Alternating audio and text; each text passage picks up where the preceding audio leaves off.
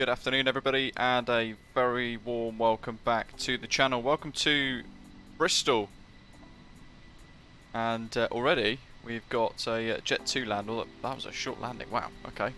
But yeah, it's nice and busy here at Bristol, Aldersgate Bottom in Somerset, and Waverton, Somerset.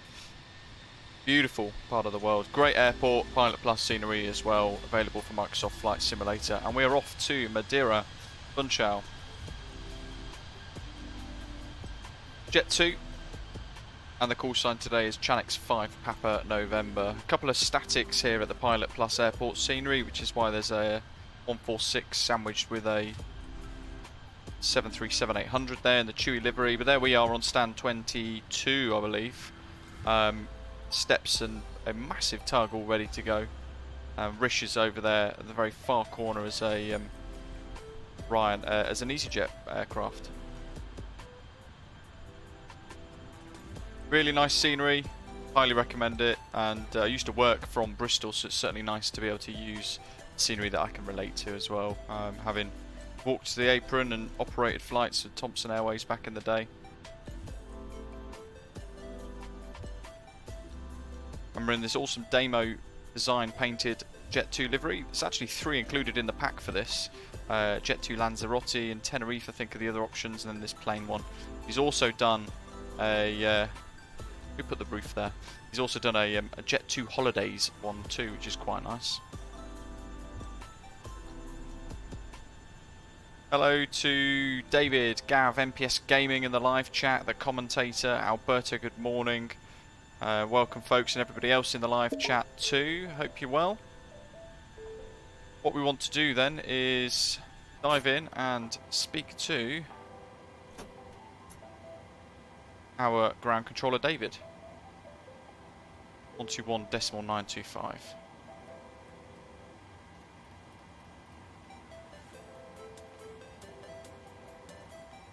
David, good morning. Right, today, of course, don't forget to hit the like button and subscribe as well. Yes, Sarac2207 Thomas. We need the latest ATIS information. It's Bravo QNH1024.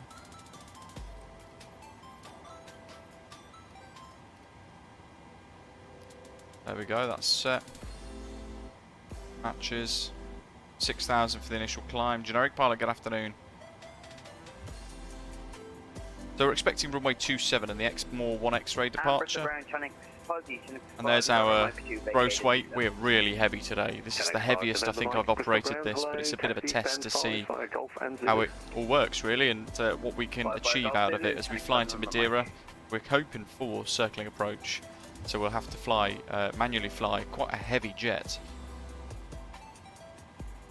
Right. Let's get our clearance, shall we? EGGD, we're information Bravo, winds are 310 at 9, visibility 10 kilometers or more, cloud broken 3,500 feet, temperatures 19 degrees and dew point 11 degrees Celsius, QNH 1024, and that's information Bravo. Alfie, hello. And there's our stand identifier. Bristol ground, good morning, Chanix 5, or good afternoon rather, Chanix 5, Papa November, stand 22, Boeing 737 with Bravo, request RFR clearance to Madeira please.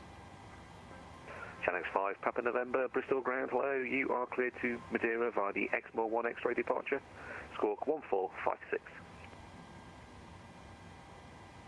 Cleared Madeira, EXMOR 1 X-ray departure, squawk 1456, Chanix 5, Papa November.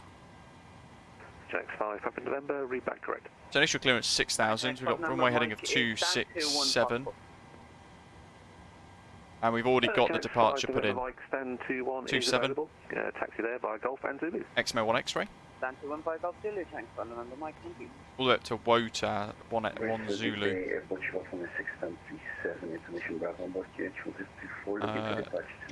Let's see. No discontinuities, we're flying all the way to LIDRO, and then from there we're going to transition into the RNAV Alpha potentially, but it all depends on what the weather's doing once we get a bit closer, in around about 4 hours time.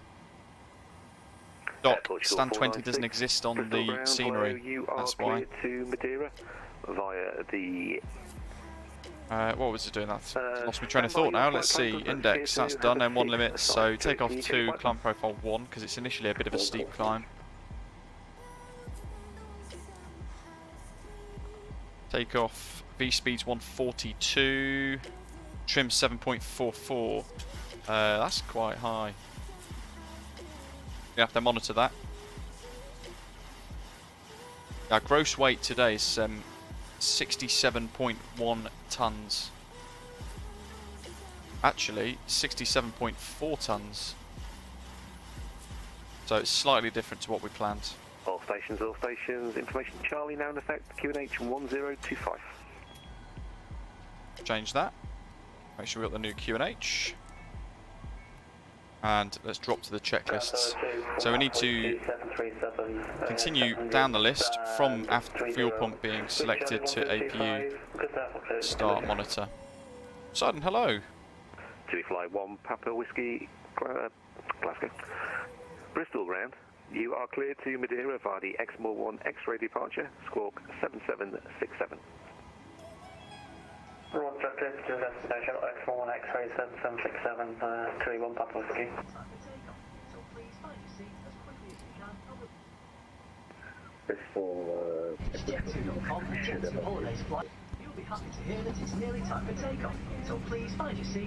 The only one that's missing. Watching the EGT. Portugal 496, yep. And this is going to illuminate. Via the EXMOR 1 X-ray departure, squawk 75. We're going to transfer the bus to the APUs. Once it's stabilised and it's generating power. Mikhail, nice one. We of course should have been doing a preview today of the new Naples scenery by RD Preset, but sadly the scenery is not actually ready yet, so can't preview it. Hence the change of plan. We of course were intending to do something slightly different today, but hey ho. We thought what we would do is we would go and explore the new there's a freeware mod that's come out to improve the Asobo handmade, handcrafted Madeira Airport scenery. We're going to try it out. There's a couple of things that I really don't like about it though, and we'll talk about that as we get a bit closer, / once we arrive. Including, well, the main things being 2 dependencies which are payware, which one of them I just absolutely disagree with having to purchase, and it's liveries. You should never ever have to purchase liveries. And I get it if you're on Xbox, but the scenery's not available on Xbox. So I don't think that's very good from the developer. And it doesn't really offer that much of an improvement. And in some cases it's a bit weird. He's put a French flag in because there's no Portuguese flag in what he was using. So why not just not put a flag in? Instead he's put a French flag in. But yeah, we'll explore it. It'll make more sense once we get there. APU, for about a minute, we're on bleed. Basically, bleed the APU now. Why not? It's about a minute in. And APU's now generating power as well. So, isolation valves open, packs are on auto. At the moment, altimeter set, transponder we need to set. We've been given our squawk. Was 1456. 1456. And if we review the charts, oh Rish, that's not good. Avograph. There we are, near the control tower, stand 22 now. We're going to push start facing east, and we're going to head down Zulu, all the way up to Alpha X-ray for departure on runway 27. From there, continuing westbound to about 5-6 miles away from the airport. Bristol NDB there 414, but we've got the locked DME as well, 11015. And then we're going to turn southwesterly, climbing up to 6,000 Somot, all the way up to EXMOR, and then heading off south over the English Channel. Tickling Brest radar. 18 Tango, you are cleared tip of France, over the edge of Spain, which I think is, what's the scenery called? There we go. Santiago in Spain. And then over the Atlantic Ocean towards our final destination of Madeira. We're expecting currently runway 05, which will give us the circling approach, but again it all depends on what the wind does when we get a little bit closer, so we'll keep our fingers crossed. If it's within limits and we don't have any controllers, we'll try and get circling approach sorted. Rish, we're going to be pushing in the next couple of minutes, sorting a few of the little bits out. So we want 414.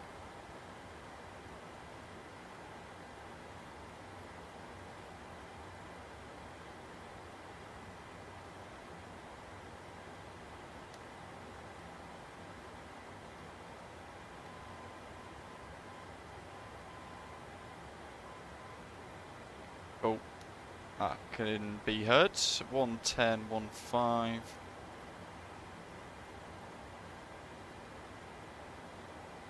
The lock DME. I'll put that into VOR2 for the departure, and we're going to set course 2 at 267.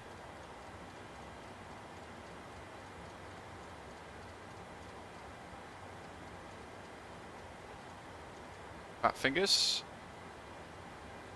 Information Alpha, hello, and Andy's on his way to Tromsø. So, continuing with the checks. Transponder set, fueling, loading, boarding is now complete. So let's go to menu, FS actions, ground services. And actually what we're going to do, we're going to make sure the parking brake is set, and we're just going to remove the chocks, because we are almost ready for pushback. And what that's going to do is trigger the ground power unit to disconnect, and it's going to trigger the steps and the doors to be closed and removed. Like so.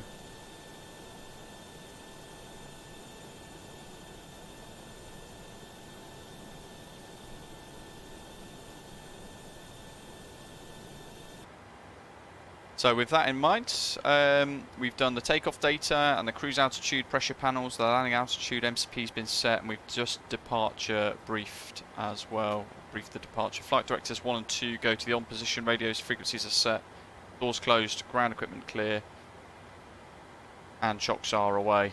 What we can do now is pre-plan our pushback.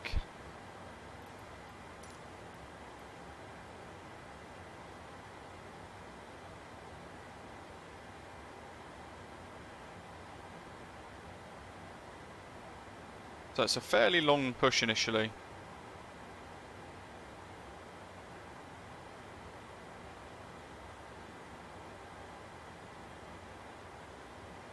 Like so. And we're going to request the pushback now because we're almost ready. Looking at the fuel tanks, we've actually got quite full centre tanks. I've got 12.6 tonnes of fuel, so we need to turn those on as well.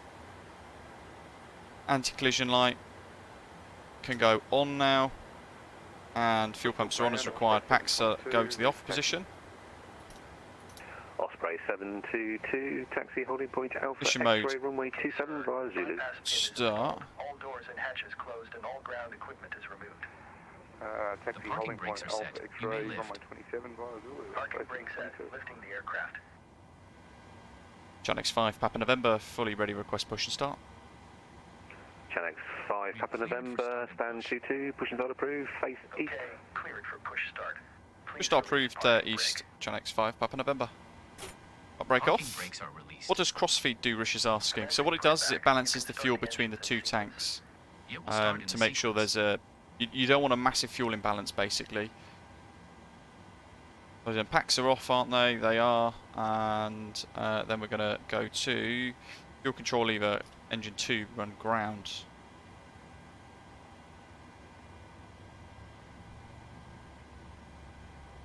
There's the N2 rising. Brian, no I don't. Just got 35 frames per second set. That fuel control lever can now go to run.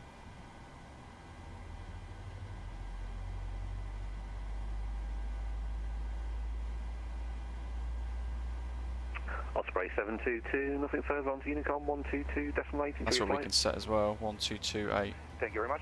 Over to Unicom 122 decimal 8. Thanks for the ATC. Have a great night. Osprey 722.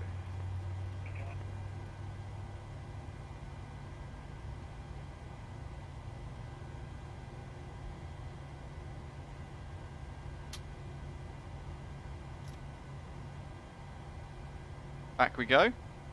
Beauty of toolbar pushback is you can kind of just enjoy the pushback and watch it work its magic. Peter, good afternoon. Gives you the opportunity to monitor all the systems as well. Stay in that captain's seat. Well, welcome on board, and thanks for flying with Jet2.com and Jet2 Holidays. We're nearly ready for takeoff, but first, please make sure your mobile phones, tablets, and other electronic devices are in flight mode, fully switched off, and safely put away in your hand luggage. This is because you're not allowed to use them until after takeoff. When the Well, I'm not sure, to be honest. You can use your devices again as long as they stay. I'm not that techie, so probably not the best place to ask. We'll flick that across there because we want to use the NDB. If your device becomes damaged or hot, produces smoke. Okay, that's engines 1 and 2 looking pretty good. Continuing with the checklists then. Start switches to continuous. Row piece on, park brakes set. We'd also just like to tell you about our friendly onboard together policy. Engine 1 and 2's on bleed, and packs go to automatic, reset fan automatic, isolation valve automatic, and now we can put the APU bleed to off. 18 Tango, could you push back onto the inner taxiway there? Done it again. Thank you and goodbye. If you bought alcohol in the terminal, Engines 1 and 2, folks. I always forget that. I've done that the last 2 days, haven't I? Packs set auto, reset fans, isolation valve, APU bleed, flaps set 5. So you just click the click spot there. Push is not approved, push onto the Elevator trim set as required, and we want to make sure our control surfaces are full and free, so fully right, fully left, back on the stick, forwards on the stick. And what this is doing, I mention it every time, but effectively it's just refreshing Sims calibrations, so it kind of knows what to expect from you all. Braking levels and all that sort of thing. Then we're going to look up. Let's clear that dual FMC restored, because that's my mistake. We're going to make sure we now have LNAV armed, VNAV armed, auto thrust armed, taxi lights on, and set that to RTO. Janex 5 Papa November, request taxi. Janex 5 Papa November, taxi holding point Alpha X-ray, runway 27 via Zulu. Taxi hold point Alpha X-ray, runway 27 via Zulu, Janex 5 Papa November. Yeah, Doc, it's because I'm seeing the checklist and I'm skipping a point because I've got various different things across different screens, so I'm missing that one thing ironically on the checklist that I created. A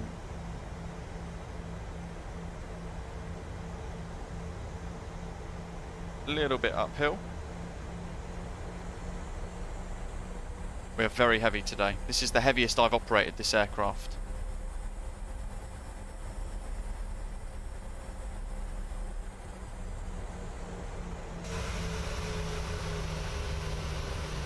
So much so that we are taxiing rather slowly on idle, so we'll keep a bit of power in.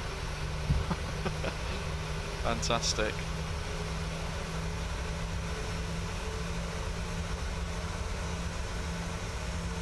Gate Gourmet's gone rogue, he's bust out onto the apron ahead of us.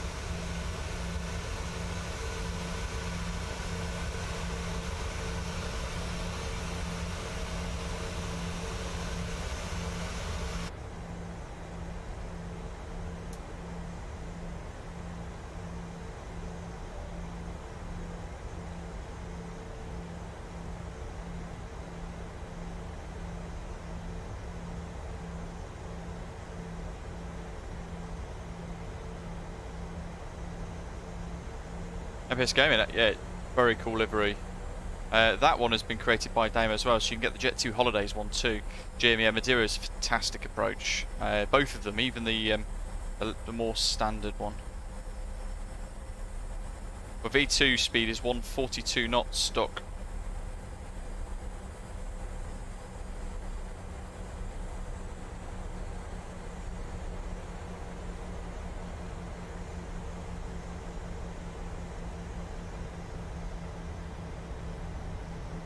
Next 18 Tango, stand 2-1. If you want to push now onto Zulu, that's available to you. Yeah, we've already planned the Freddie in a taxi, so I'll just leave with that. Next 18 Tango, understood. It's our crew room I used to work from down there, though I don't think it's a crew room anymore. Just where those coaches are.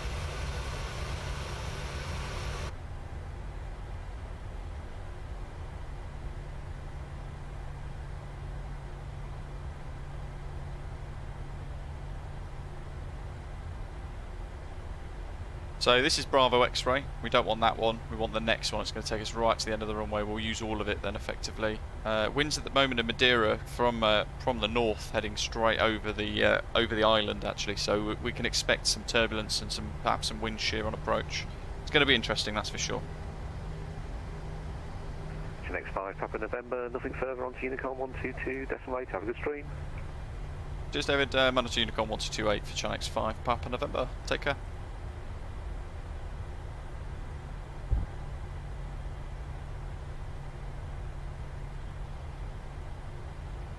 Fuel flow reset rate. Bristol traffic, Channel X5 Papa November's Alpha X-ray, runway 27 ready for departure. Can't see anything on final. And Bristol traffic, Channel X5 Papa November's lining up. Runway 27 taking off, EXMOR 1 X-ray departure. Bristol traffic.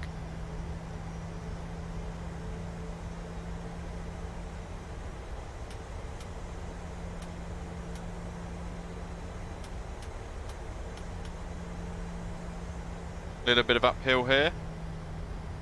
So P speeds, we've already checked those and all our nav data. POS lights, strobe and steady, taxi lights off, landing lights on, runway turn off lights on, transponders set to TARA. Done that. Traffic mode on.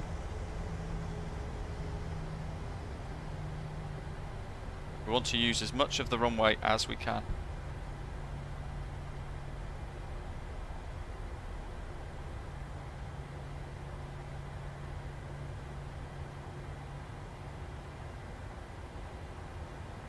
On the brakes.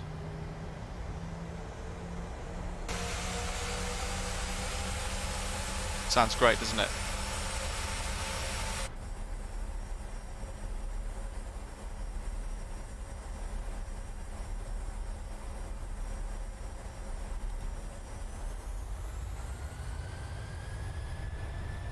Interesting. Saw that master caution, but it's just extinguished itself. Speed's good, thrust's set, and M1's looking good, so I can't see what indications might be the problem there, but we're okay, and speed's alive. Let's go. Crosswind for departure today.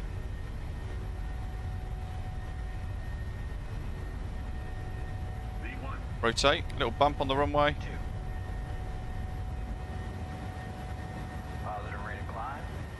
Gear up.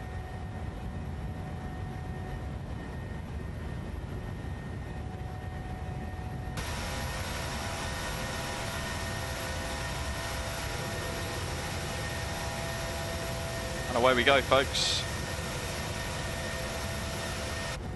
So flying this EXMOR 1 X-ray departure up to about 6,000 feet. This is the first waypoint. We've got to be at or above 3,000, which is why we're using climb profile 1 initially.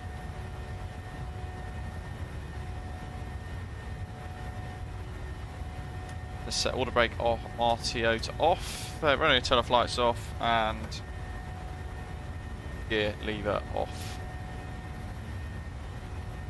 Engine start switches off. Put a bit of light on the background as well for this. Bristol traffic, Shanix 18 Tango taking off from runway 27.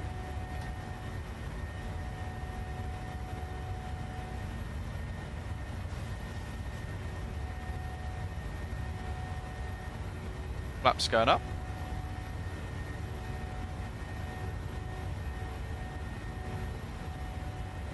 Might as well wind this all the way up to 3.7.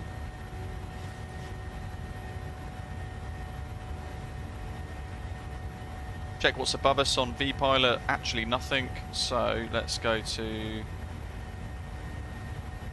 might use altitude intervention or something. Let's keep this going round on the heading bug. Where we go? Go to Madeira. Question is the weather better here in the UK or is it better in Funchal? We're going to find out in about 4 hours time. John, hello, asking how does your flight sim not lag after 1 to 2 hours in the flight? Not sure. That seems to be very, very soon for a potential lag. So Check any add-ons and things that you have that you might be using that are causing the issue. I know toolbar pushback, widely reported as potentially being the problem, but you can go to the COQUE and actually turn it off, and you might get your frames back.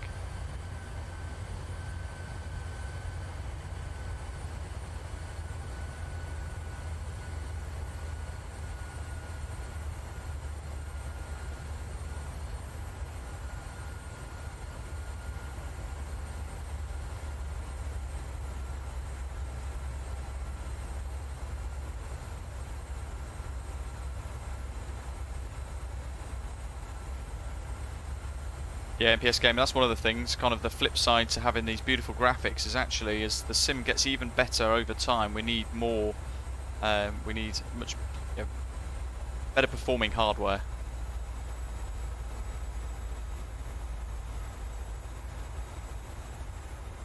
Bristol traffic, Chanix, 18 Tango is cleared, 27.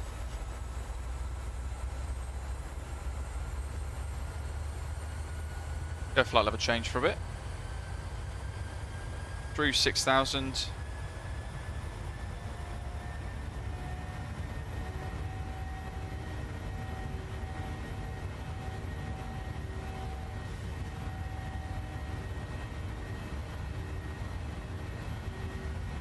British is just pushing, no problem. Got plenty of time really. Wales off on the right hand side today.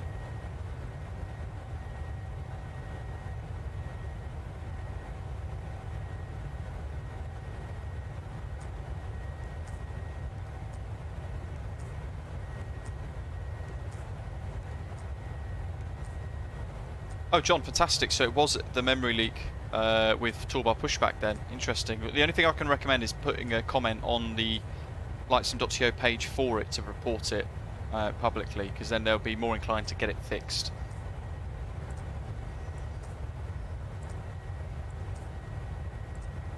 Sunshine's currently 23 degrees, Peter says. Very nice. That's about right. Not too hot, not too cold. Let's have a little look, see how we are pressurising now. We're going through 10. That's all looking good. Landing lights can come off. And let's increase our speed. What does it want? 310. Wow. Okay. Our cost index today, by the way, is 35.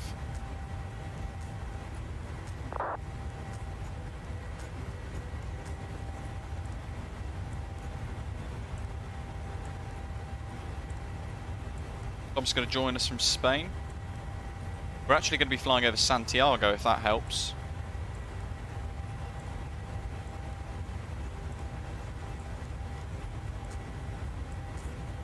Ruzi, hello. So you can get the pack that I've created on flightsim.to. It'll give you the wing views if you set it up properly. Though, if you do use it, make sure you back up the original files in case you need to put them back for whatever reason. Standard sort of warnings. And then beyond that, I think it's probably worth saying that you could probably check out some of the tutorials I've created on creating the custom views, and that way it'll get it all sorted out. Wow, Doc's got a cost index of 80. Incredible. John, interesting. So ambitious pilots have disabled commenting on their toolbar pushback mod. Interesting move. I'd imagine they're probably scratching their heads thinking, we don't actually know how to solve this.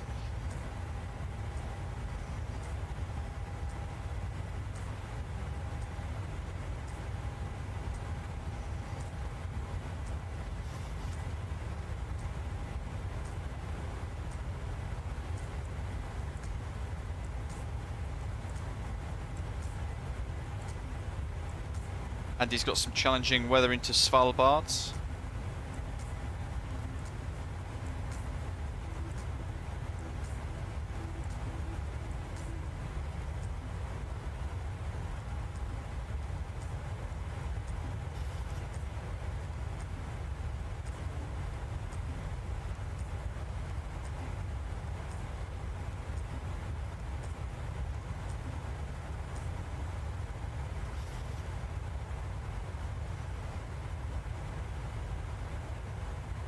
Arusi, so the only thing, well, I haven't really got the URL to be honest, not to hand.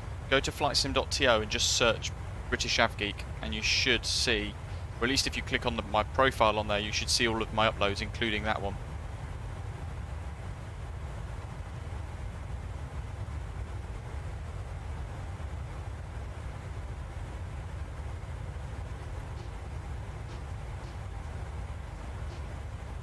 Right, interesting.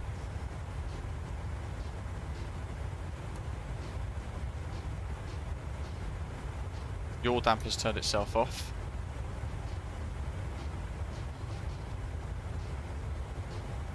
Thought I heard a click. Fixed.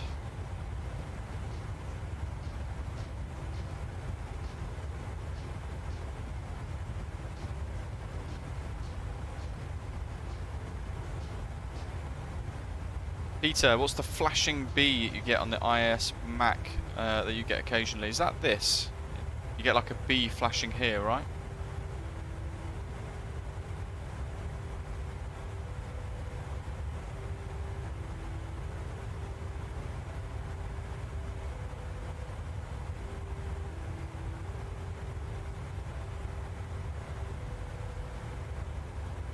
It's a warning digit though, so it's basically A or B.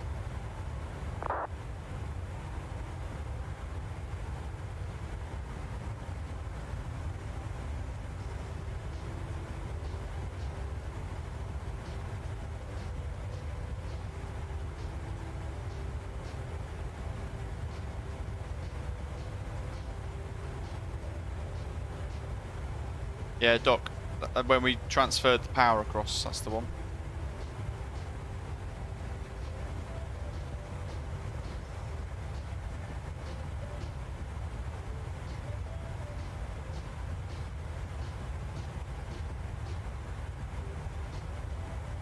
Amateur Gamer is asking, is the 737 worth it? Absolutely, yeah, really, really good. This is by far my favourite aircraft in the sim.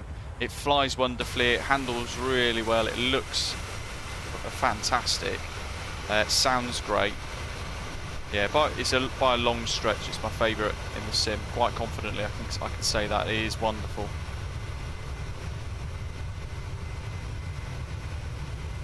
And it's one of those, it's been created so well that if you don't give it all the information it needs, if you don't fly it properly, it will cause you problems. You have to learn how to fly the aircraft. And it is a bit forgiving if you make some mistakes, as we found out as we started our engines today. Prime example, PMDG spotting Tel Aviv. That's an easy option for me. The latter has got far too many bugs with it. Atmarish, I'm only just near to Bournemouth at the moment. 20 miles, 15 miles from Bournemouth.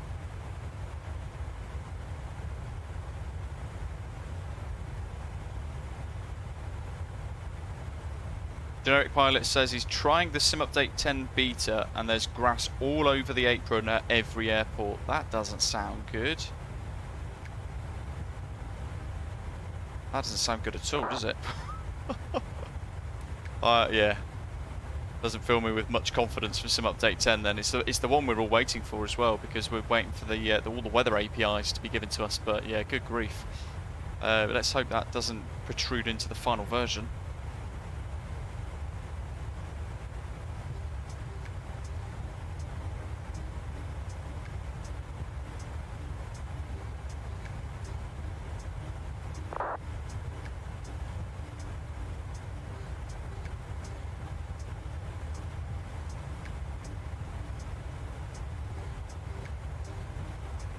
Anyway, as Peter was asking earlier, before I get sidetracked, he was mentioning, why do I get a B that flashes on here? So it'll be B and then 310 or something like that, for an example.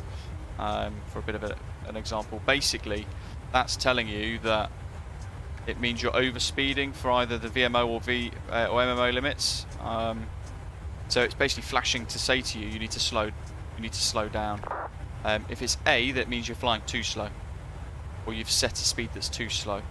The aeroplane then flashes to tell you you've set a speed target that is too slow, and its brain is working out that you need to basically select a different speed, which is pretty cool.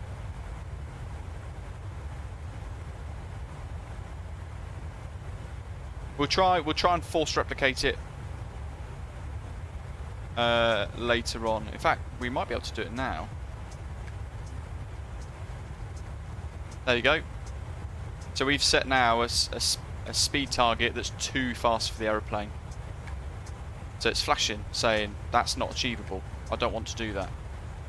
Similarly, if we set a speed that's then too slow for our climb,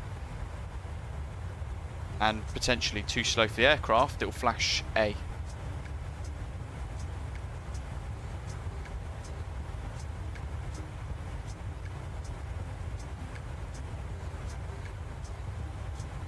Yeah, that's a good point, Shuts. Chariot pilot, did you clear your cache completely?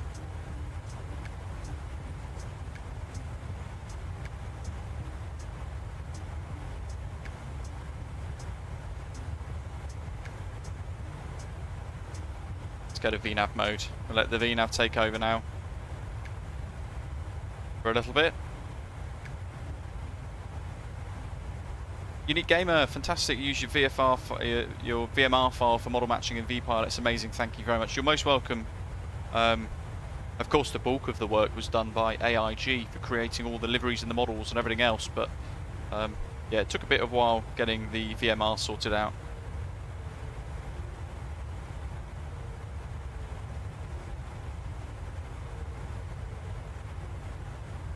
But it's an issue that I was really keen to get solved, because it's then better for my streams, makes my sim look better, gives us a little bit more immersion during our flights as well. So I figured if I'm prepared to go and create it for my own use, I might as well share it with everybody else.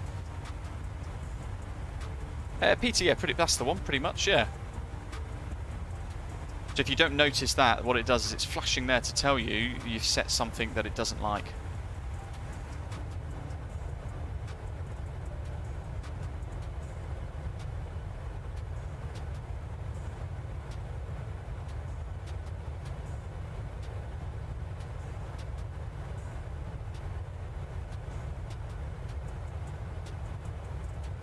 Still got two on the ground. One's just taken off 2E1 Papa Whiskey, their flight number.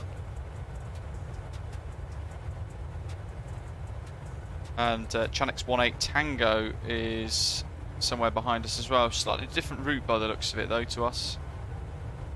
And ahead of us, Gav Osprey 722. We're going to converge actually with Chanix 2 November Romeo from Stansted going to Tenerife. We're potentially going to converge at the same time on TCAS, so we're going to have to watch that. We're both flying similar directions, so we could be at similar flight levels too. So we'll be guided by our transponder and our traffic mode for that, which is on.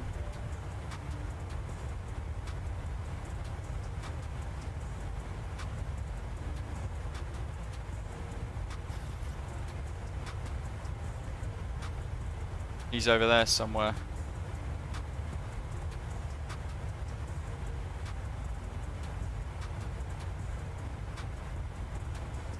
MPS Gaming, so saying Scandinavian Air Service uses a cost index of 5 to 8 for the 737NG.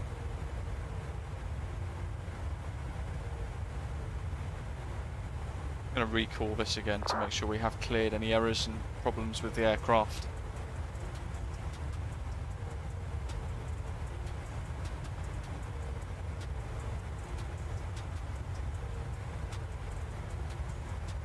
John, no, never used IVAO. All about VATSIM. I've toyed around a little bit with POSCON, which is pretty cool, but I haven't really used it that much. I haven't used it properly at all, to be honest.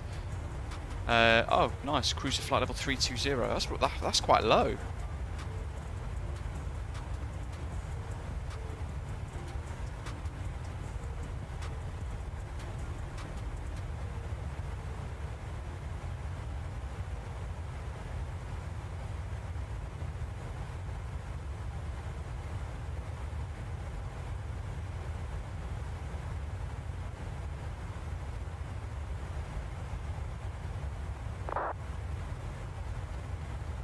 Spin that round for the turn.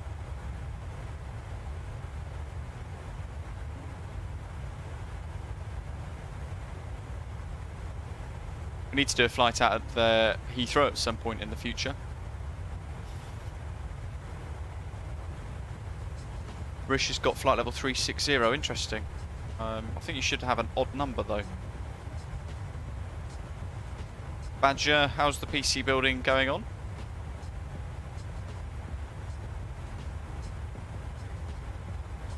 Predominantly throughout this route today as well, we're going to have a bit of a crosswind. The average wind was going to be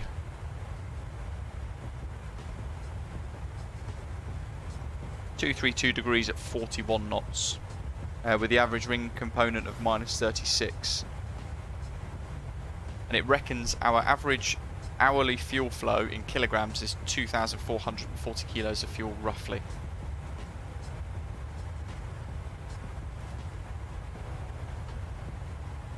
There's one ahead. That's Gav. You can see now, I mean, the 62 knot crosswind that we've got. So if I do that, you can see that the angle, the difference between our track and our heading, just to maintain our route. Don't need the ADF anymore. Let's flick that across.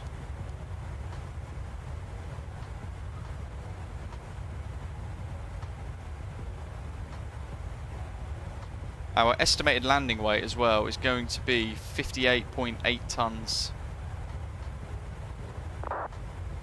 58.8.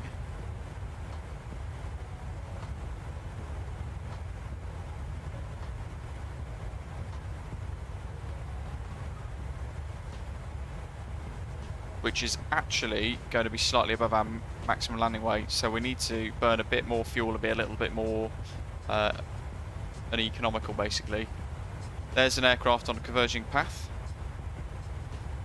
on TCAS, so potentially a threat for Gav. They're roughly at the same, actually no, he's below, he's above, that's fine. Quite a congested route for today then.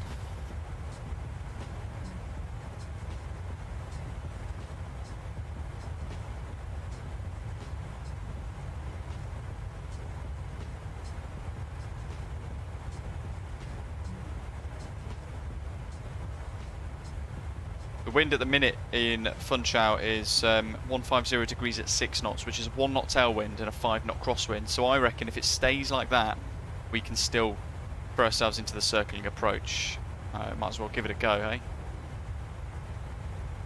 Jim, thank you, buddy. Compliments for the great merchandise. Going to order the awesome baseball cap. Enjoy. Got one myself, and yeah, really, really nice quality.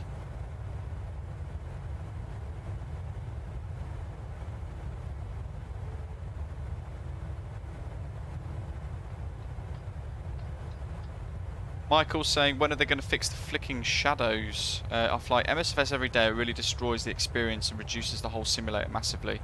Not sure, to be honest. I don't know if they've announced that they're going to address it in the forums or not. John's asking about the toolbar. So you click custom toolbar and you can just turn off everything you don't want. So VFR map, don't ever use that. Travel tour, don't ever use that. All the checklists and the basic controls and the flight system, turn them all off. So I've literally left toolbar pushback, camera, and weather. And actually, if I want to save myself an issue, we can turn that off too. So if we start to lose frames later on, we can quite reasonably suspect it's toolbar pushback. So I'll just come into here and I'll just turn it off. And it kind of deactivates it. Badger's doing a PC rebuild. Got the Ryzen 5 5600X installed, just sorting out the AIO cooler. So many wires. Much further than I would be able to do.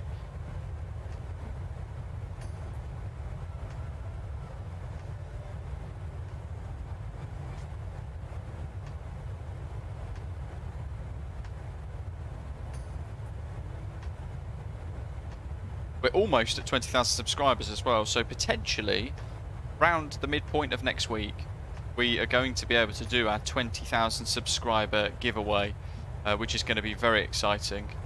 We'll do a live group flight on VATSIM, so mark the diaries for Wednesday or Thursday next week, I think it is. Let me just double check here. And if it's going to go ahead, yeah, Wednesday or Thursday next week, if it's going to go ahead, you're going to see a thumbnail pop up and a planned scheduled live stream. It's going to be about 1200 UTC again, as always. and you're all welcome to join.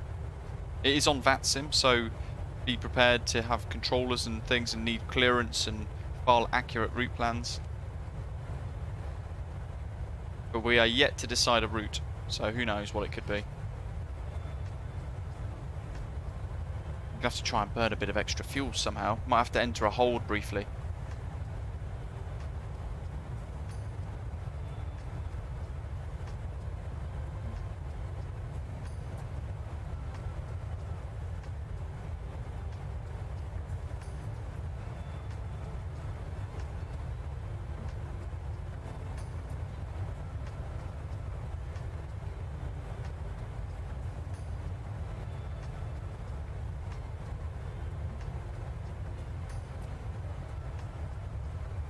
Sean's asking about the PFD and the nav display on the Flubber A320. Those of you who still use the development branch and the experimental branches of that, have you noticed any issues with the brightness and things? I confess I've not used it for quite some time, to be honest.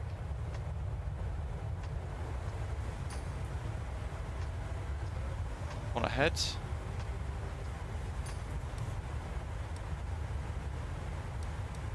"25 miles ahead at the same altitude." We're at cruise now as well.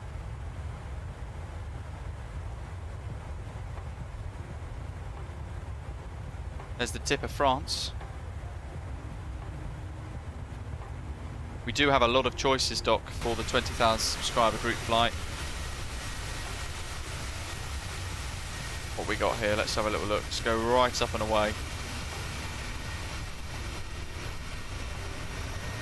All the links, by the way, for everything we've done,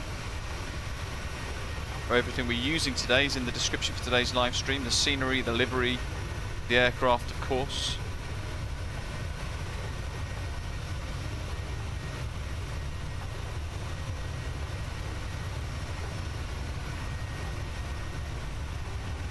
Yes, Luke, that's the one. It's the only thing I use is AIG, but I also do one called.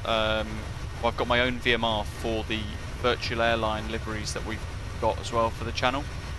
So all of our Osprey Airways fleet, Osprey Regional, Osprey Cargo, all of that sort of stuff. I've got a VMR for that. So if people like Gav are using them, like he is today, then we see them display properly.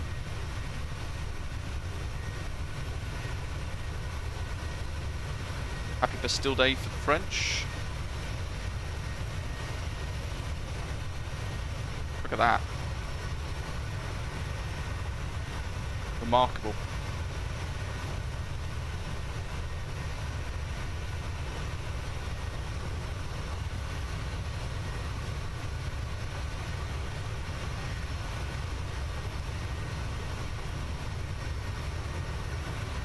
Unique Gamer, that doesn't sound good yet. I mean, as I say, I've not used it for quite some time. I've been loving the PMDG 737 a lot, so the majority of my flights, my streams have all been on board this wonderful aeroplane.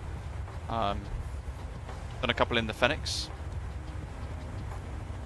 There's no livery pack for the liveries, Rish, no. You have to download them all individually for each of the aircrafts. And then on the same page on the website, britishafgeek.com/Osprey-Airways, I think it is, at the very bottom you'll see a VMR file which you can download too.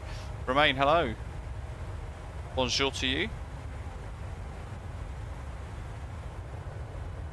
If you're perhaps maybe not familiar with the PMDG 737 as well, it does come with an interior, as we were showing off the last few days.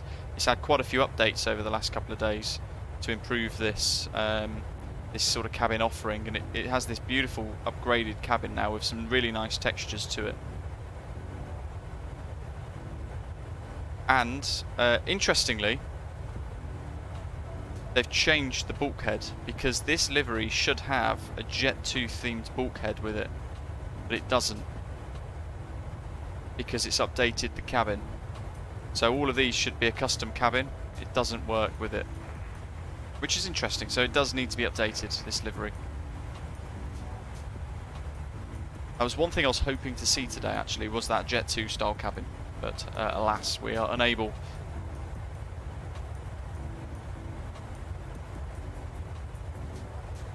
Look at that. All the screenshots, as always, will go onto Volanta, and then I'll pick 4 as normal. We'll pop them onto Instagram and things. For those of you who are on my Instagram, check out the reel that I put on there today. It's a couple of, well, about 90 seconds from yesterday's live stream. I recorded the approach, and I actually turned it into a short 90-second reel.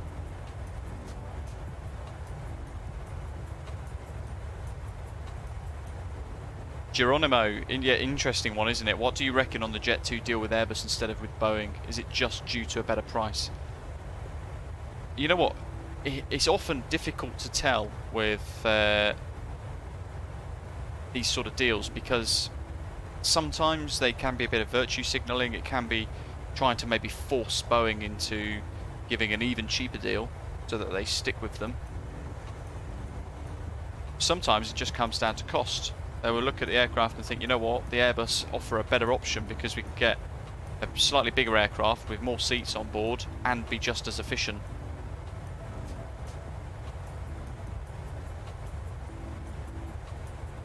Livery wise, I think the Jet2 livery suits the 737 a bit more. What do you guys think?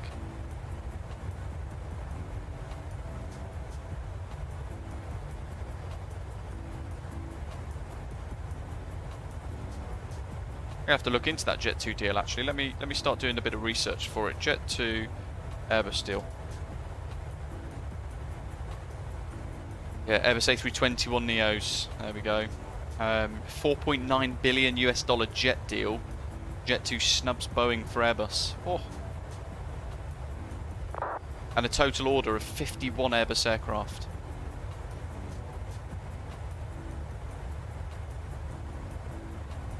I guess the issue really perhaps comes down to confidence in the MAX.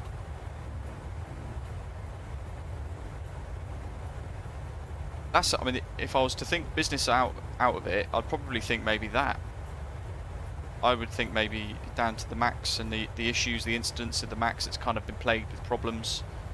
Boeing's continuing issues in the manufacturing line with the Dreamliner as well. I think that maybe confidence in the manufacturer has actually been quite, you know, substantially knocked over the last couple of years with all the things that have gone on and some of their awful practices, like blaming pilot error for the MAX crash and things like that.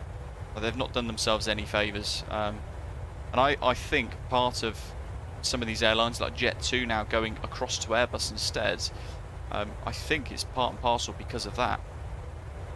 Because ultimately when they renew their fleet, as Jet2 will have to do, the only option they're going to have to stick with the 737 is to get a MAX. So I think if you've got no confidence in the aircraft, you can't order it. So I think maybe that is a significant proportion of why they've gone to Airbus instead.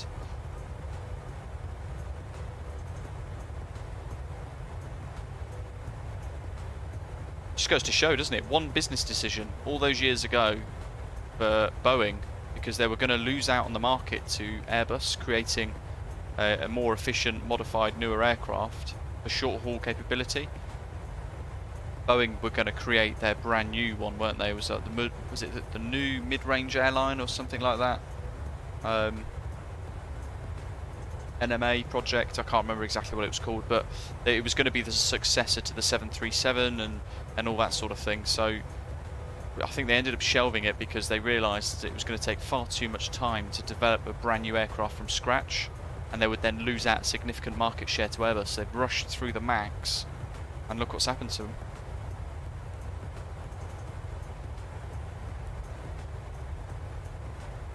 Sean, try the development branch.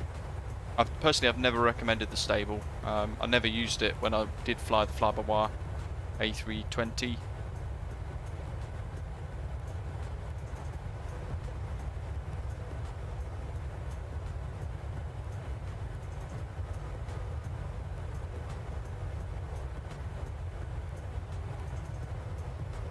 Unique Game is getting the same problem though.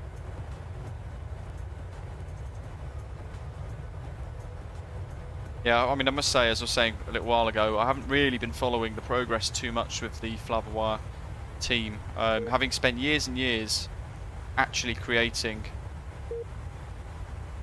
Brilliant, somebody's flying around an Air Force One in this area. Failed to create aircraft Air Force One.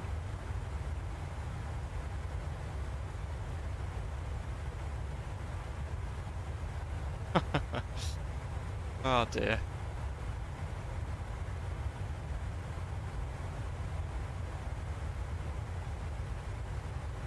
Yeah, I spent from the very early days of Fly-by-Wire project becoming a thing. I think it was Project Airbus or something like that, wasn't it, beforehand?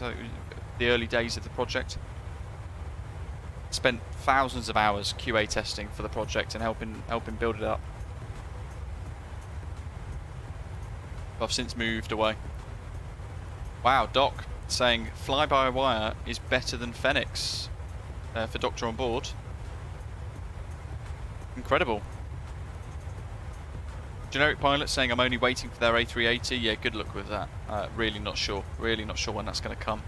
I would expect with progress at the pace that it is at the moment, I'd probably expect maybe middle of next year.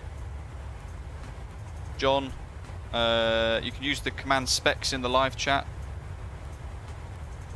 I think I've typed the correct one, and you'll see all of the specs that we've got here, all the hardware that I use.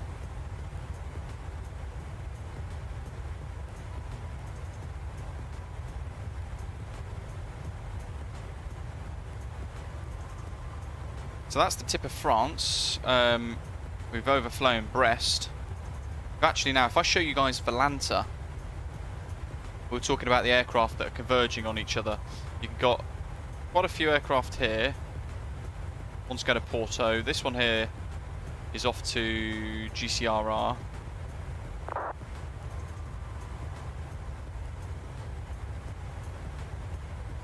There's the rear flight, TAP 496. But there we are. And look at this little merry bunch of pilots. So we've got Chanex 2 November Romeo flying a little lower than us off to Tenerife. And we've got this aircraft also off to Tenerife. Chanex 2 November Romeo. Oh wait, no, that's the same person. Interesting. So that's the white aircraft there is the VATSIM delayed one. The blue one is Valanta's feed, which is obviously more accurate. So both he and Gavin are actually pretty much side by side, neck and neck with one another. Probably both flying to COQUE, the waypoint there in the Bay of Biscay.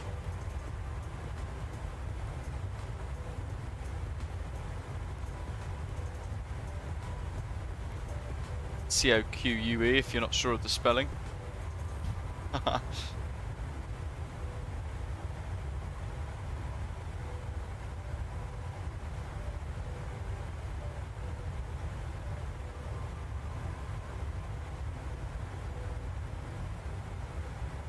So for me, I don't think Fly-by-Wire is better than Fenix. They're both slightly different in a way, even though they're kind of the same aeroplane, but they're not. One's being a Neo, one being the CEO. I feel like the sounds and a few of the other bits that you get from the Fenix are a lot nicer, but there are a lot of bugs and a few other things with it too. It's a bit of a tough one. I'm finding my experience with the Fenix A320 a little bit frustrating recently. With the program that runs outside the sim, it's supposed to auto start every time, it doesn't. So I'm having to open it every time. That gets tedious. And then we're also then looking at a few other things. I just find it a little bit buggy. And whilst it's a brilliant aeroplane, it's a brilliant add-on, I still don't think it's quite as finessed as this PMDG 737. I don't think it offers anywhere near as much. Even with this not having the EFB yet, we know in the next couple of months we're going to get that brand new PMDG EFB with the latest Boeing style tablet software on it.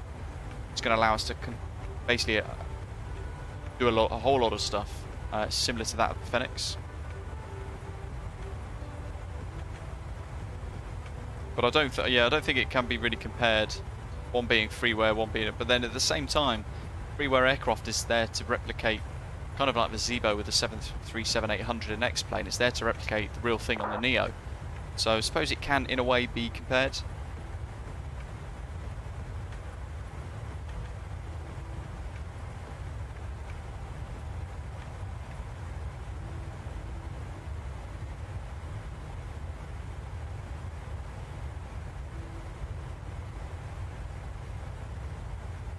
Commentator, I've had a couple of the weird behaviours like the throttle bug where you land and it constantly then just repeats retard, retard, retard all the time. It gets really confused in that mode of flight, or in that phase of flight.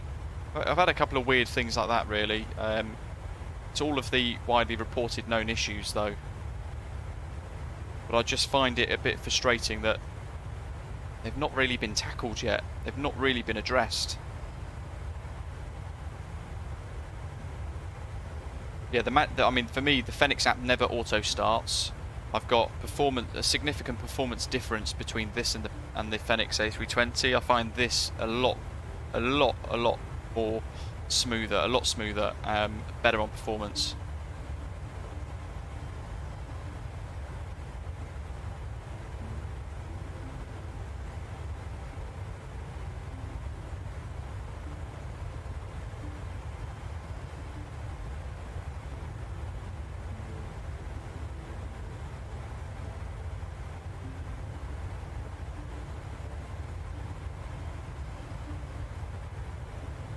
In the main though, it's pretty good. I do like the Fenix A320. They're not negative points, it's just issues that I've come across that I'd like to see fixed sooner rather than later.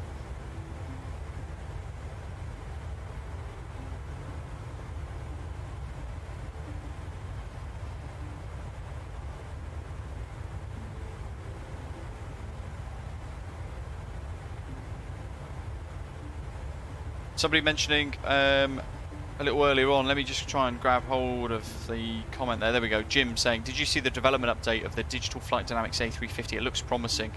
Yeah, it looks very, very promising. But again, with a lot of these projects, they spend a lot of time telling you about how fantastic the model is, but when it then comes to actually coding it and getting it all done properly is when it all starts to fall apart. So for me, as much as I want to be excited by it, I'm trying to hold myself back and be quite reserved. Because I expect there's going to be some problems.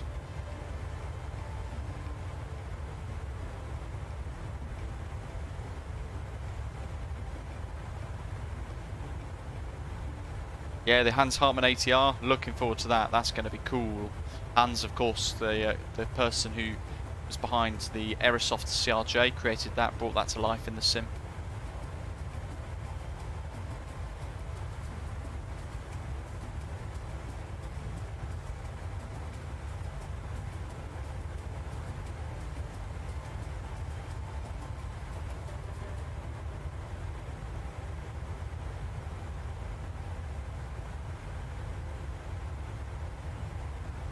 John started his descent Bergamo Galactico. Hello to Galactical. Hello to you. Welcome. Saying cool, a Jet2 flight. Yeah, I think it's the first time we've flown Jet2 here, to be honest.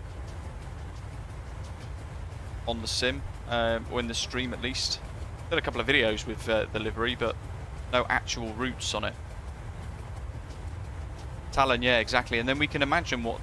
I mean, we're expecting a few updates from the 737 in the near future, aren't we? We're expecting LNAV version 2 from PMDG, which is just going to blow everything else out of the water, I think, and the EFB, which if it performs and is comparable to the fantastic EFB in the Fenix A320, then yeah, hands down, this is an absolute market leader on performance, on quality, on value for money, everything. It would tick all the boxes, which I think. That plus the fact that it's a Boeing and it requires and demands more of each pilot, I feel like it's just overall a fantastically rewarding, very immersive package that's been really well made.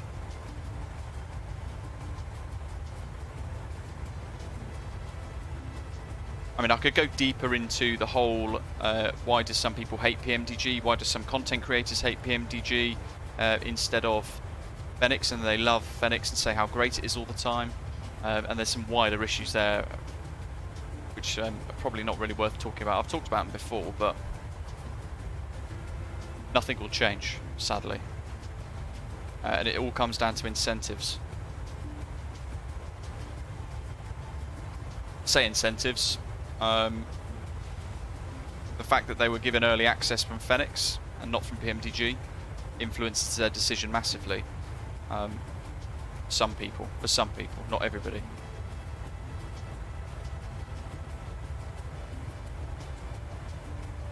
Neil, hello. Yeah, apparently I'm hearing a lot about that actually. Sim Update 10, apparently AIG is causing lots and lots of crash to desktops and various issues, but we have been reassured that the AIG team are aware of it and they are working on a fix, and they have got access to the Sim Update 10 beta as well, so they're working to patch it and get it all sorted in time. Fingers crossed they pull it off, otherwise we'll be scratching our heads, not really sure what to do if we have no model matching again. Could you imagine? We'll be back to default A320s and Asobo blobs for a week. How you doing, Neil?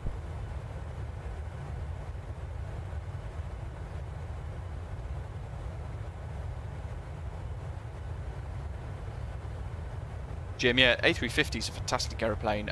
Really looking forward to an A350 1000. I think for me, the top aircraft that I would like to see coming forwards would be A350 1000, Boeing 757-200. We know both of those are potentially on the way. I say potentially because we never know if DFD will actually finish the A350.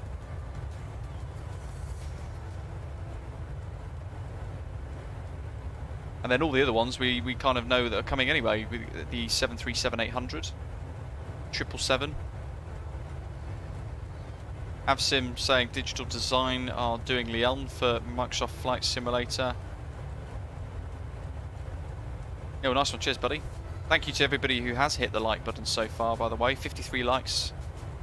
Always good.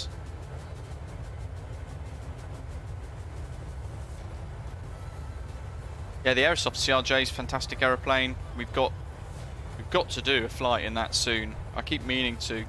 We get sidetracked by various things. Yeah, dog, that's it. VATSIM, when are you joining us? Get on it. Santiago to Madeira for you, VATSIM.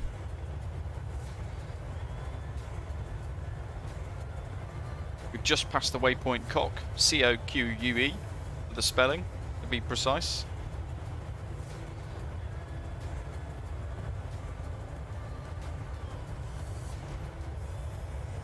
And we're pretty much centrally over the Bay of Biscay now, in fact, so we should start to, but it's hazy.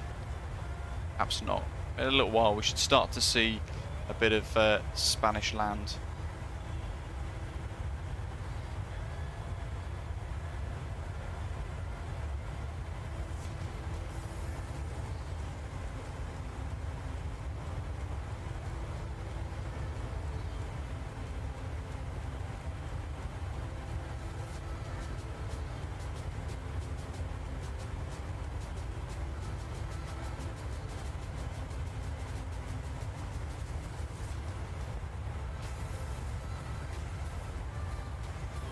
Oh, David, no problem at all.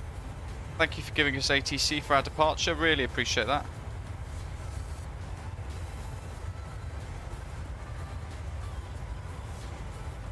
How about a Concorde flight someday? Yes. We do need to dust that off soon too. And that's one of the routes we potentially be doing next week. VATSIM's suggestion, we're doing Sun Express from Manchester, Mako Simulations Manchester to Simulations Dalaman.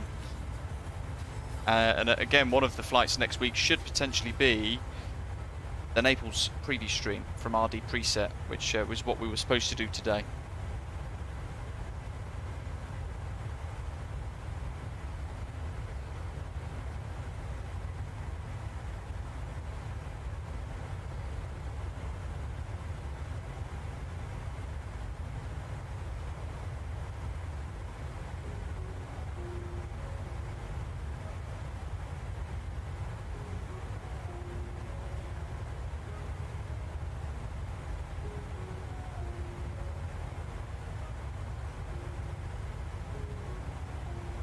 Much more relaxed stream for us today. We've got a lot further to fly, and oh, Jim, the Just Flight 146 is fantastic.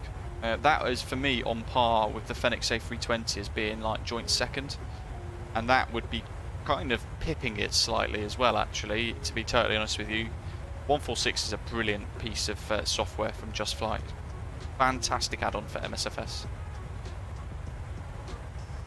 Generic pilot, that's fair. What are we at? Fuel-wise, 9.7. So when we get to KORUL, where is that on my little list of waypoints?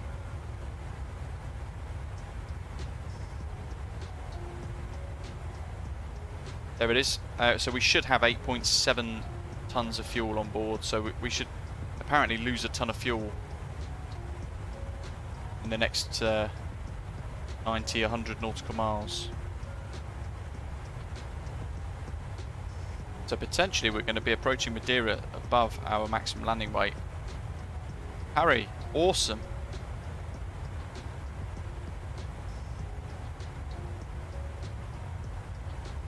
John with another route suggestion there. Turkish Airlines flight 737 Istanbul to Pristina.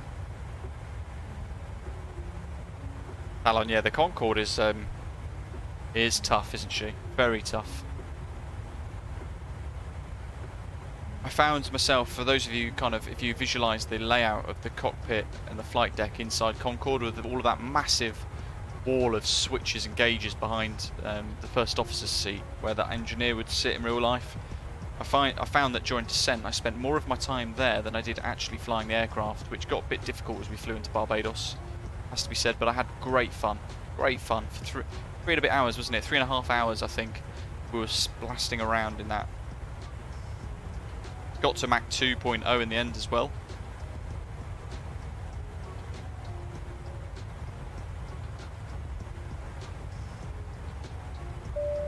Interesting, I've just noticed with this, the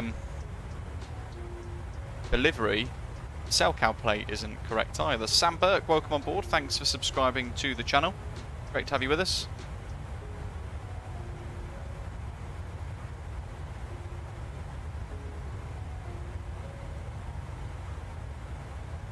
FM1 crew, hello. I would love to. When is it actually? When is it? I haven't got tickets. 56 subscribers left to 20,000 subs, folks. Fasten them seatbelts.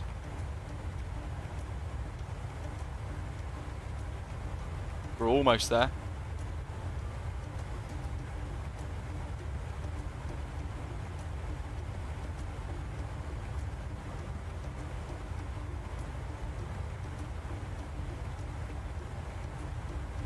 Talon.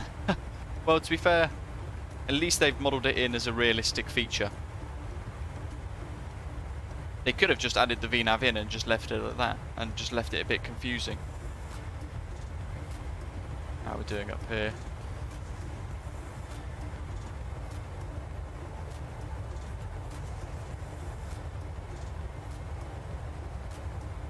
And yeah, sadly I won't be able to go to that then.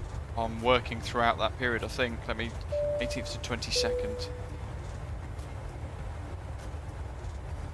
Oh, actually no, I'm working on some of those days. Luca, welcome aboard, thanks for subscribing. 777 Beatrix, have I ever flown Emirates business class? No, but I've been on board their aircraft and had a good look around the various cabins. I find them very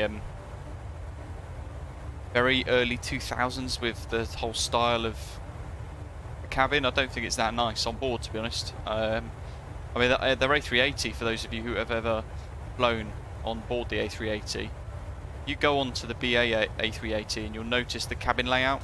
It is vastly different to the Emirates A380, and Emirates have managed to fit in another 60-ish seats in a really, really crammed economy cabin. So I'm not a fan of Emirates at all, really. I think they just pack people in like sardines.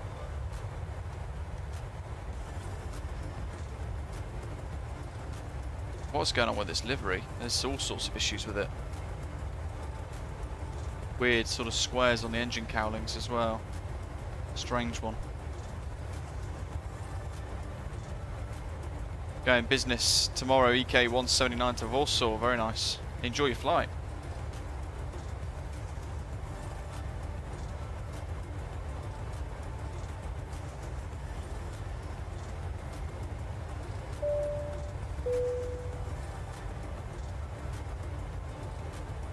The Dutch boys, welcome. Thanks for joining us today.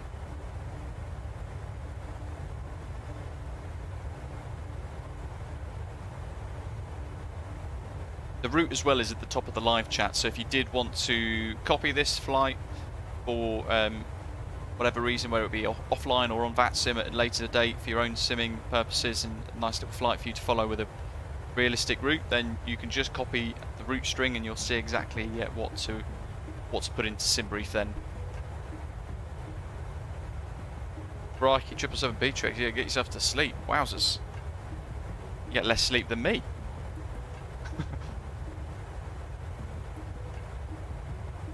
While we're in cruise, let's do a bit of tidying up on Navigraph so we can unpin our charts for Bristol. There we are. So about a quarter of the way there. Well, actually about a third of the way there, to be honest. Almost a third of the way there. If we look at the charts into Madeira, we're expecting the... Well, I don't think we're expecting any stars.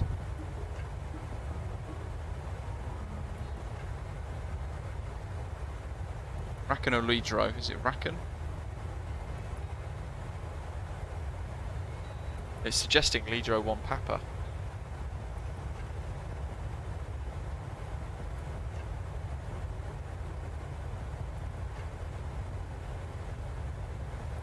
Make a quick note of that. That's that one. So this is what we're expecting when we do eventually get to Madeira. Flying in via LIDRO 1 Papa, 40 miles later, Mike Alpha 536 over Porto Santo, and then Mike Alpha 534 at above 4,000. And then we're going to converge with the other star and head 6 miles down to PILIM, which will be at 3,000 feet, roughly. That's our clearance limit. And from there, depending on the weather, let's pin that chart, we're then either going to get runway 23, or we're going to get RNAV, basically we're going to get runway 23 or runway 05. What we've planned for at the moment is the RNAV's RMP Alpha runway 05 approach, which will take us from PILIM onto this downwind leg, Mike Alpha 566. From that point, autopilot will be off, and then we'll be flying that approach instead, which is pretty cool.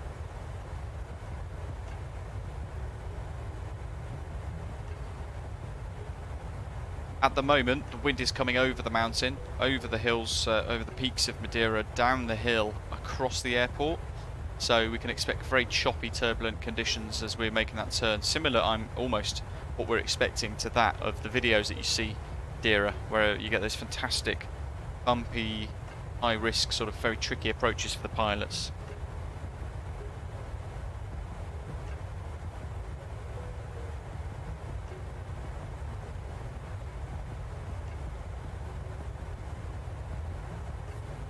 Not sure if those curved lights are going to be there. Probably not. Wind limitations for landing relative to the touchdown anemometer. 2 minutes mean values only. Max permissible wind.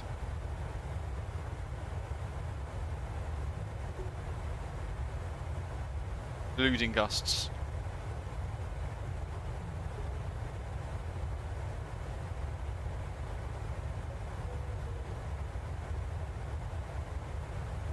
Interesting. Very tricky approach. And then we need a few minutes separation between each aircraft as well, because we've got to go all the way down here. We'll be backtracking here, probably on this little bump, and then coming off at Bravo to vacate at the stands.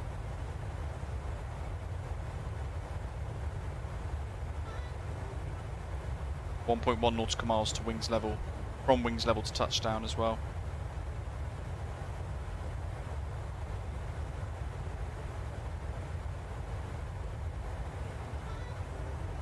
Alan, good evening to you in Australia. Thanks for joining us today. I hope you're okay. Thanks for tuning in. John, yeah, that's really strange, because I mean, this is the best performing add-on that I've got in the sim, full stop, for me. So it's interesting you're saying you're having issues with lag.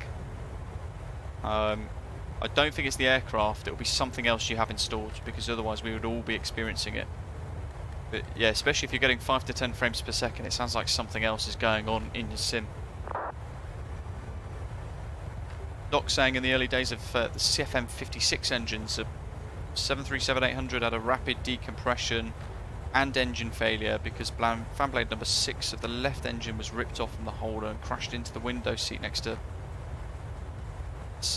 seat number 14, row 14. Good grief. Could you imagine that? Sitting there having your gin and tonic and then one of the fan blades smashes through the window at you.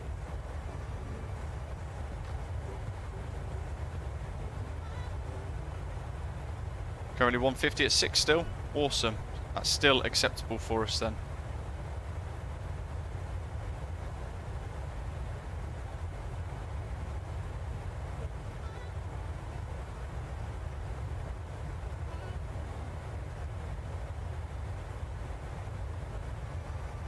Basically it's a crosswind of 5 knots.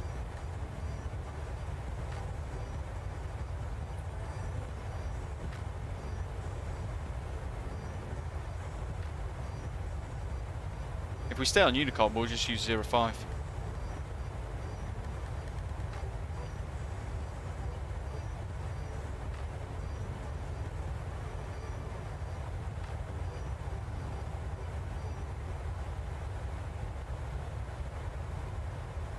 With the LPMA scenery, we've got the Asobo handcrafted airport installed, as will I think everybody with MSFS. I think it's one of the standard airports included.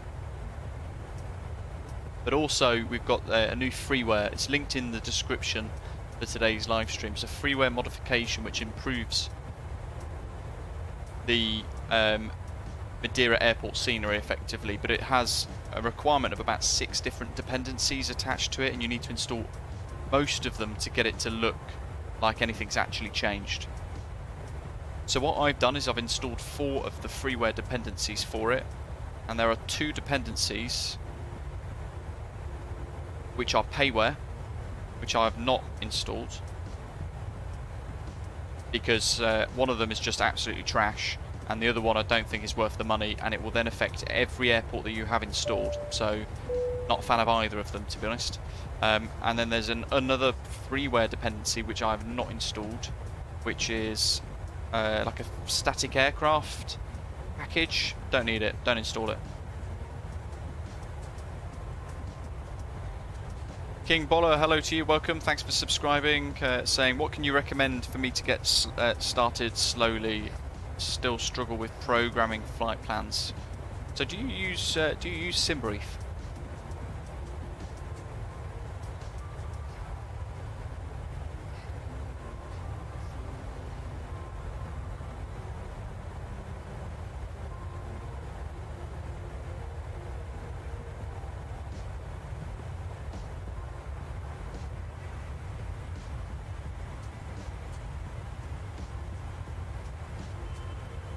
.2, 8.7.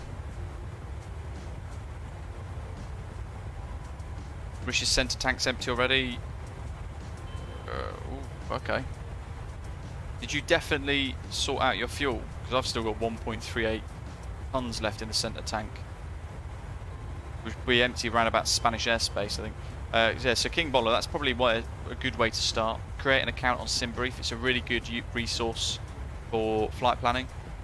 If you don't have a Navigraph subscription, you get an included AirAC for free, which allows you to get some basic flight plans sorted, which are fairly accurate, minus a couple of differences with the latest up-to-date AirAC cycles. And an AirAC is basically the navigational database around the world that's tuned into the aircraft. So it's all of the SIDS and stars, kind of like a big map of the world for the aeroplanes to fly around on. And that gets updated every month in the sim anyway.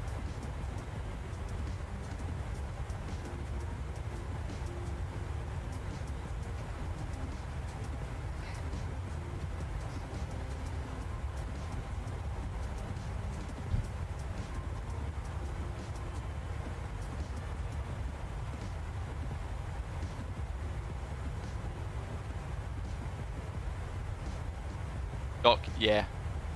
Absolutely. If they were always, with the wind becoming a crosswind straight across the runway, they were always going to change it back in real life to 2-3 because it's obviously a much safer, better approach.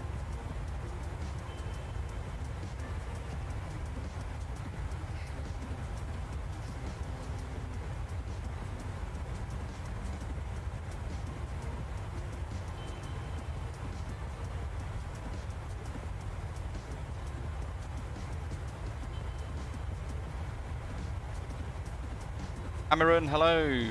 Ooh. Wizz have now axed their hub at Doncaster, Sheffield.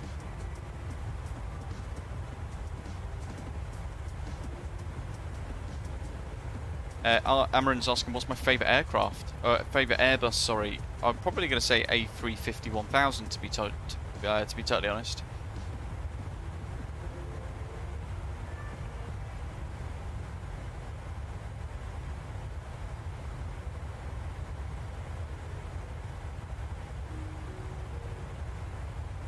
That's probably yeah, I think that's probably my favourite Airbus. The one that I've flown on in real life that's my favourite is the A380 because it's just so whoppingly big, but it's so quiet and so powerful and so comfortable as well. Remarkable bit of engineering.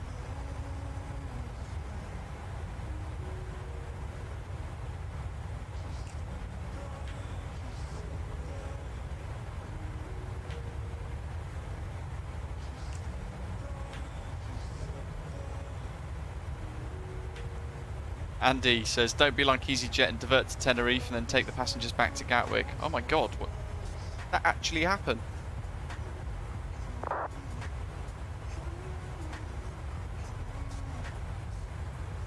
Surely the option there would be to land them at Tenerife and then stick them on a boat across, like a big ferry across to, or even rebook them to, I think, is it Iberia Express or someone flies, or Binter flies to Madeira? Could have just stuck them on those aircraft. Madness. Airlines are making some odd decisions with the recent disruption, aren't they?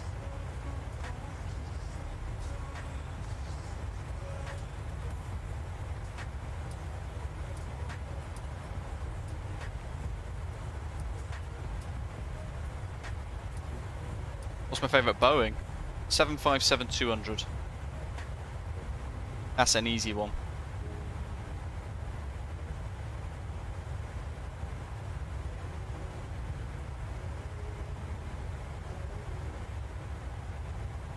First aircraft that I ever worked on as crew. Really enjoyable. Fabio, hello, asking as well about custom window views. So check out my channel's tutorial on setting custom wing views. Basically, you can set a file or set a figure inside the file which drops you into the cabin. And from there you can then access the cabin nicely with your actual camera. Free look around like you're in the cockpit, and you can set your custom views to your wing views and everything else as you're required. And if you want, you do this, you can actually bust outside the model too. So you can have a good peek at the engine. Look at that. Yeah, the A380 is fantastic, Amaran. I was saying earlier, it's my with the exception of the A350, it's probably my most preferred Airbus because of how comfortable and how fantastic it is.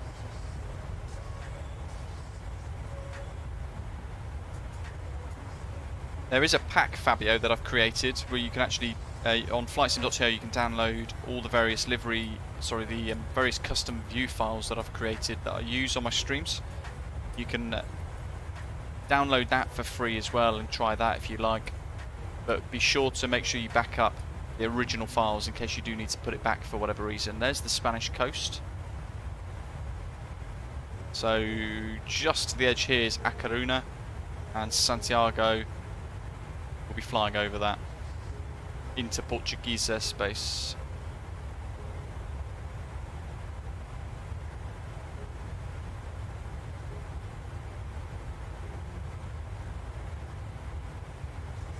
There's a lot of traffic going this way. I'm surprised there's no ATC online, to be honest.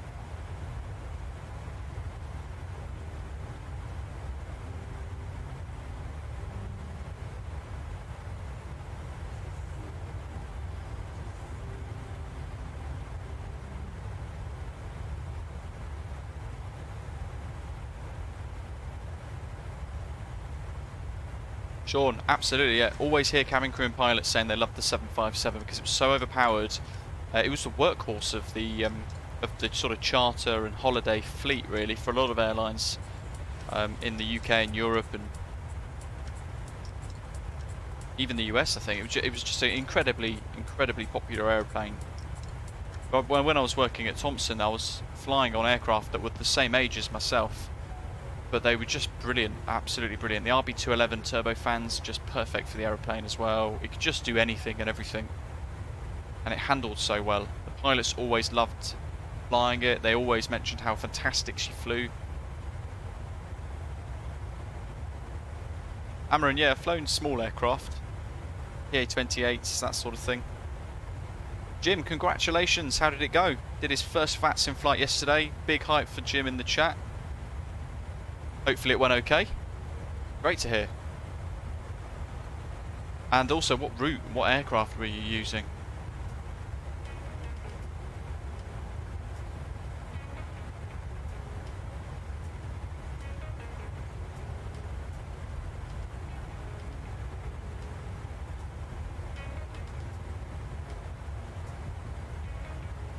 Look at that haze, that sort of high level cloud that's now building in around us. In fact, it's wrapping around us like we're kind of encircled by it. That's pretty cool. Certainly more prominent over the land, up towards Spain, down towards Spain.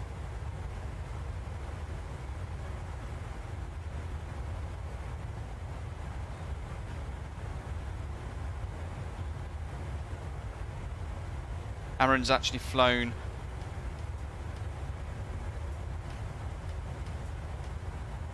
on board the A380 Qantas as a passenger, I'd imagine.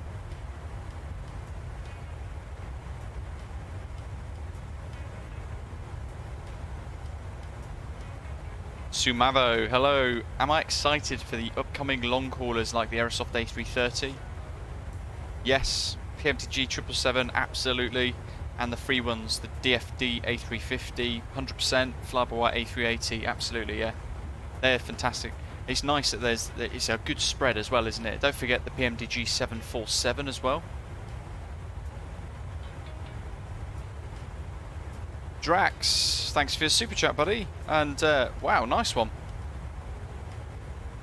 Ryanair A321X though. That's going to trigger a few people in the live chat. Ryanair, sorry about that though. Could have picked a better airline.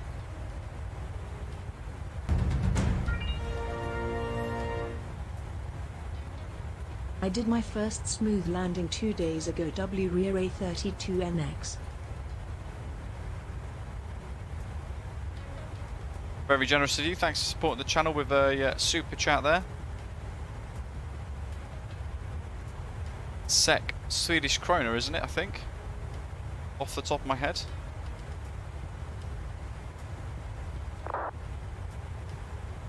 Ryanair A320 Neo. There we go, doc's triggered.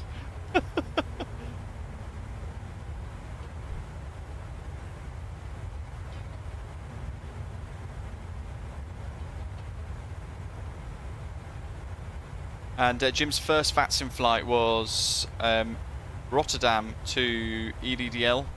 Clearance and SID went great, even including a couple of directs and some speed changes. Amazing. After all that, said amazing. After all that, went south because of a user with an engine failure, which turned back to EDDL. Well, it doesn't sound like you did. You did badly. It was something quite dynamic and quite rare that's kind of thrown into the mix that's caught you off guard, perhaps. Amaran, yeah, I used to be cabin crew on an A380 for about 2-3 years at British Airways. Loved it. Fantastic aeroplane. So smooth, so powerful, very reliable, very comfortable. Jim, no worries, but it sounds like you've had a great first go.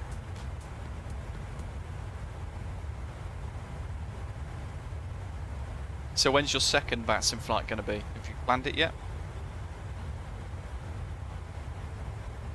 Don't leave it too long. Get back on the horse. Go for it. Amaran, no, I've always thought the A340 looks a bit weird. Especially the 600. Super lanky. Almost like somebody's grabbed an A330 and done like a whole Stretch Armstrong thing on it. And then plodded 2 engines onto it as well, 2 extra ones. It's a weird aeroplane.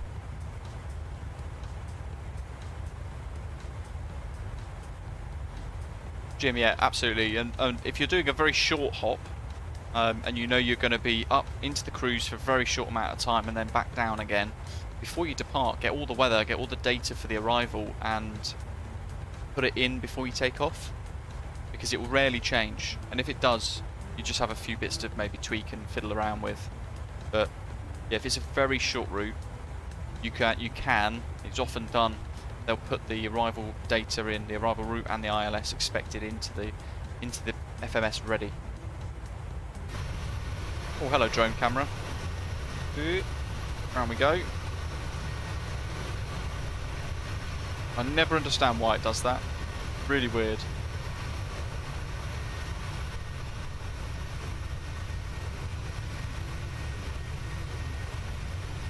Now we've got to make sure the horizon's level. There we go. Because I want to get a top-down screenshot of the world below.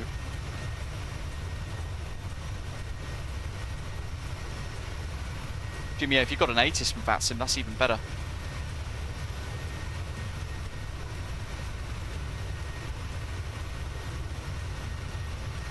Yeah, Drax, good effort.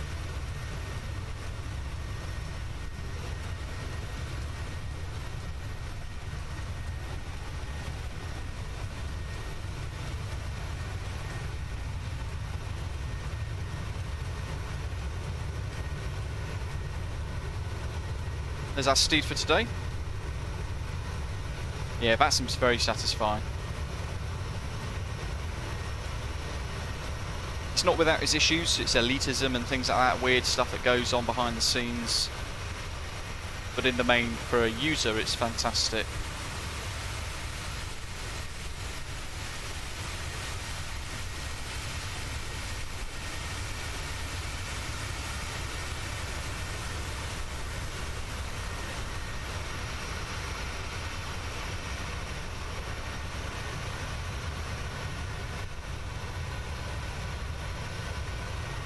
There we go. Some high level cloud that we're going to be passing into, I think, now.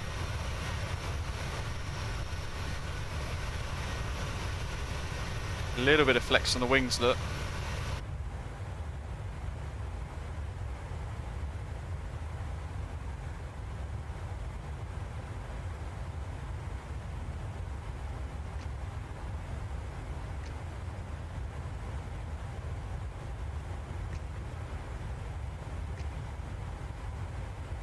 Absolutely, yeah, that's the weird thing. So the SALCO plates there as well, so I don't really know what's happened with the pack, to be honest, because there used to be a registration on it, and there was also bulkheads that were painted, so weird. David, have you decided which VAC to transfer to yet, out of UK?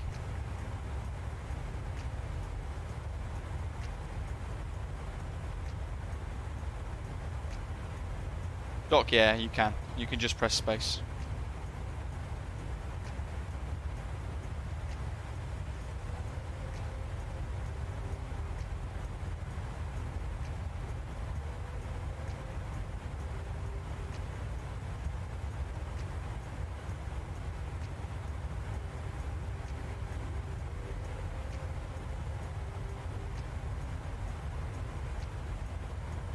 Look at that for a headwind now, 42 knots, slowing us right down. Ground speed of 416. And actually that might help with our fuel burn, because at Demos we want 7.5 tons of fuel on board, and we can see as well the centre tanks are almost empty, 0.8 tons left, and at that point we will need to turn both the centre tanks off and make sure that both of these stay level, and actually they're pretty much equal anyway, 3.91 on the right tank against 3.90 on the left tank, so that they're balanced enough for us not to have to worry and fiddle around with stuff. Yeah, T's and P's looking good. Notice though on our engine instruments the oil quantity in percentage on the left hand engine is actually less, and we've got a bit more of a vibration coming from it as well at 0.6 compared to 0.2 on engine 2. So this shows you how deep the simulation goes with the 737 as well. Oh, there we go, that's sorted itself out there, nice. It's constantly assessing hydraulic levels, fluid levels, temperatures, pressures, vibrations of the engines, alongside that 50 or so pages worth of failures, which are randomly active, can go ahead and trigger at any point.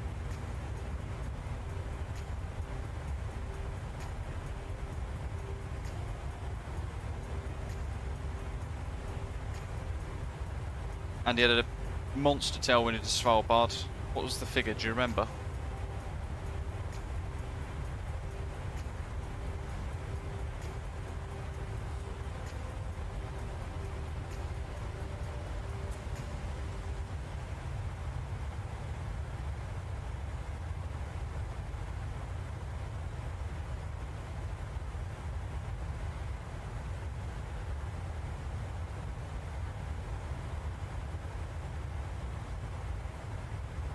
Cameron, it should be at the top of your screen. 1 hour 50 to go, so about half, not even halfway actually, I don't think. Approaching the halfway point.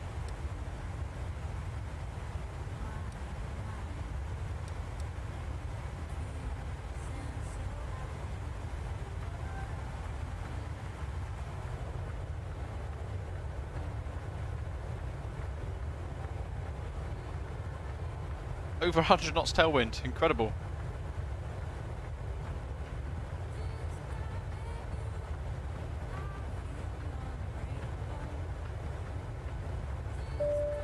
For this flight today, our fuel tanks are almost about 70% full. FV, welcome on board, thanks for subscribing. Great to have you with us.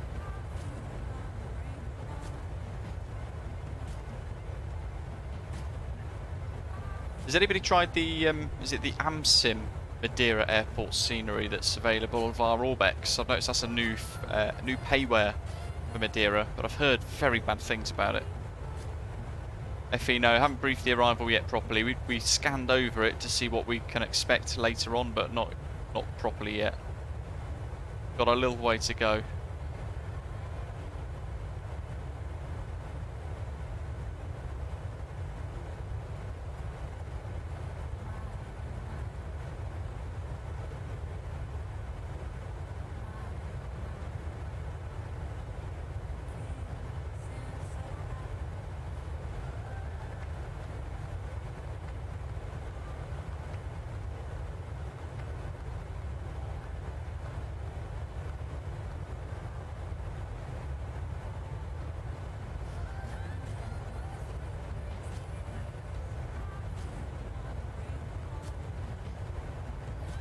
When's Sim Update 10 coming? It's about 2 weeks away, isn't it?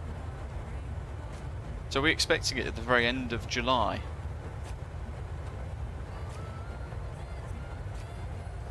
I don't know, we were kind of thinking about the 600 around this time, so I think that's been a bit slower.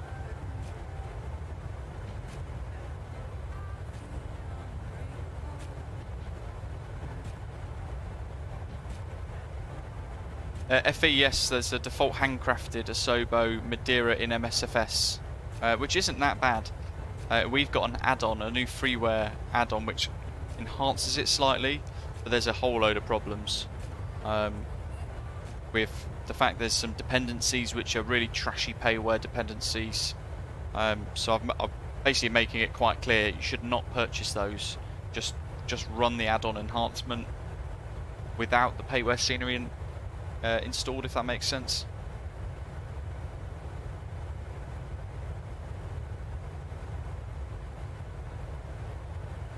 Yeah, that's a big question. What are the major differences between the 737 and the 757?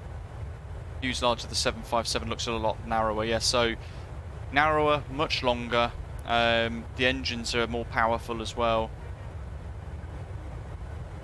Yeah, a very, very different aircraft entirely. Back in the days of the 757 as well, the 73 used to be a lot smaller too.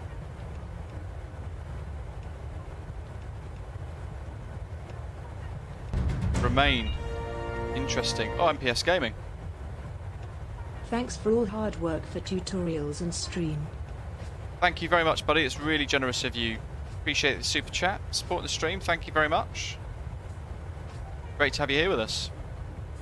David, yeah, possibly. Maybe it is around August time. I forget the dates for a lot of these things.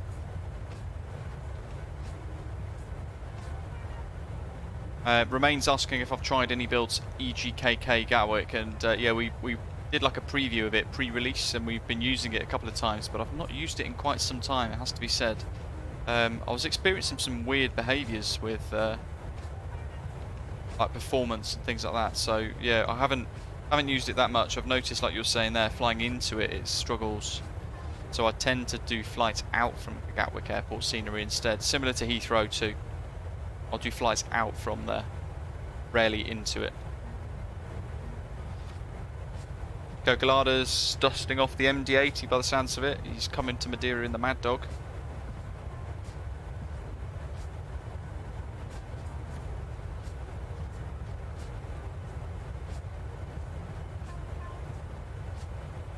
I remember as a kid flying on a Britannia Airways 757-200, and it was the same time I think Britannia had, was it the 737-300 variant with the cigar engines?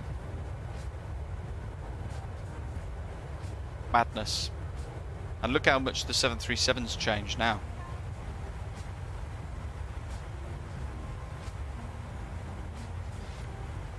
Yeah, it remains because the sims loaded it all up straight away, so it's built everything it needs to build. Flying in, I think the sim struggles to render that level of detail so quickly.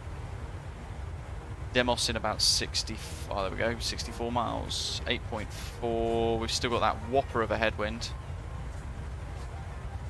But we're still well above our fuel target, 8.4, 7.5. We need more headwind.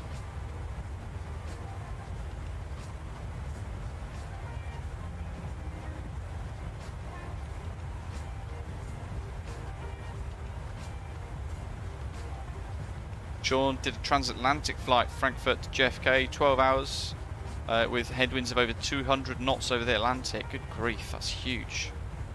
Advanced aviation, yeah, not available yet, sadly. There will be a fantastic payware 777, probably around December, January time, coming up from PMDG.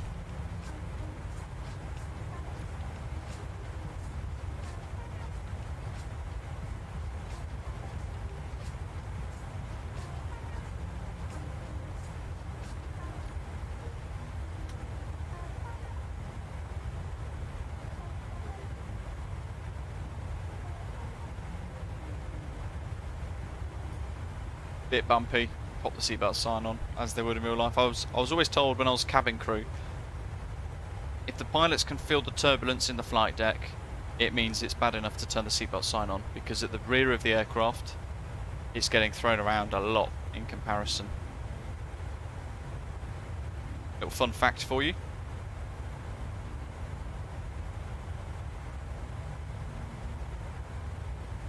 Advanced aviation, yes, using AIG.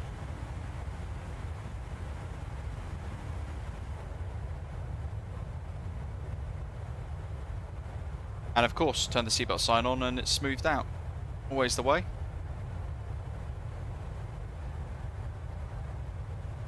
Andy, nice one. Must confess, I'm struggling to keep up with just keeping date with my Fly UK account. I keep getting the warning emails every month.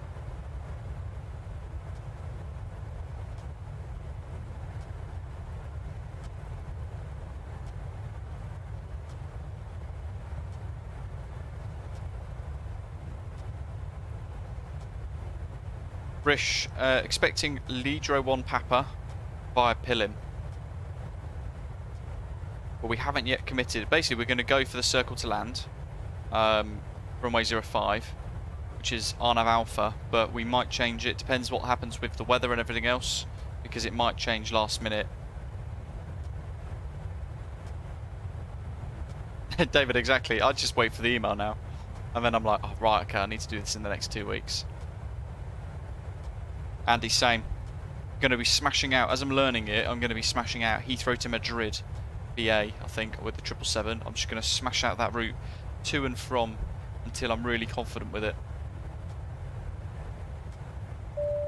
Andrew's asking what's the airport situation like in the UK. Chaos, probably a good way of summing it up. planning a trip from Vancouver to Gatwick in September to then go on to the Isle of Man to see your mother. Not been back home for over 3 years. Wow. Yeah, so the airports at the moment are just carnage.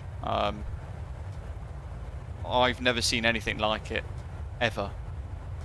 Yeah, it's just absolute madness. There are thousands and thousands and thousands of bags being lost that aren't even making it onto the aeroplanes because of all the chaos at the airports at the moment. And the airlines, as we were discussing yesterday, in fact, the airlines were, I feel like they're being unfairly blamed, because I think a lot of the problems lie with the airports as well. The airports have had no forward thinking at all to prevent this through summer. So I think we haven't yet seen the worst of it yet. September, perhaps it might have started to sort itself out though, Andrew, who knows?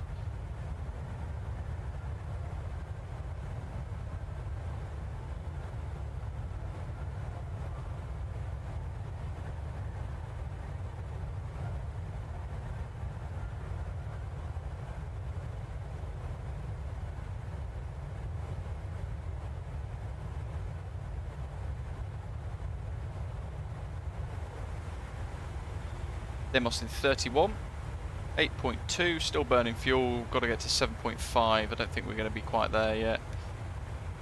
How did it happen, Rish? A lack of forward thinking post-COVID. Smaller airports I don't think are struggling that much, the smaller local airports, but the bigger airports, Manchester's just basically pretty much just ground to a halt. Heathrow's a mess, Gatwick's a mess, and there doesn't seem to be a solution from them. So who knows? As I said, I don't think we've seen the end of it yet. Certainly don't think we've seen the worst of it yet.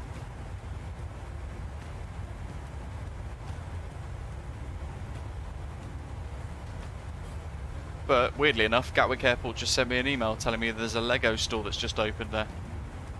So there's a reason to fly.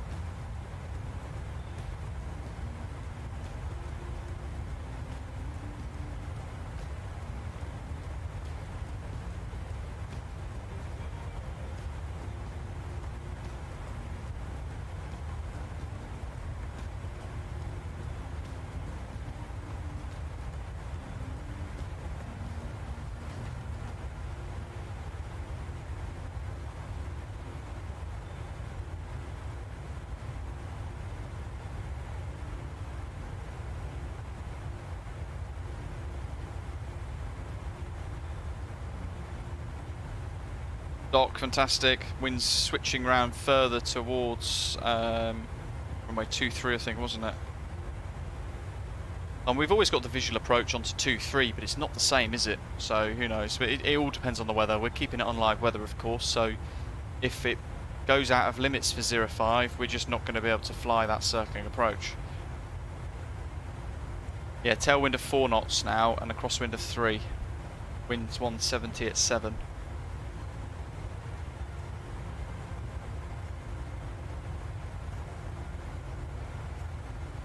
Which is probably right on the threshold now.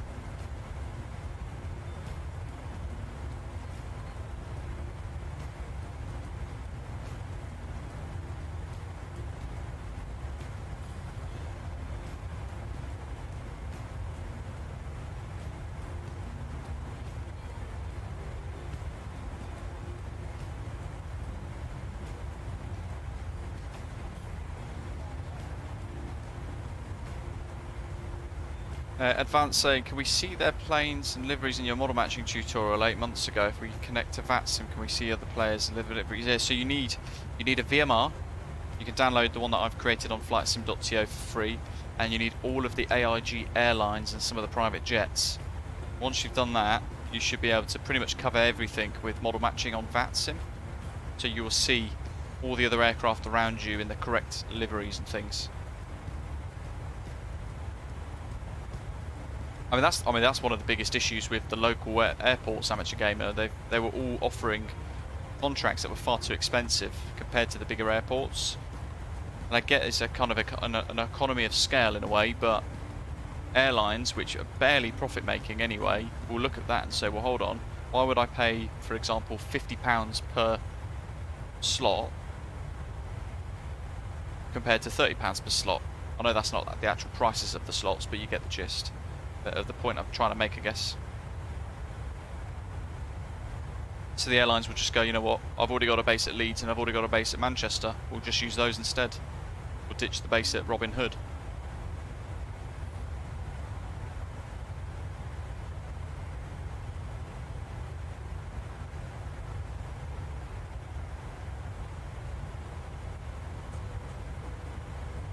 Andrew, yeah, COVID was a big one.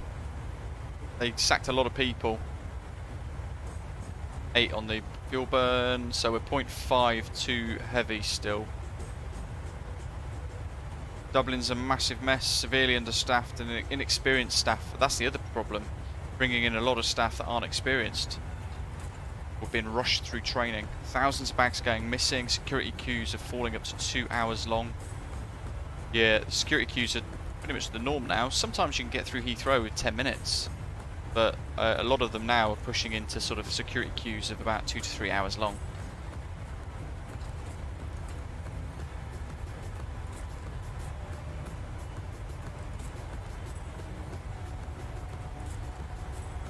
Here in Sweden, it's chaos at the airports for MPS Gaming as well. It's interesting because the media in the UK are trying to make out that it's a British problem triggered by Brexit, but you look at we're talking about current affairs and everything. It's great. You look at all across Europe, Amsterdam, or the Netherlands, Sweden, Ireland, all experiencing the same problems.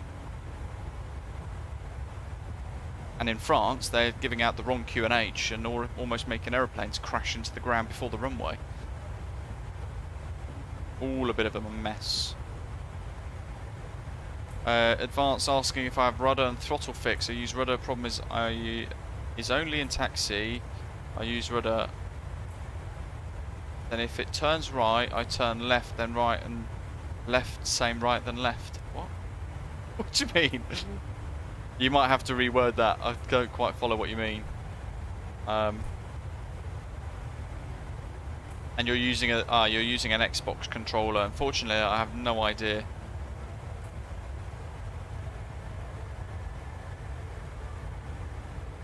Jim, interesting. So yeah, same here. It's only a Dutch problem when you look to the media. The media are the problem of most things.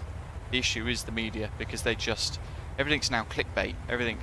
We put this juicy headline on blaming X, Y, and Z, so it sucks you into viewing the article, and then it just goes on about a load of nonsense.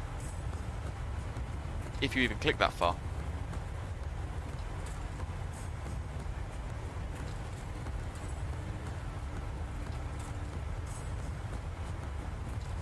Asim, here's an interesting question. You're looking at, say for example, you're going from where you live roughly to both Doncaster and Leeds Bradford. What are the drive times for each of those? Are they fairly similar?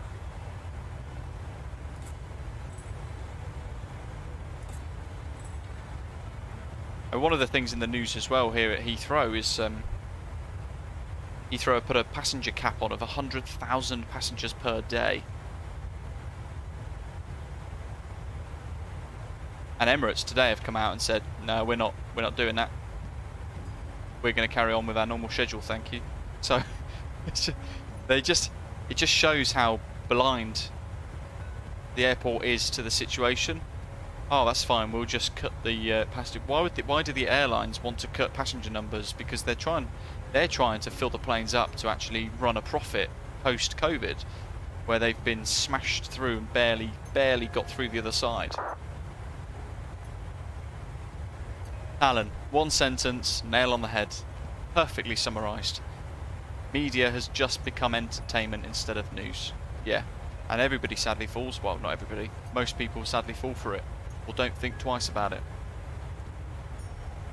Ooh, Amateur Gamer, that's quite a difference then, isn't it? Jake Darling saying Doncaster Airport's very dear to fly from, and that's the exact problem with Blackpool when Thompson used to fly out of Blackpool as their sort of like a regional airport. It was a lot more expensive than it was to go an hour down the road to Manchester, where you would again almost get sort of a third off the price. So yeah, why would you fly from Blackpool if you can fly for a much cheaper price for the same place with the same airline at Manchester? Makes no sense. Which is why this whole regional airport structure has failed slowly.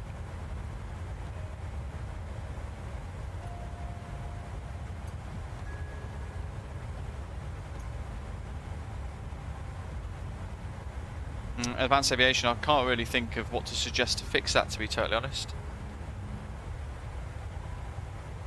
Like I said, I haven't really got an Xbox controller that I use, so I'm not really sure what to suggest. Perhaps somebody in the live chat might be able to help. Lamins, hello to you, welcome.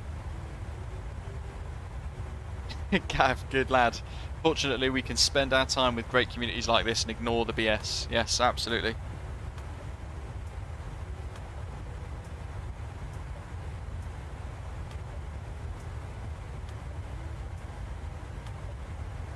And there's the other problem. People have to sit at home on government payouts. The world has got too soft. The UK Passport Office is a prime example of this. A lot of them are still refusing to go back to work to go into the office. Because of that, we have got huge backlogs to get passports renewed. Why not just sack them all? Unless they come back. Because they'll come back pretty quick if they're going to lose their job. And then run it performance-based.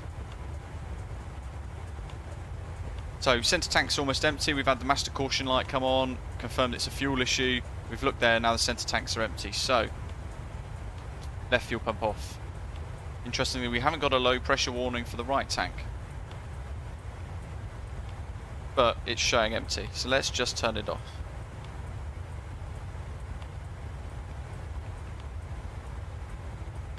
Yeah, well, to be fair, you don't necessarily have the choice that other people do. But some people are just choosing to stay at home and they're refusing to go back into the office.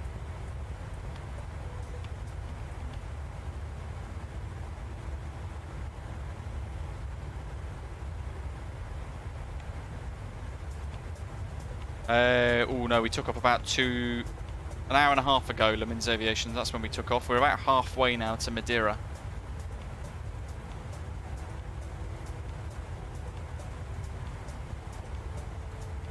East Midlands, now there's an airport we need some decent scenery for.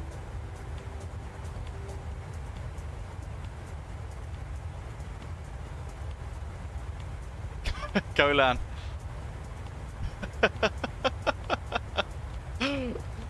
Oh dear, I don't know what to say. Peter, of course, yeah, the unions would never like that, but yeah. That's the thing.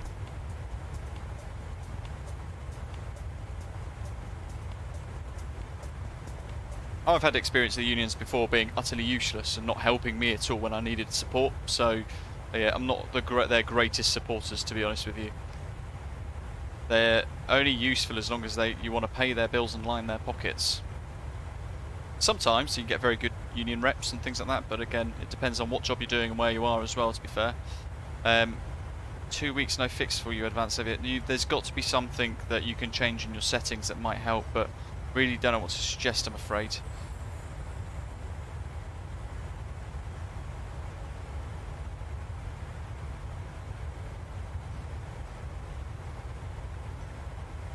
Jake, see a bit. ASMAR, so that's going to be your airport of choice then, I guess, when DSA closes. Did you ever fly out of DSA on holiday, or was it just you liked it because it's your local airport? Were you always flying out of Manchester anyway? Difficult question to answer, Lamin, really. Just whenever you feel like you're ready, or you want to, or you feel like it's something you want to offer. I don't think there's ever a right time to start selling merch, to be honest. Granted, it doesn't really sell anyway, so it all depends on what you want to create and what you want to do with it, really.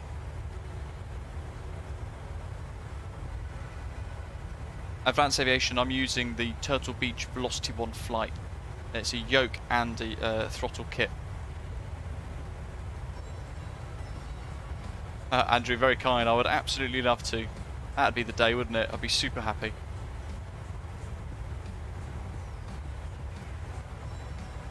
Look at that weather. Sim is just really excelling itself now with the visuals. Oh, Peter, now that's a question.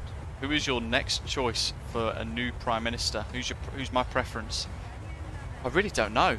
Really don't know. Yeah, not sure. Really not sure, to be honest. I'll have to stay on the fence and not commit to an answer with that one.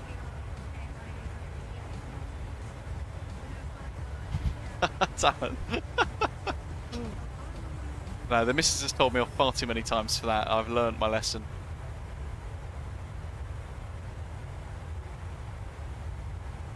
I'd love to, Lemon, but I just can't afford it. PPL flying at the moment, just to learn towards a PPL license, has gone up to almost £250 an hour now,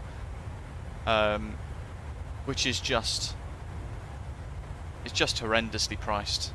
It's so excessive for people that it just shuts out the majority of folk like ourselves that want to learn to fly. That's very kind, thank you very much. Jim, good grief, I'll be moving out of the country instantly if that was the case. Oh god. I'll be, yeah, booking flight, I'll be off to New Zealand. It's literally the opposite side of the world.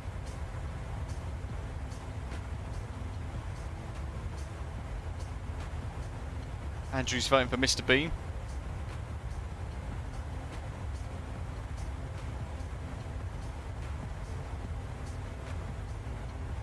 Gonna have to start thinking about ways that I can induce some extra fuel burn before we get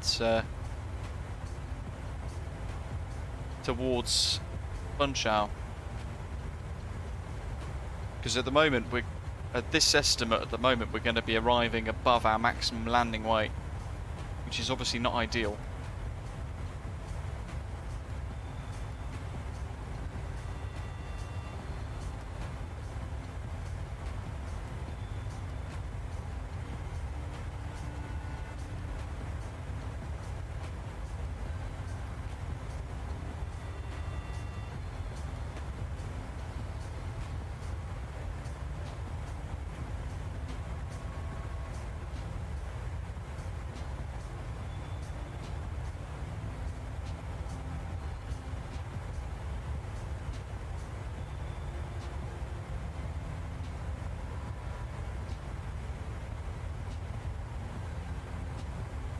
So the METAR at Madeira at the moment, 160 at 6, variable between 120 and 210, all the 9s, few at 16, 24 degrees, dew point 17 in a QNH 1018.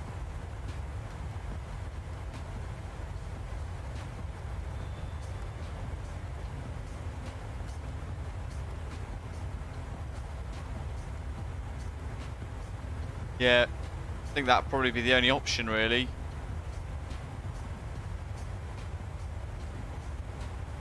That's kind of the issue, isn't it, Sean? The alternative is just not much better at all.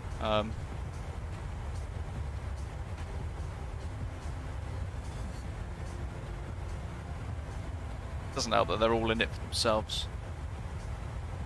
6,000. I'm going to say flight level 70, estimating that for the transition. Of course, you'd say invalid. Let me put 7,000 in.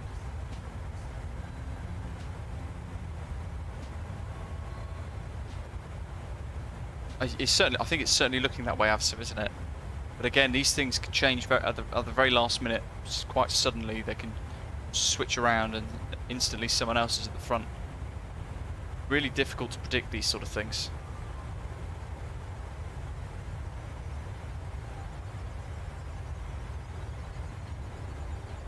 So what we might do is I might start descent maybe 30 miles before top of descent. I might then click descent now and allow VNAV to start a shallower descent. That's going to require us to use a bit more power through the descent, therefore burn more fuel. And I might then also whack a bit of speed brake out, like to help slow the aeroplane induce a bit more drag, make the engines work a bit harder. And then we're just going to have to assess things until we get towards the approach to try and get an idea of our weights. It's not excessive though. Our approach speeds are estimated to be around 135 knots. Landing elevation up here needs to go to 200. Madeira, rounding up of course. Could whack the APU on as well, but that'll burn some extra fuel. I don't think they like that on the 737 at this altitude though.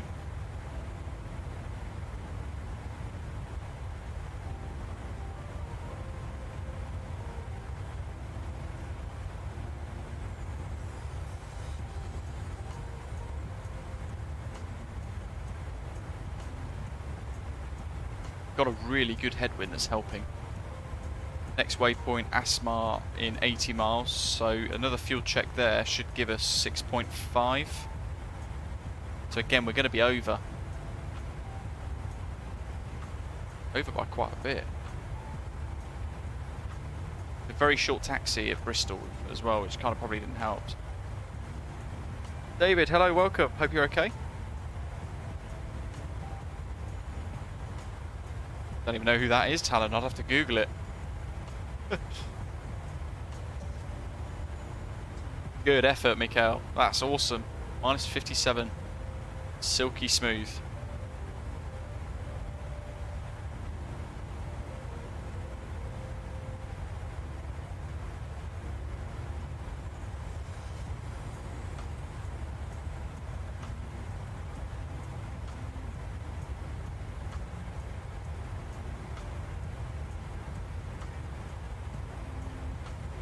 Advanced Aviation, personal choice. I mean, I've never tried P3D, to be honest.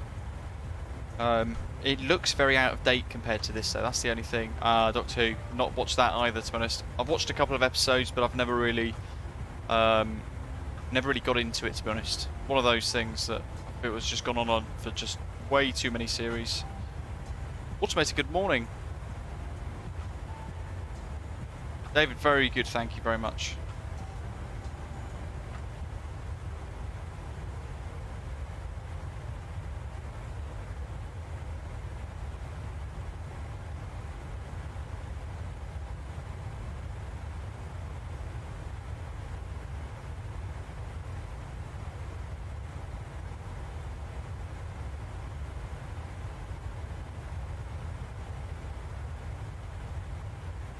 I don't even know who that is, Peter. I'm going to have to Google that name now as well. Good grief.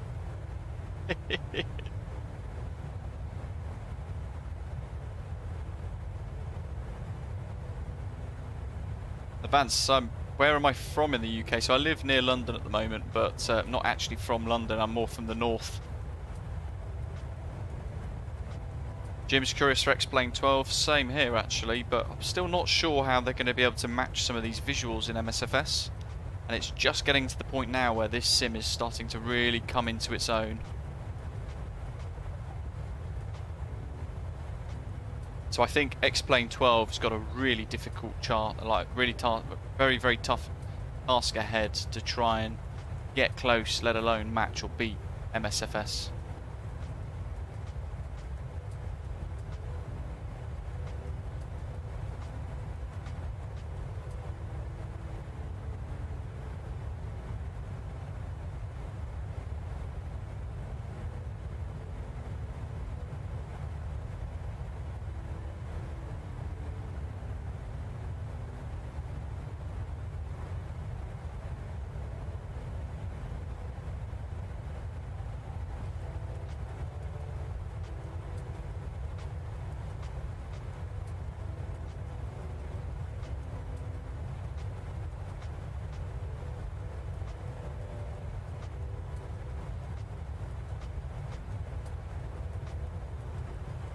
Mikael, same here. I've sort of invested a lot of my time and energy into MSFS. I can't see myself necessarily being swayed or tempted elsewhere and moved maybe to a different simulator. I can't really see it unless something really blows the water, blows everything else out of the water. I can't see myself switching, to be totally honest. Going to be an interesting one, that's for sure. X-Plane 12's got a hell of a challenge ahead of itself, I think, to really try and corner the market to compete with MSFS, especially now with some of the incredibly good quality aircraft that are coming into the sim. LIDRO 184, 137, so okay, fair enough. There's quite a bit of time to go still. It reckons 7.4 at the moment. Well, it's at 7.3. He reckons at LPMA we're going to have about 4.9 tons of fuel on board. What did we have on here? 3.8. Jesus Christ, really?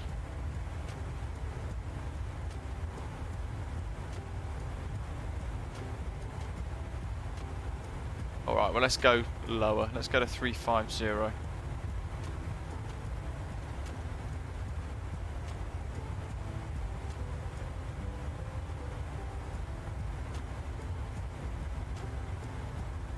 If it's going to allow us.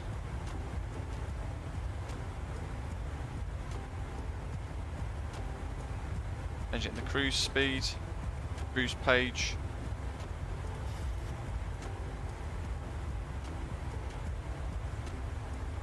And we're going to change that in the panel on the overhead as well. Got to tell the aeroplane what we're doing. We're going to drop down to 350.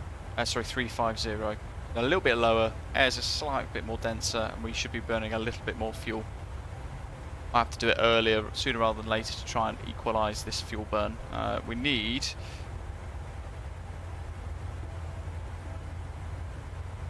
4.8. We need it to be nearer to 3.8.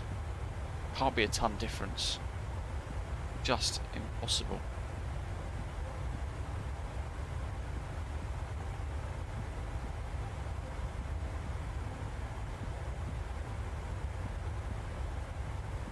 So that's with an expectation that our landing weight is going to be 58.6, which is literally our maximum landing weight. Anything above that, we're too heavy. That's the question, Jim. Be good to compare the two, won't it? The VNAV was already going down. It was already heading down to 350, but I wanted to make sure we were doing it nice and slowly.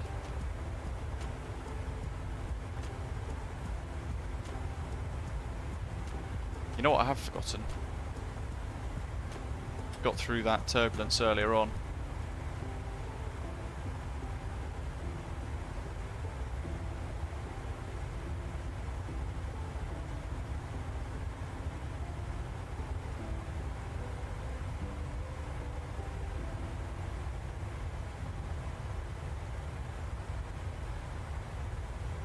Who's that? Let's try and spot them on Balanta. We check our progress so far as well.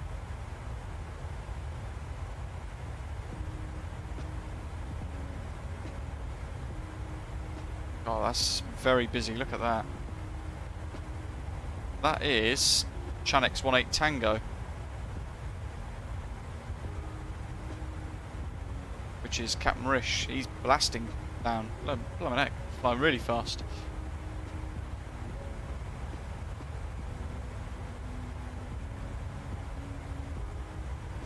Couple of screenshots uploaded. They're already on Valanta, so you can find those.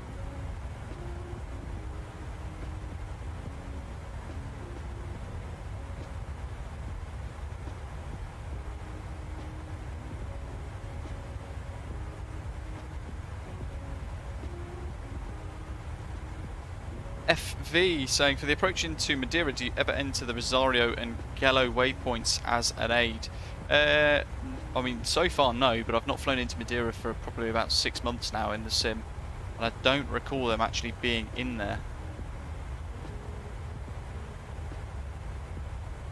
Cheers, Andrew.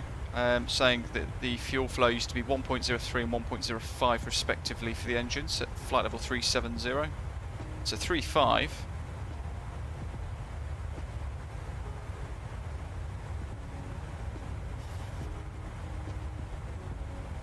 Yes, look at that. Dirty girl.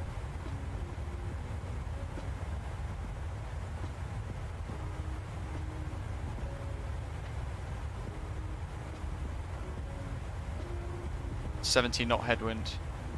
A slight crosswind component as well. Okay, well this kind of equalised out slightly more.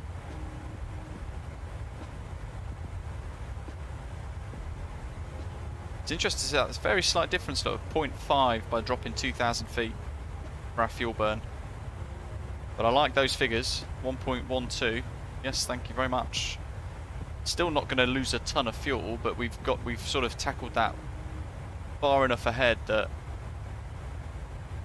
we might be able to claw back a bit of fuel burn, get ourselves a bit lighter.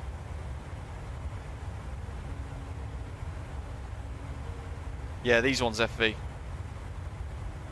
Yeah, we were having a little look at those a little earlier on. We'll see what we can program in. Again, it depends on the weather as we get closer, because we might not actually be able to do the circling approach if the weather changes significantly.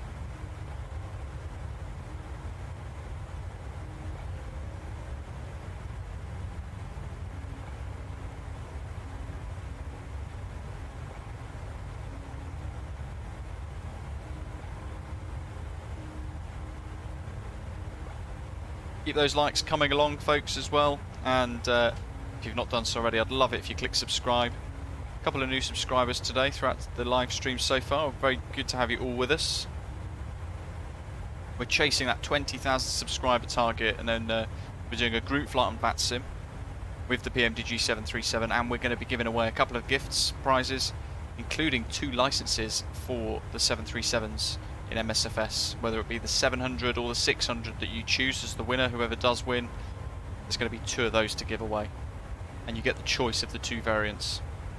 Very cool. And Contrail have donated €50 worth of vouchers. Burning Blue Design donated a couple of licenses for Denham Aerodrome scenery, and I might throw in some merch as well.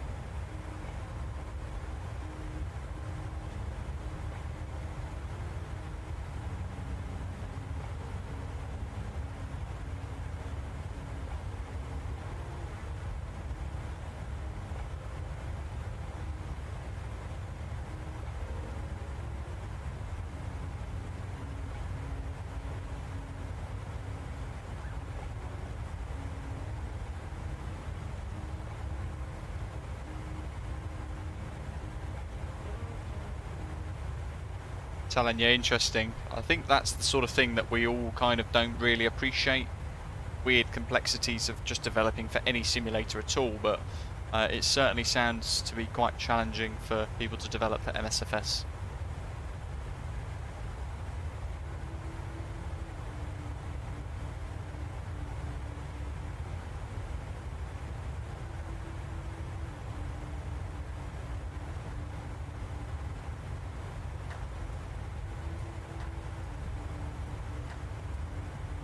Remain, that's pretty good. I think anything that's around sort of 100, 200 to 400 foot per minute is quite reasonable. Don't forget, you're landing a jetliner, you're not landing a PA-28 where you want it to be super silky smooth.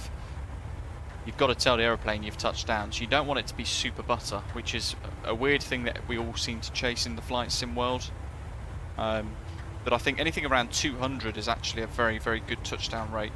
200 to 300 foot per minute, around about 1 to 1.2 G.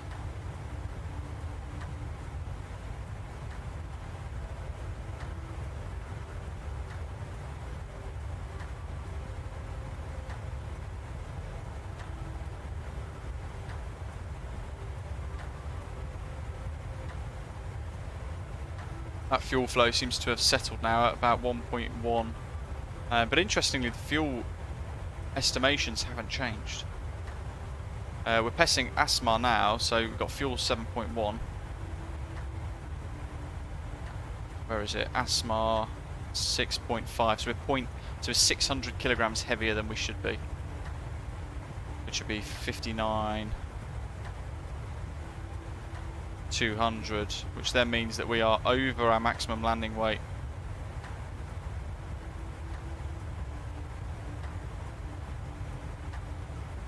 In any case, we're going to need auto brake max and full reverse into Madeira. Suella Braverman's been eliminated. Have to Google who that is as well. I confess, I don't really keep up to date with it because I'm just tired of it all. I'm tired of all the nonsense of all the politics across all of the different branches or whatever parties. I've kind of just given up following the progress, really. I'll wait till they tell me who's going to be the next PM.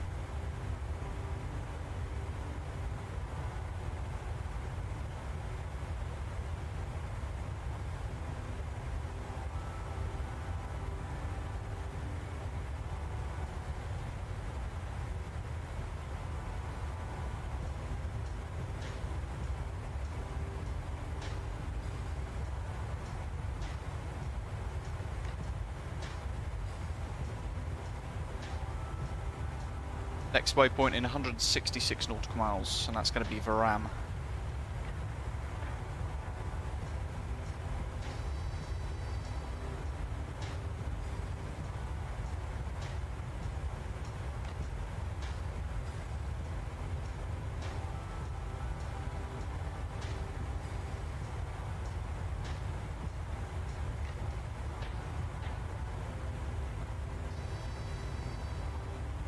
Alright. No, I'm not going to jinx it just yet. I'll wait till we get towards TELMU, and then we're going to start thinking about putting in our data. 137, yeah. Don't want to push it and jinx the arrival just yet, because ideally I want to do the 05 approach. Not done that in this aircraft yet either. Winds are certainly still just in limits, I think, for it, so we could still do it. Bit more of a challenge because there's going to be a very, very slight tailwind component of 1 to 2 knots. Actually, what is the current tailwind component? Yeah, 2 knot tailwind, 4 knot crosswind, which is absolutely fine. If it stays like that, 05's a go.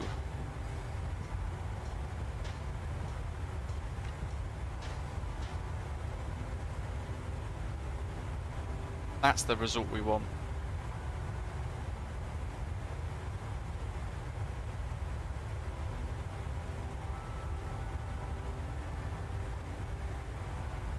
FV, no. Well, I have considered it. There was a couple that we were sort of discussing on last week's streams, I think, was it? But for me, I don't feel like I need to do anything like that. I mean, there's elements of like little bits of scuffs and scrapes and things, little bits of scratches. There are marks around the flight deck, which for me is enough. Down here in the footwell, for example, this weather defect. And that for me is all I need. I don't need anything else. I think it's certainly good enough, and I like that cleaner look, personally. John, hello again.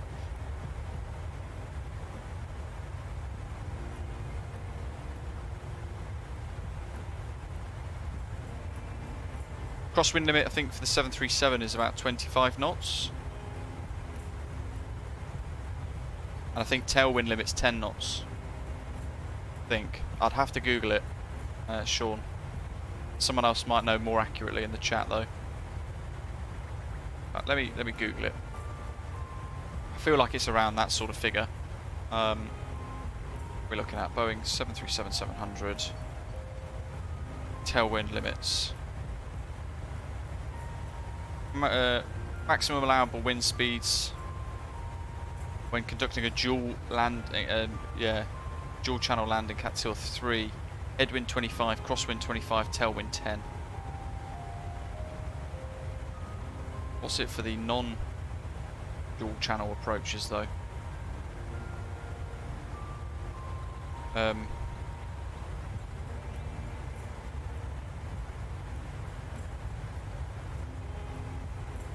well that doesn't really help us.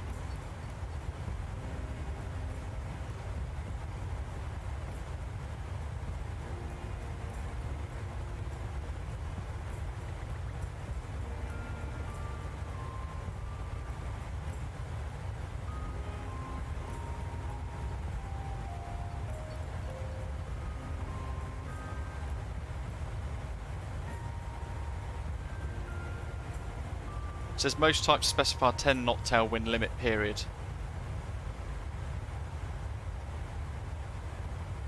but you've also got to consider the runway length. And it's quite a small runway at Madeira, isn't it? Granted, it's been extended over the pier, but it's still quite a short runway, which is 2,781 metres long, but it's fairly narrow too. How narrow is it actually? That's a good question. Width 45 metres. Longer than I thought though, 2,781. Loads of space.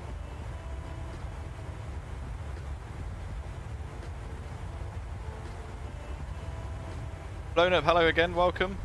Hope you're okay.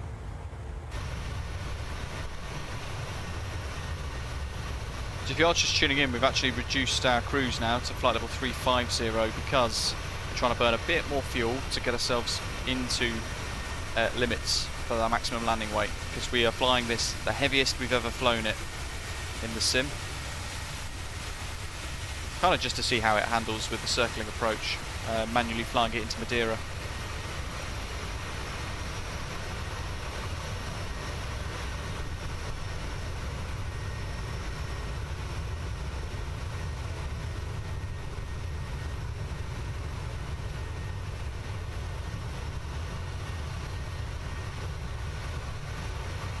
Vance wants us to jump back into the cabin, so let's have a look.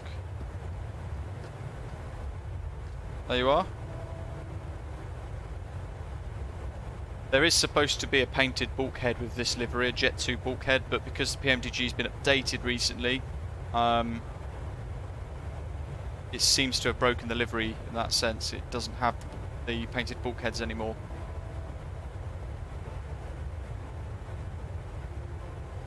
But not bad, eh?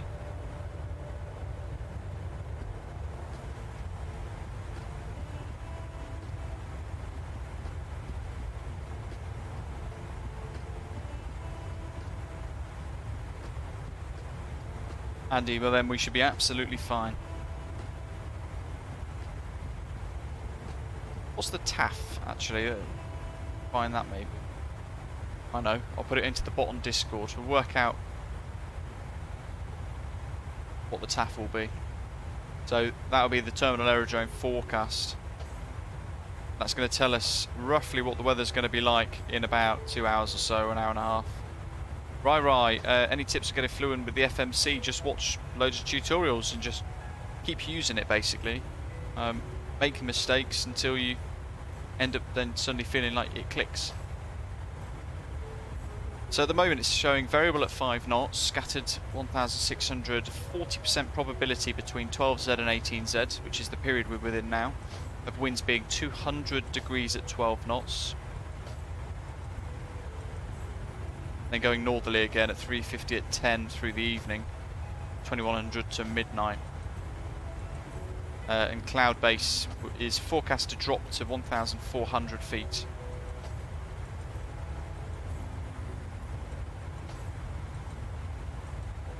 Jan, hello to you, welcome.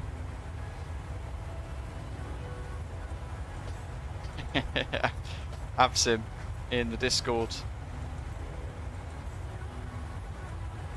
And the current METAR at Madeira, 160 degrees at 6 knots, variable between 120 and 210. All the 9s, few cloud at 1,600, and the QNH 1018 still, which showing VFR conditions. No gusts.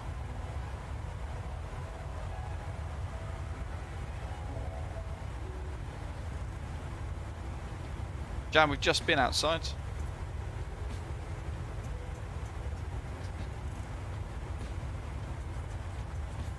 Back out we go.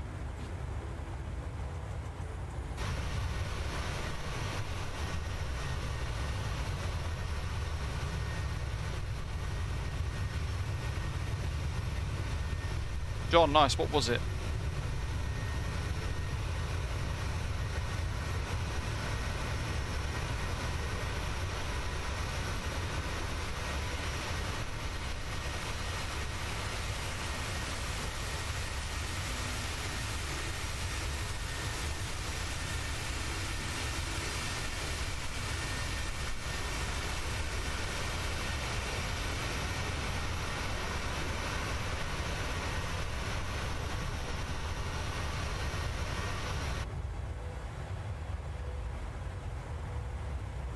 And interesting question. Every time I hear about DCS, I never really hear many bad things except for how expensive it all is.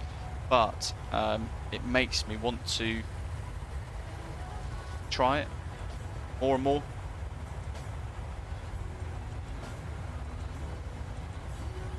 Advanced Aviation, no, you just need to set your custom views. So I have done a tutorial on it. It will show you how to set them all up, and you can configure them to how you wish.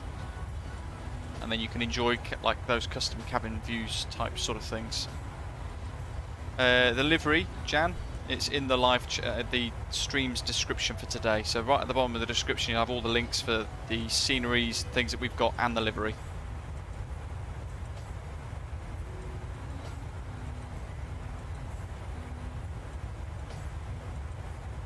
High Flyer, so we're going to be doing the RMP Alpha runway 05 potentially. If the weather stays as it is at the moment, or near enough to that, then we'll configure for the RMP Alpha, which is going to be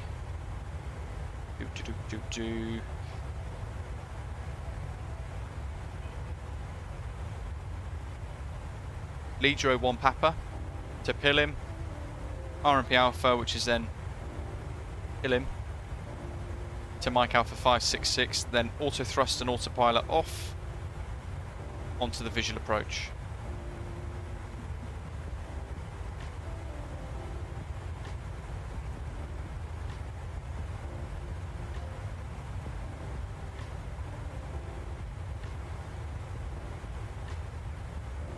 Final approach course 219 degrees, and the minimums for this 940 feet. So actually we can tune that in now. That's one less thing to do.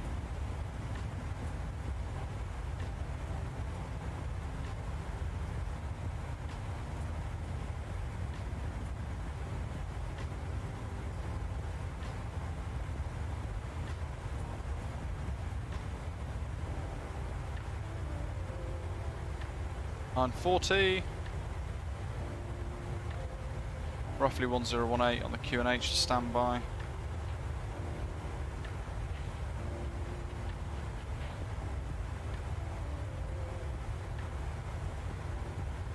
I think somebody sent me a quote. There was like a package on Steam where you could purchase everything, and it was like $6 grand or something like crazy like that. Flight sim is expensive enough.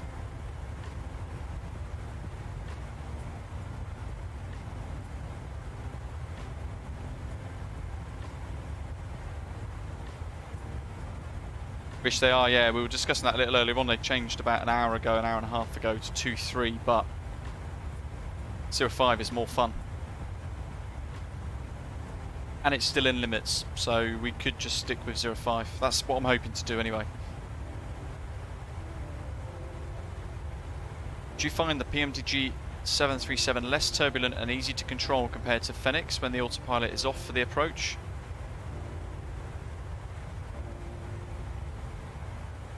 It's more hands-on. It's more hands-on, but I feel like it's more intuitive because you're having to constantly give it control inputs. Star Citizen there, never tried that.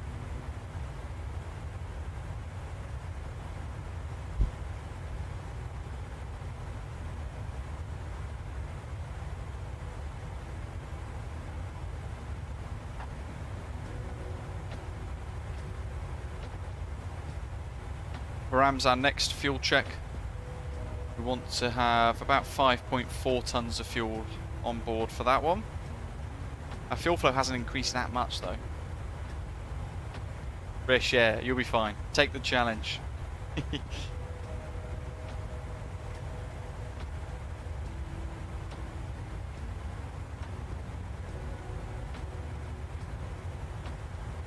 What's after VERAM? TELMU. We're almost there, folks. 3/4 of the way-ish. What's it got on the clock? 56 minutes to go, though. So we've still got quite a bit of time before we need to think about configuring for any sort of descent. I'm going to make sure that's recentered. We've got a 70-knot headwind for us now.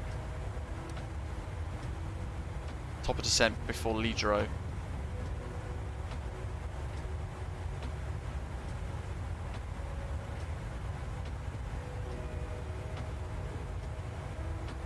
Jace, hello.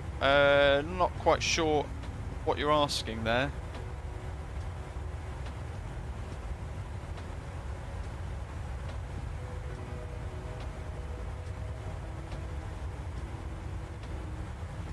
Generic pilot, now there's a good idea. Yeah, it'd be nice to do some old school SAS flights with the 600, won't it? I've not really thought too much about it, to be totally honest. It all depends on sort of when it comes and what it comes with. I'm certainly excited to be able to preview it to you guys at some point when it does arrive. Hoping to get some previews in and smash out the sort of streams with it so you can see what it's like, get maximum exposure of it. But we'll have to think of some cool flights to do. It all depends on which liveries get included, really.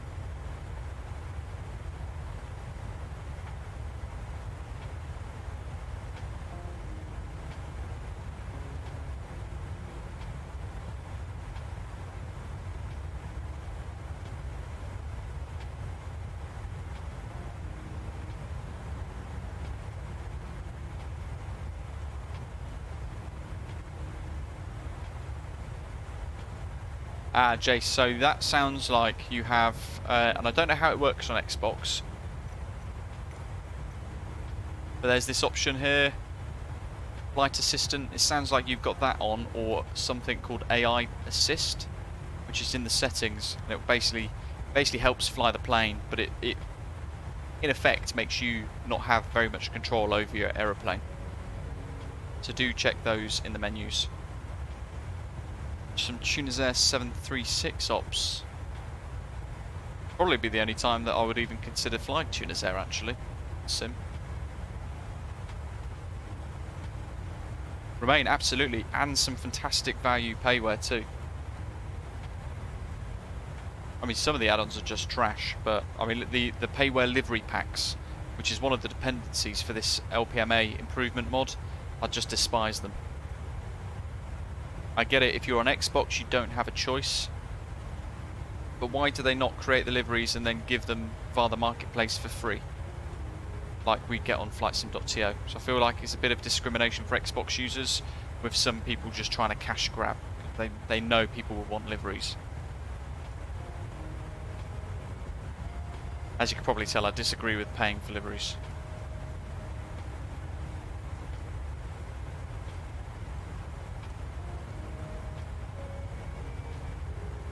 What have we got that we can tune? Funchal VOR 1122.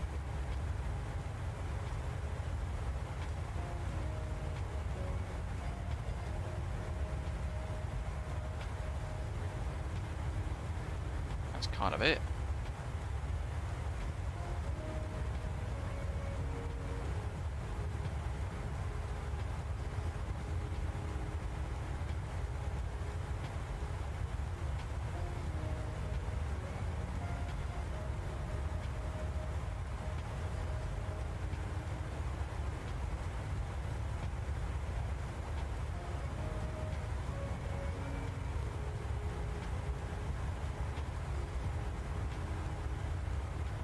What fuel did we load, Rish? 12,575 kilograms of fuel is what we loaded. Currently, we've got 6.3.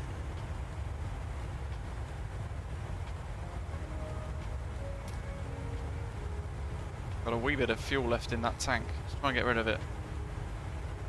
Babino, hello to you.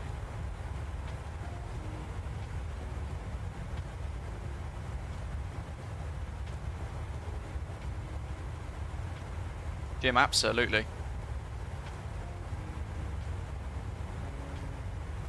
Is it empty yet? Come on, give me the lights.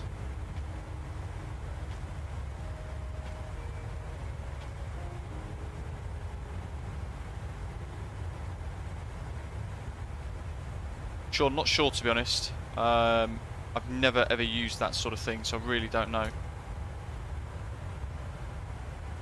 Rish, whoa. How much are you going to have? What's your estimated fuel on arrival into Madeira?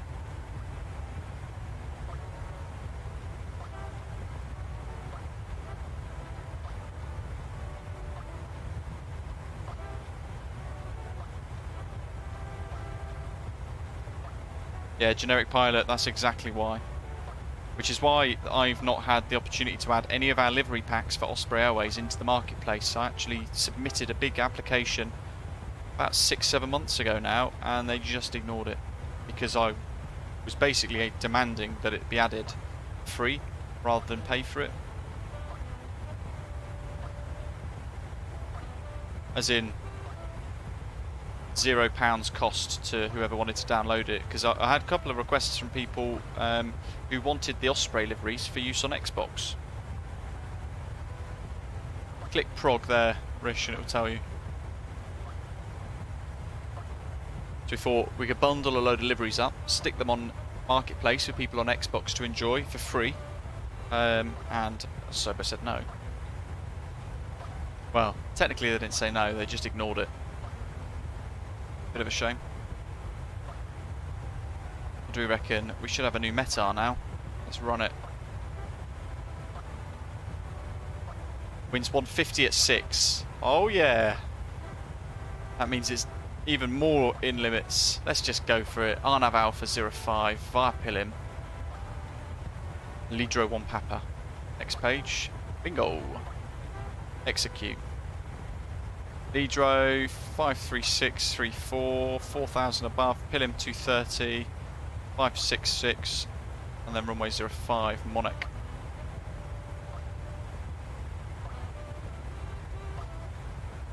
Now here's an interesting one. Can we add Gello?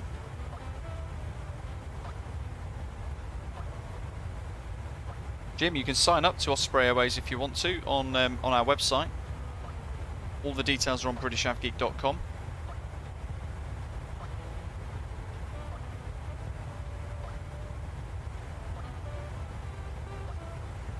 Can I add Gello here? I'm trying to remember how to add routes in this. Is it that? We type it in there and then add it in there. Will it add? I'm not sure if it's going to add Gello or Rosario. I'm not sure if they're going to be in the database.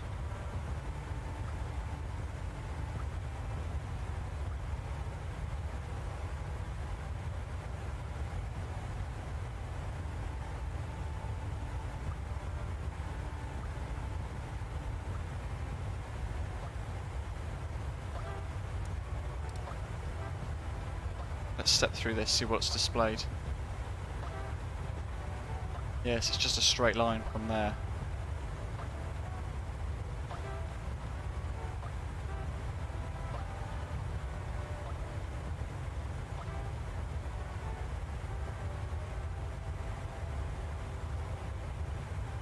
RNAV A, Captain Rish. Well, it depends what runway you want to land on. If it's 05, it's RNAV Alpha. If it's 23, it's the RMP Bravo.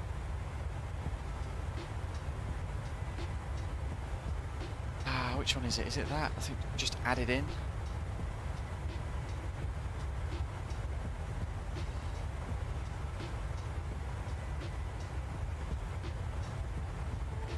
Yes. Then Rosario.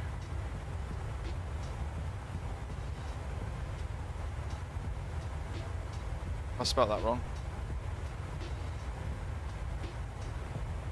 Right, so Rosario won't go in, but we've been able to add Gello.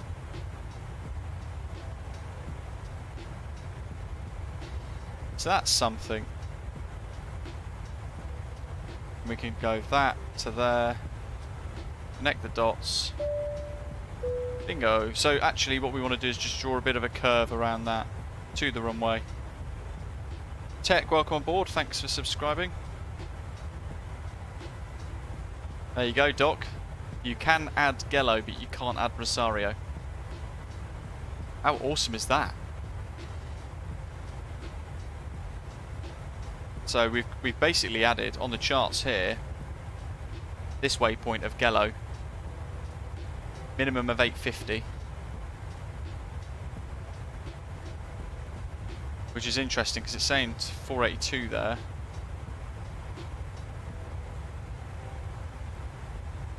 Valid entry. Alright, no worries, we'll just leave it.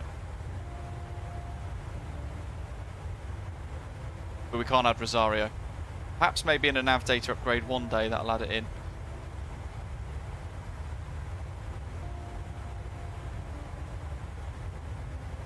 what we can do is we can kind of visualise a straight line from MA566 to here, and that's going to be where our base turn's going to start, and then we're going to fly probably like a 15-degree angular bang round into a nice orbit, little semicircle all the way around 180 degrees to line up with 05 instead.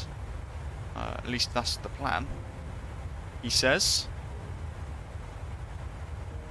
And many of the best laid plans do fail, so who knows.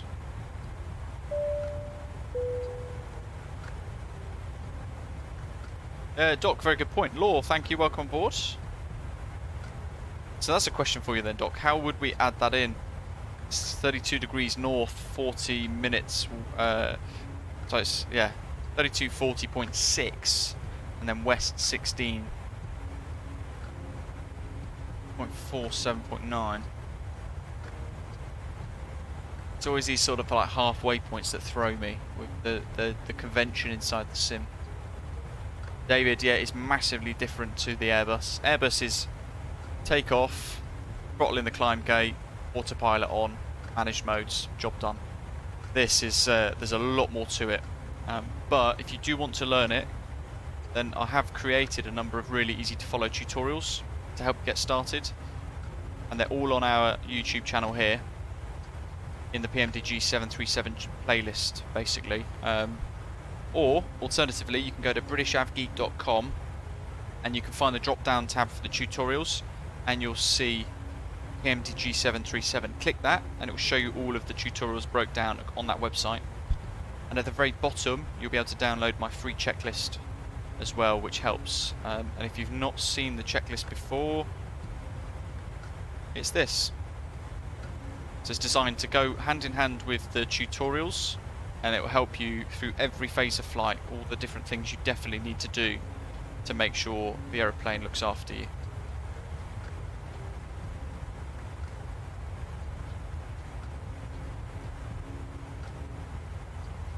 I feel like I get a lot more back from the 737, which is why I think I enjoy it so much. Ooh, Gav, have you had a crash to desktop? Disappeared off my TCAS.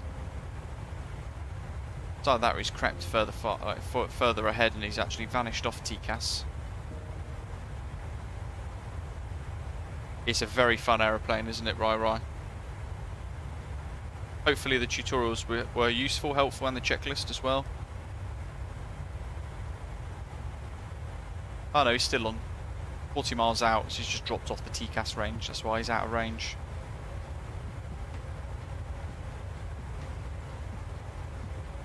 .29 nautical miles separation with Rish, who's ahead of us. And we've got Chunix 64 Bravo Tango behind us, 27 miles. So we've all got 20 miles separation, which is actually really good.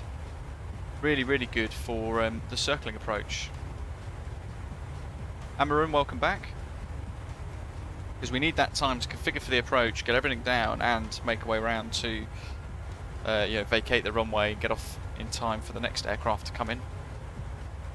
David, absolutely. And if we hit the 20,000 subscriber target in the next sort of week or so, we're actually going to be giving away 2 licenses for the PMDG 737 courtesy of PMDG. So watch this space. You might end up winning one potentially if you do enter. We've only got 42 subscribers left to find to hit that target.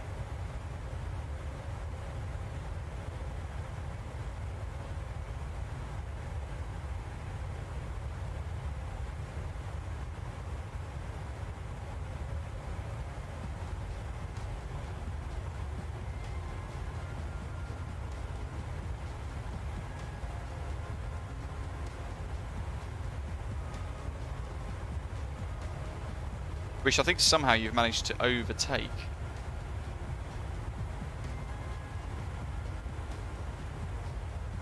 But that's fine. Your position at the moment is perfect. I can see Kokolada in his MD-82. Book 87 Papa. He's going to be intercepting behind us slightly. Got 2E1 Papa Whiskey as well, further back. And TAP 496.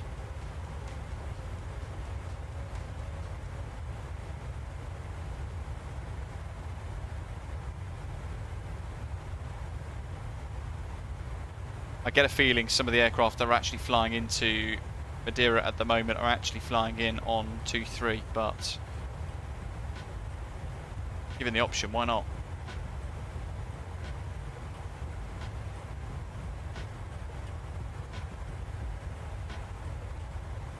No, Rish is fine. Stick with 8-0, buddy. It's a good bit of separation we've got.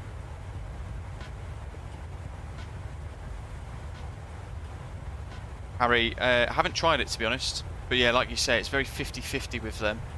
It's either trash or it's quite nice. Probably why they won't send me any previews. Because I just say how it is. Oh, Rish, you're Chewy 1 Papa Whiskey. You're right behind then, that's fine. Yeah, you're behind us still. Getting confused with all the call signs. Jello, Geronimo, thank you very much. Doc saying try add 32N16.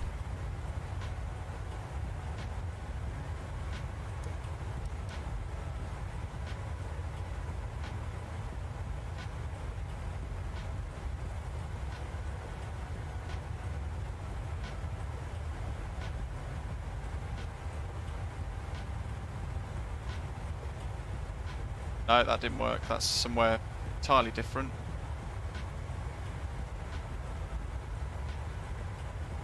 David, nice one, thanks. Let's try the long string then. November 32. Whiskey 016. Can't remember, I don't think this will work. Oh, good grief, no, it did not like that.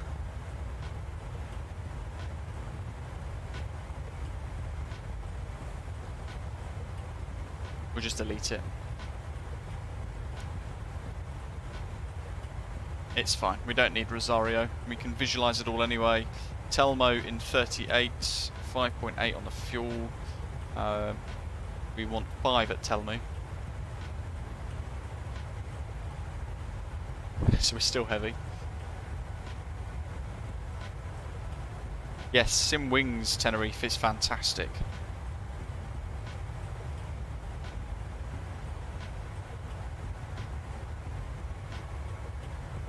Yeah, we could do some fixed rings. So in fact, if we go to here again, zoom in, maybe a bit more, Oh, we've got the runway fixed line anyway as an idea, so we could add a fix. Runway 05. We can add.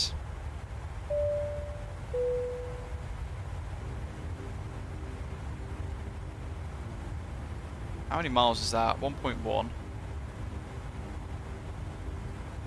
Probably about 2.5. 3 nautical miles. Right, so let's do 3.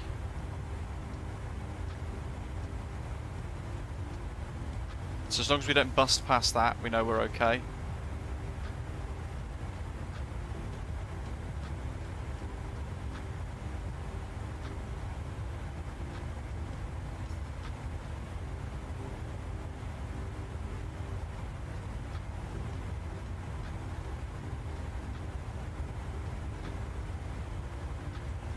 Zero 49.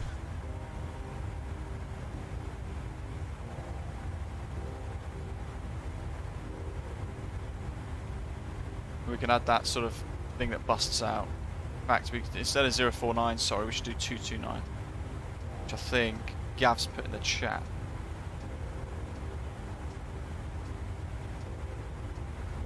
We extend that centre line out like that.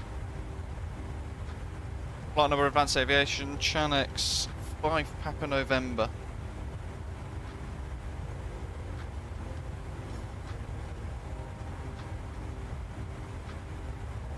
Yellow 2.3 from Gav. Little tip there, thank you. Slash first.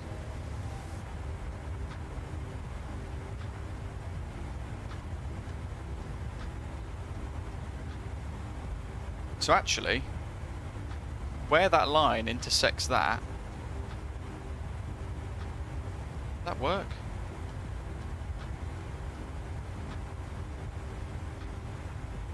2.3. I'm just comparing the charts here.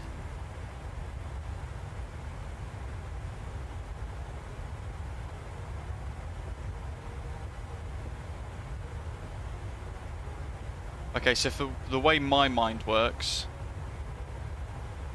I actually prefer that. And then as Doc's saying, we could also extend the centre line the other way if we want to. It's probably not a bad idea, is it? We could do 049 slash. And we got this big green line that comes out, protrudes out as an extended centre line, like that.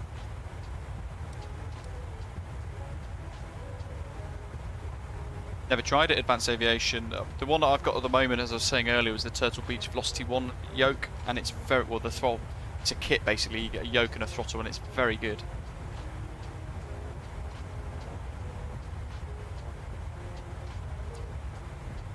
TELMU an 11, 5.7 on the burn. Yeah, so we burnt a bit more, but I don't think we're quite there yet. Fuel burn has slightly increased, which is good.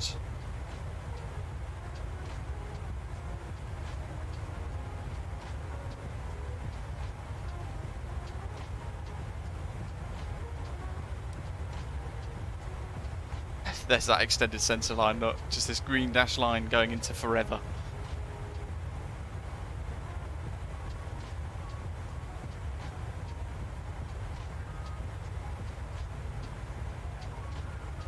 .134 for the V-speeds. Estimated at least. So we'll put that in, we'll just review it as we get closer. So we've added our V-speeds, our approach speeds, and our baro and our standard to local pressure of 1018 when we get a bit closer to changing.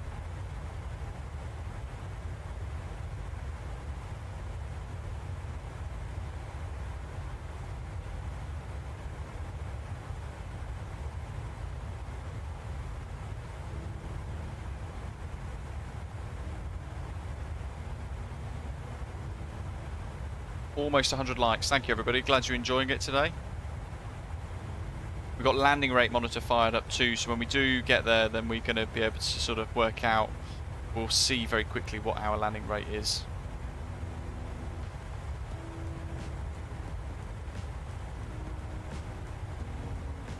If it goes a bit messy, we'll just bug out and go around.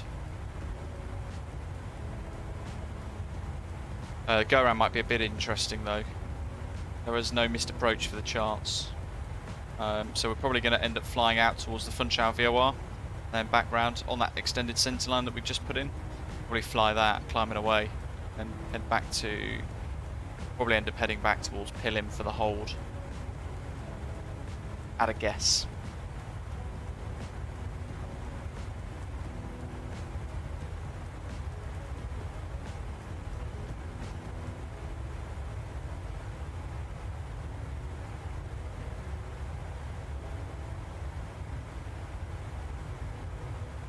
The actual charted missed approach shows that we've got to bug out 205 to Monarch from Mike Alpha 566 if we can't see terrain and the runway and everything else at that point, but the weather suggests that we should be okay.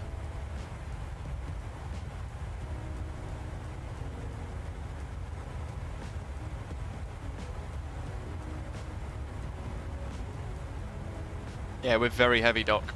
This is the heaviest we've ever flown. We're flying in at our maximum landing weight. That's how heavy we are. We're literally touching down at the absolute maximum we can touch down at.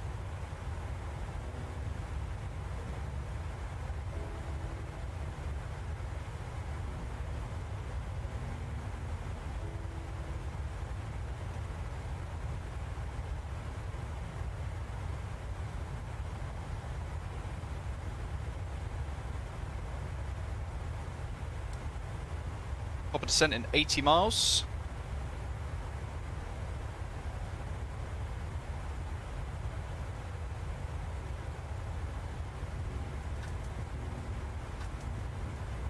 Rish, that's fine. There's only a tailwind of 1 knot though. It's a crosswind of 5 knots. But if you want to do 2-3, that's absolutely fine. You'll need to use the RMP Bravo, and then also make sure our separation stays nice and clear.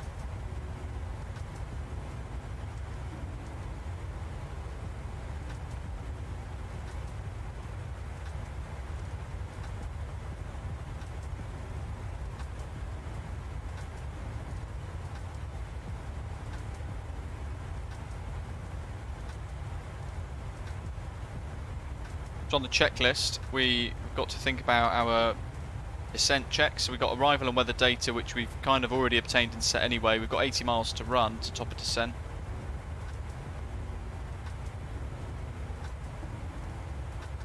QNH now 1017, local pressure in Madeira. And we know the transition altitude is flight level 70. Landing altitude set 200. That's set. Make sure the aeroplane knows what to depressurize to. Radios need to be set. And what we've done is we've tuned, in fact we might be able to pick that up now. Yes we can. 180 miles to go though. Woohoo, Christ.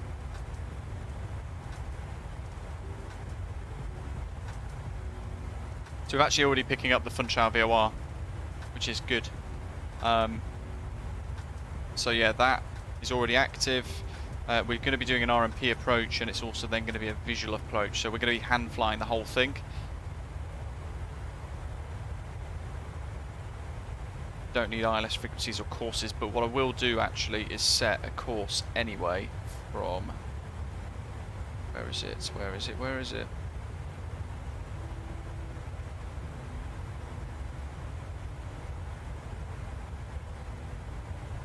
So we'll go for 049.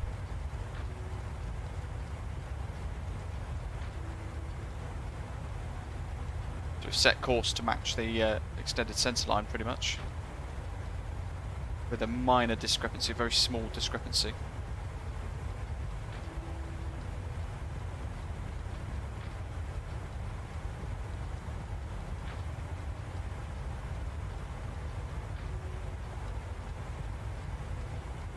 Yeah, we need to do, as Bruno's saying as well on the FMC, in the descent page I think it was, there it is, 1017.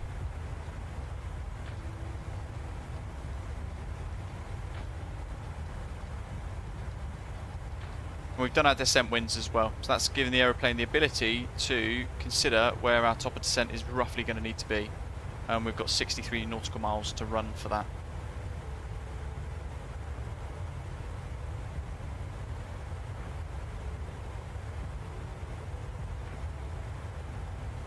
So we've set our approach speeds, we've set our minimums, 940 feet, and we've got our standby, our local QNH set ready to go for when we do descend through that transition level of flight level 70. We want to make sure the auto brake is set, and actually we want auto brake... What's Fast Airplane Toolbox saying? It's saying actually auto brake 3 is sufficient.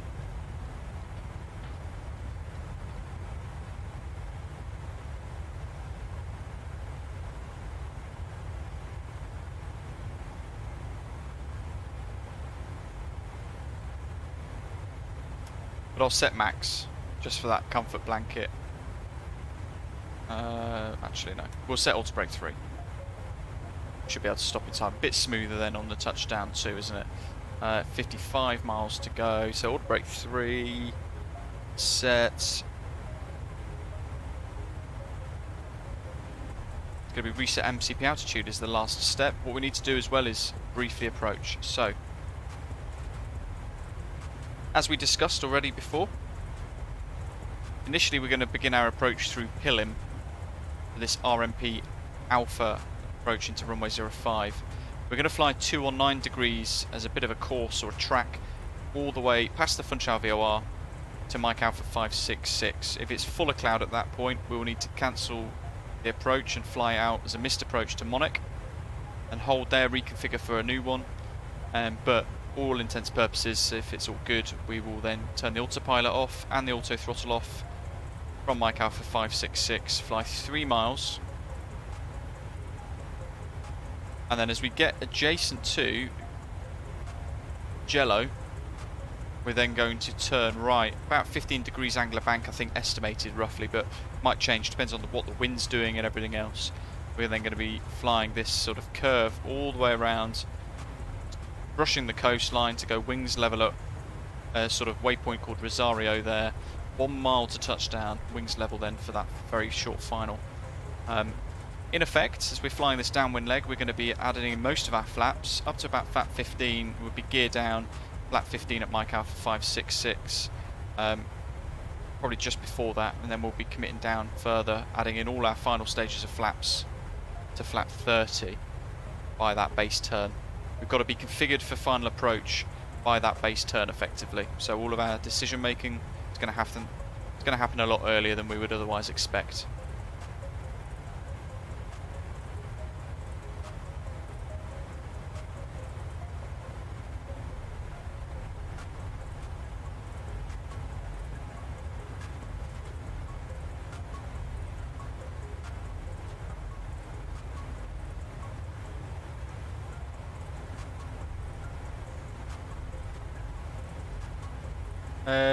Bruno's saying ISO should be +9. I've got +11 on this through the sim brief data, but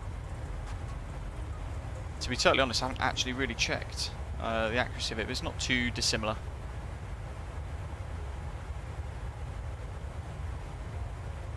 There's all the data coming up. So what do we want to go down to?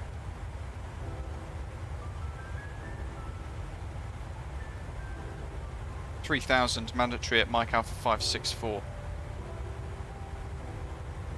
There we go. 3,000, lovely. Mike Alpha 566 at 940.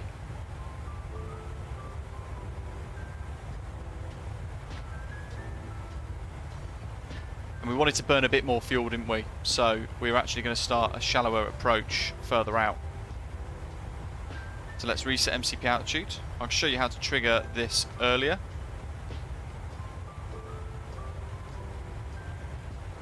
It's continuous descent down to 3.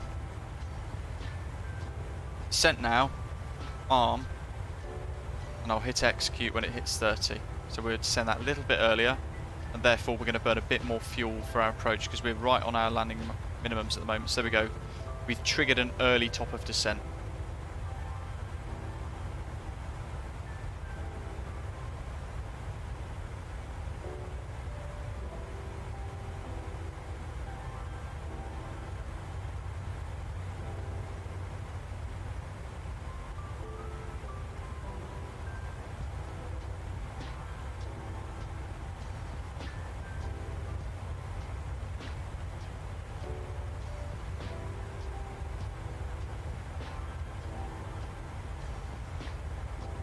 And you can see we've got a much shallower rate of descent now, 1,000 feet per minute.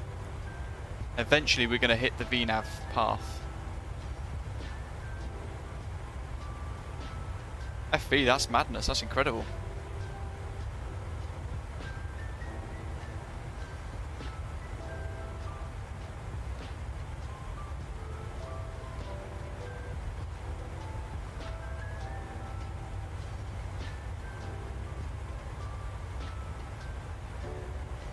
Hoping this works out for us.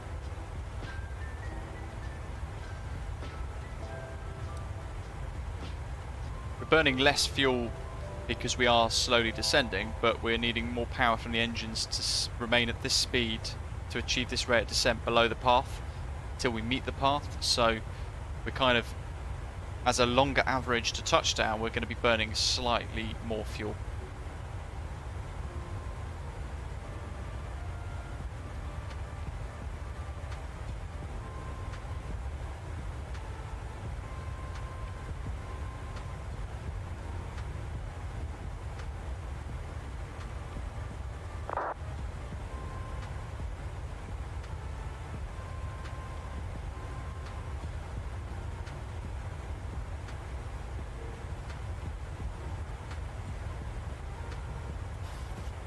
Got an Iberia flight. Let's push start facing north. There's going to be some angry people, I think, when we start to commit to an approach here into this 05, but as long as we tell what we're doing on Unicom, they can't really complain. It's an exact crosswind now of just 5 knots, no tailwind component. 140 degrees at 5.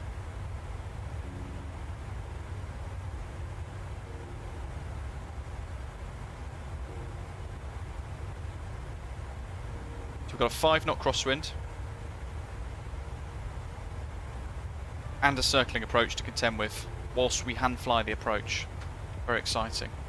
and we are landing at exactly maximum landing weight. No peace soup here, David, no.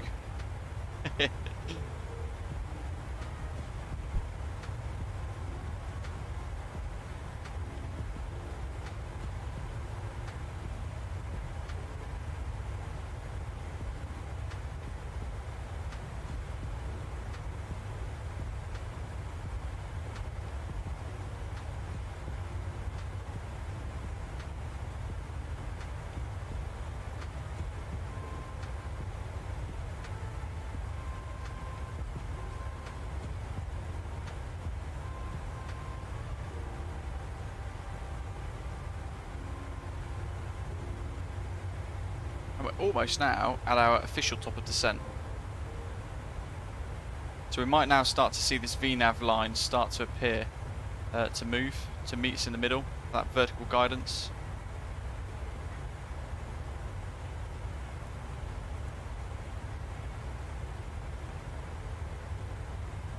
Out of 3, look how shallow that descent is.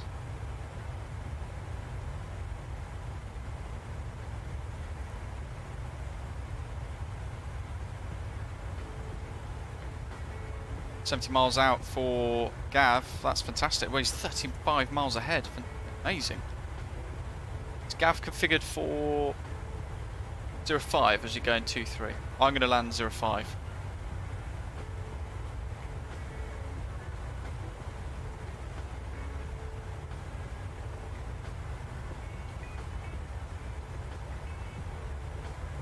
At LIDRO, what's our final fuel check there?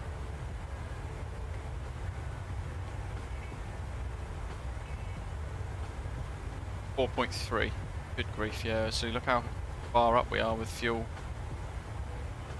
Might be able to burn a bit more by whacking spoilers out or something, but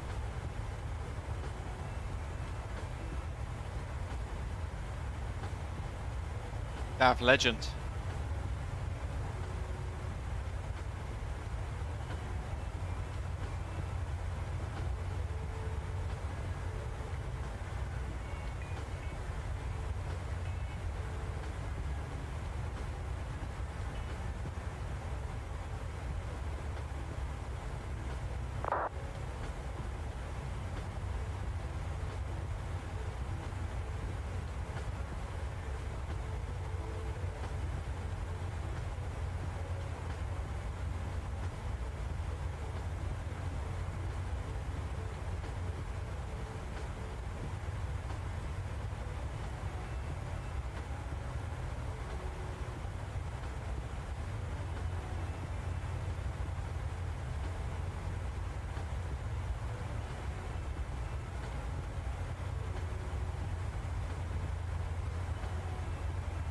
So our fuel flow at the moment is 0.62-ish in both engines. So we're burning less fuel, but we should be okay.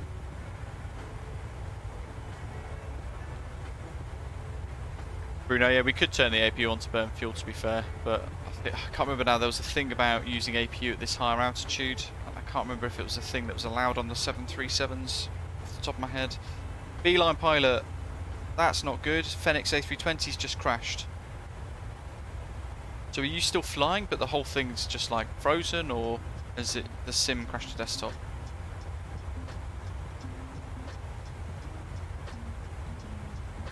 Rish, you should. Well, it's up to you. It's entirely up to you. You're ahead of the pack that you're in front of, so you could quite happily do 2-3, and you wouldn't cause any problems with anybody.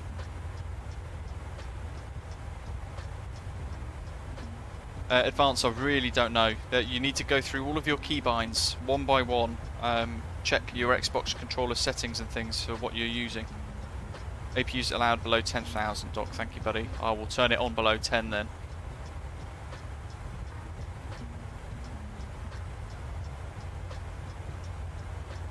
Try and burn a bit more fuel.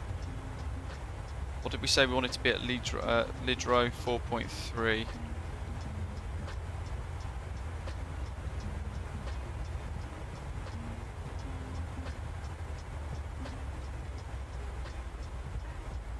Sean, yes, on observer mode you're basically invisible, so you spawn in, you're completely invisible, and you can tune to the frequencies and then just listen.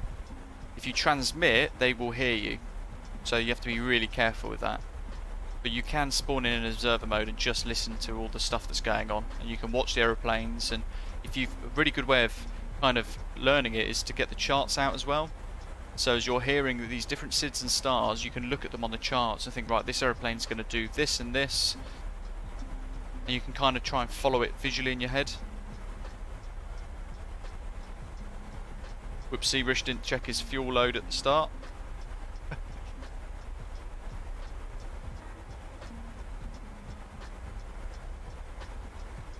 Now we're on the VNAV path proper look.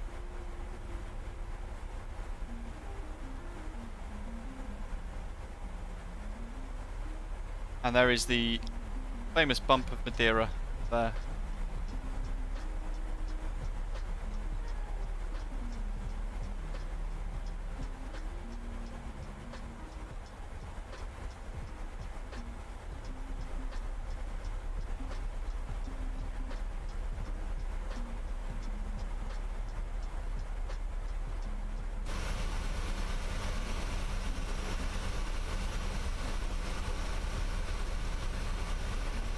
$592. Oh, oh, to be fair, you've been flying a lot faster, haven't you?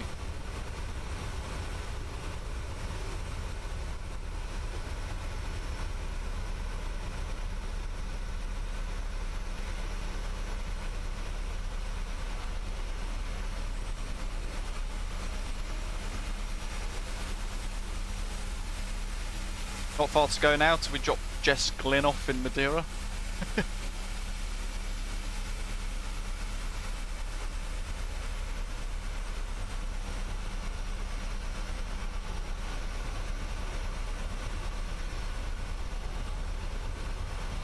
With their friendly low fares.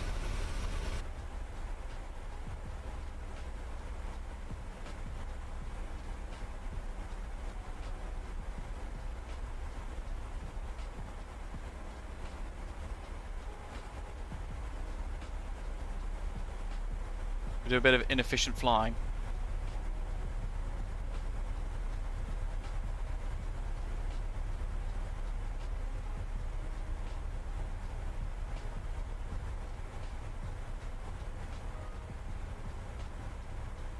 Ethan, hello.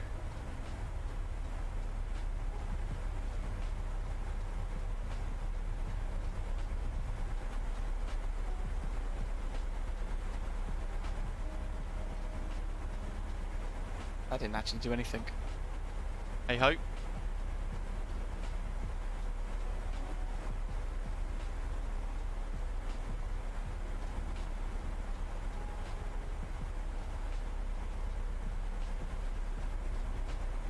Oh, it's going to be tight on the maximum landing weight, isn't it? 59.9 at the moment. Max landing weight's 58.6. Are we going to burn through a ton and a half in that time?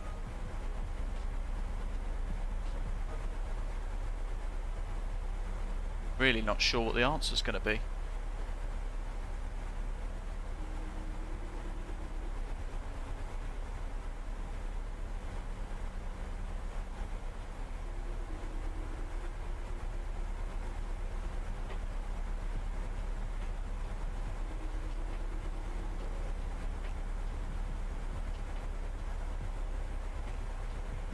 Yeah, we could do a few things. We can extend flaps a little earlier.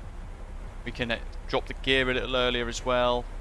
We can just do all of that to add more drag on the airframe, burn a bit more fuel just to help make sure we are achieving our landing rates. Do a circuit. Yeah, could do.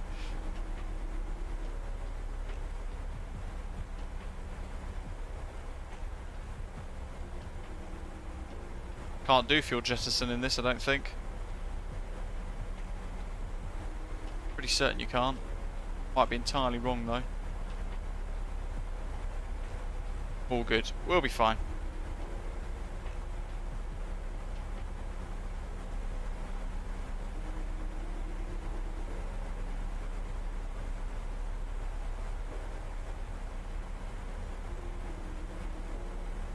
She's getting close to an aeroplane.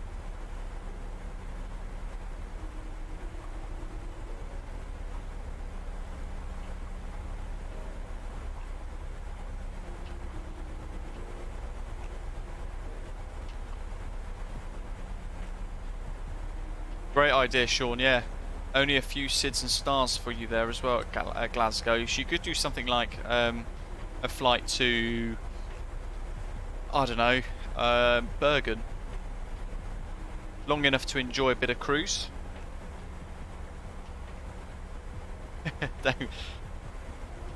Crazy, is it? Having to dump fuel in the dirty DC-6. Rather ironic. Always does make me chuckle.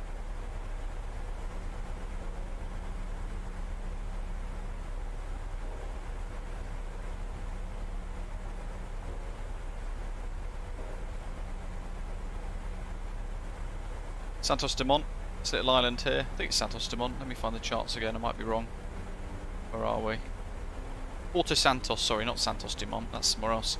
Porto Santo.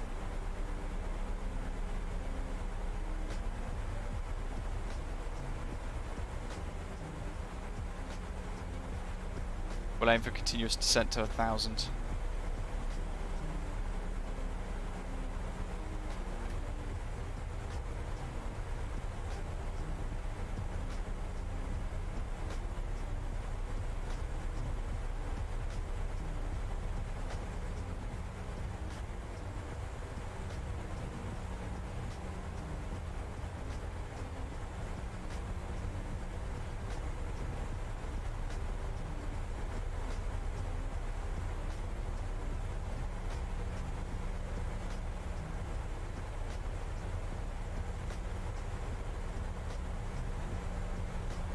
Yes, VATSIM. It's because we were flying in South America yesterday, so I've got that in my head.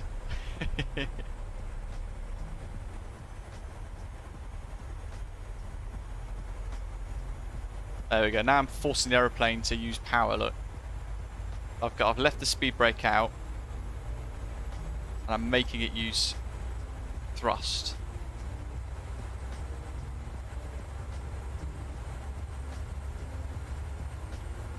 Give me that dirty fuel flow. What's our next waypoint here? Mike Alpha 536.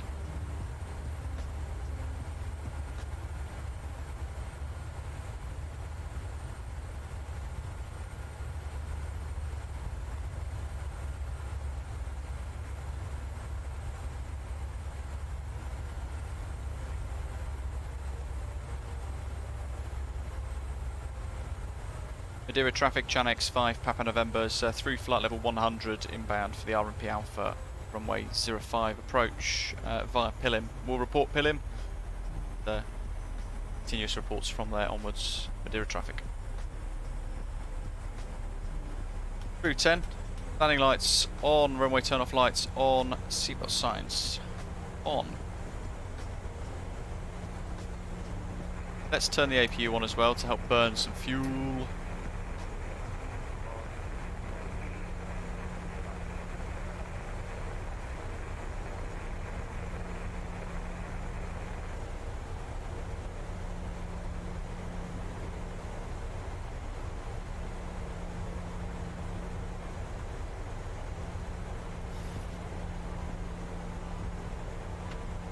Yeah, winds have actually become more favourable for 05 again, ever so slightly.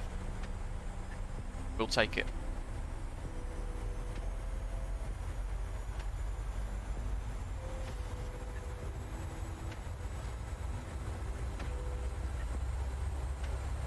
Who's behind us? A Colada. Oh, he's a bit too close really to slow down in time. I was tempted to do a hold at PILIM.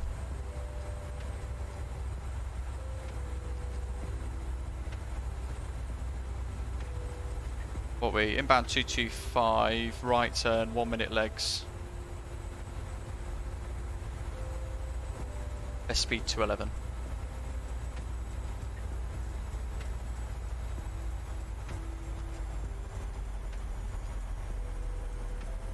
Right, I'm going to do one hold, I think, as well. PILIM is 4.1 on the fuel. We're getting there, actually. We're at 4.9. I'm rather dirty flying, though. Got a local QNH.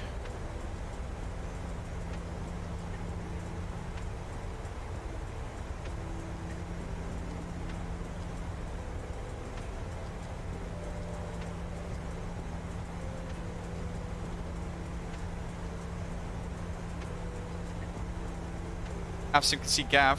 Fantastic. Percolada, hopefully not.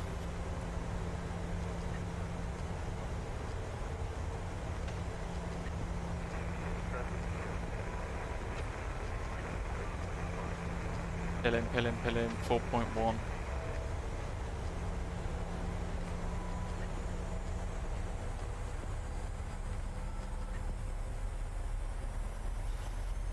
There's the power again. I'm leaving speed brake out in flight detent because I want there to be drag.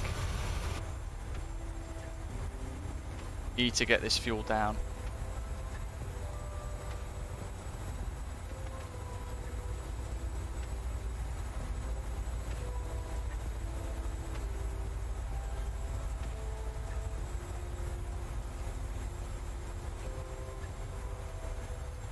Let's set 3.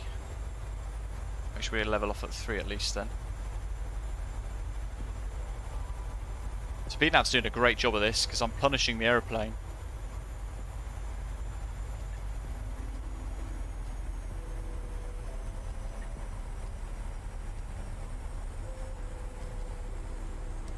Now it's working out its entry into the hold.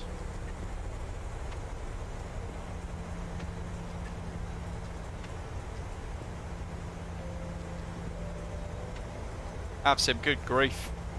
How long have you been following the channel for?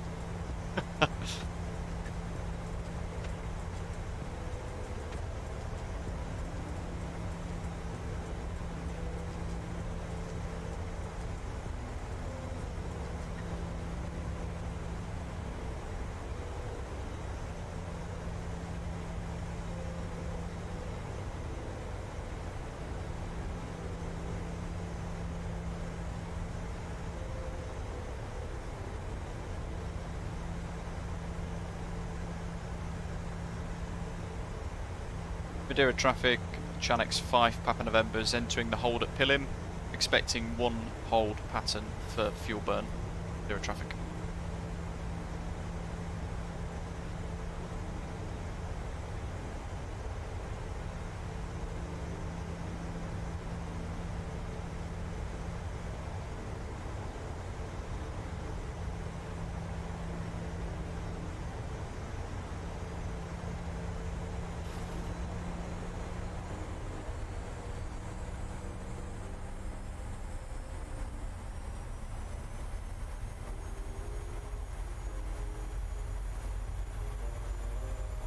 Set to full.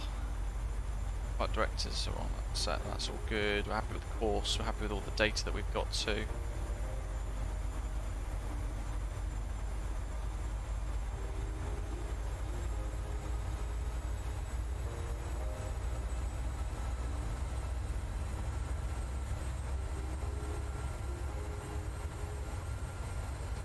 Okay, so Pilim 4.8 at the moment. We're almost on our target for fuel burn.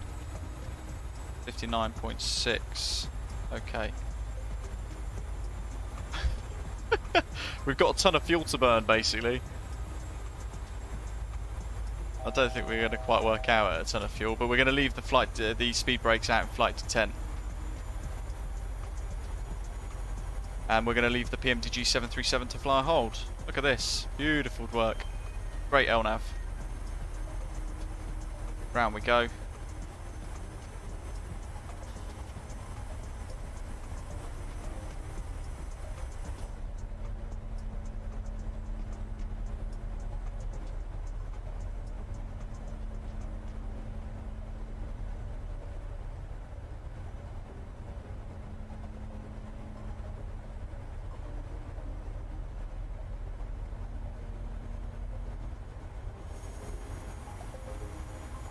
How's our fuel burn looking?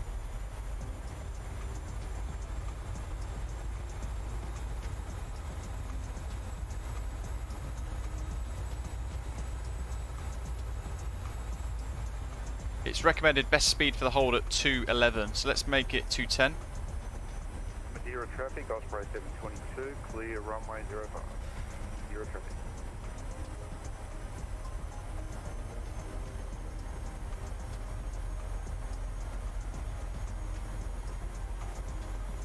Bruno's calculated that we need to hold for 30 minutes. So, weird, so SimBrief is obviously giving us way too much fuel. We won't be holding for 30 minutes though. We'll just hold for 1 and then land above the maximum landing weight. But I mean, we had extra fuel for the alternate, and then we ended up very heavy as well, so zero fuel weight was quite high.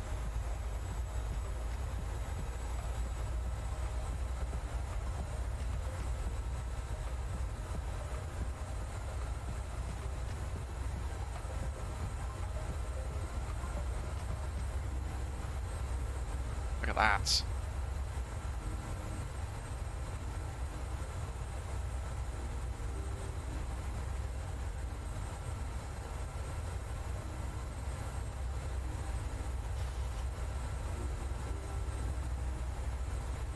We'll go in for a heavy landing.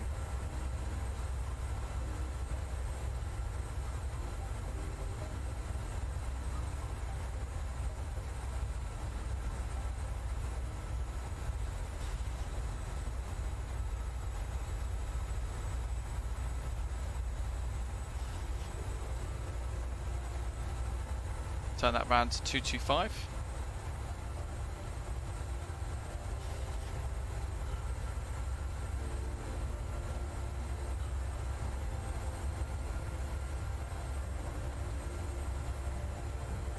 FV. Well, that's a rather good idea, isn't it?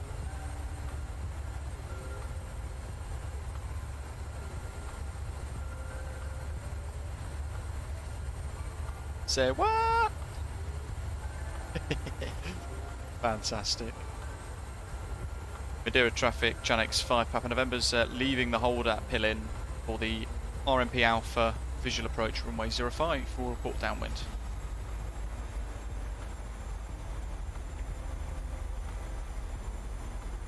Exit armed for the hold. Madeira traffic, Europe South to extend Papa descending 4000 holding at Pilim.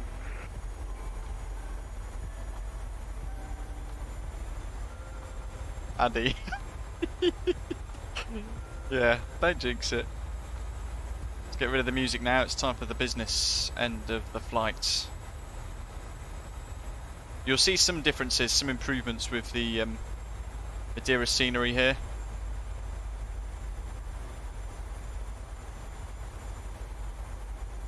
Ten knot crosswinds.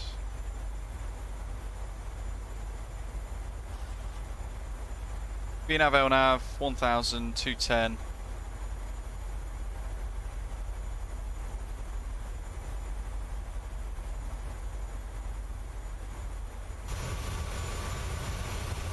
And we're going to be through the cloud as well. So the next question is, will we have visual of the runway at our minimum, about 1,000 feet?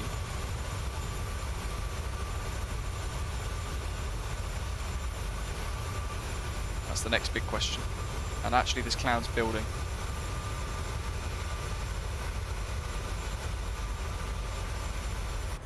Where are we at the moment? 3,000. Let's go flap 5 and bring our speed to 180 before we start to further descend.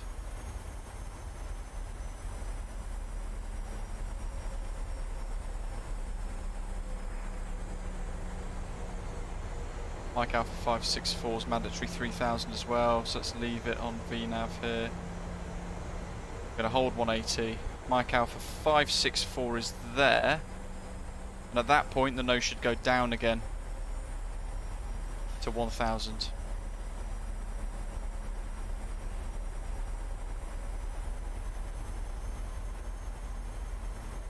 $10 miles, so let's do 5 miles for the range now. We're into IMC.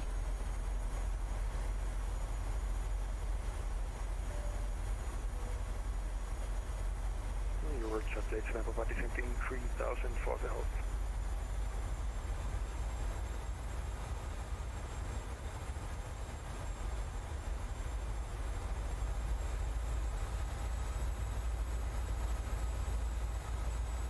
There's our VNAV indicator. Madeira's down there.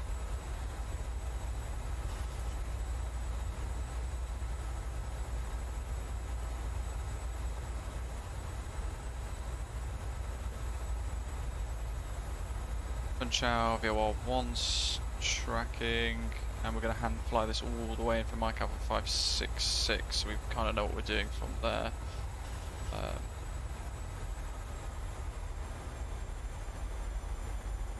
Yes, Doc, that's the plan.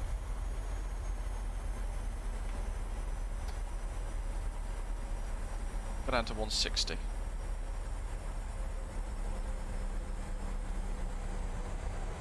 Lap 10.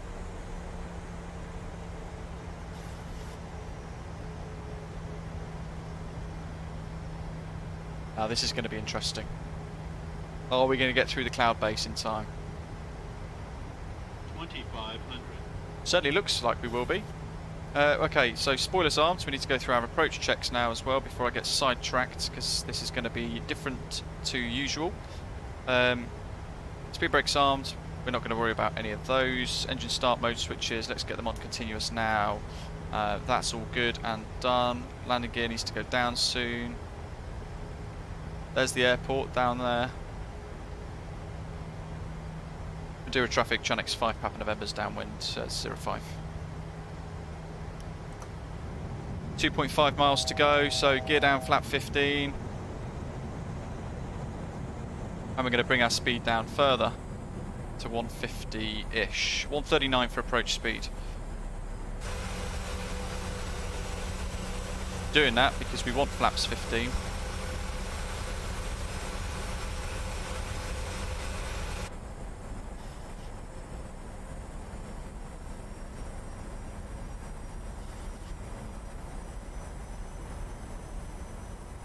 Because we've only got a mile now to be configured in time. So, yeah, it's a 5 knot crosswind-ish. Lap 30.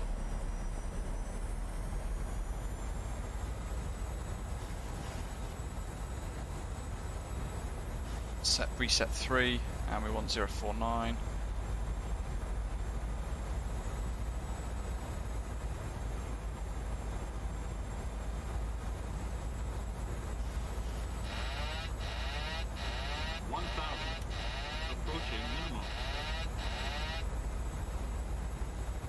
Get rid of the flight directors, they're going to get rather confused.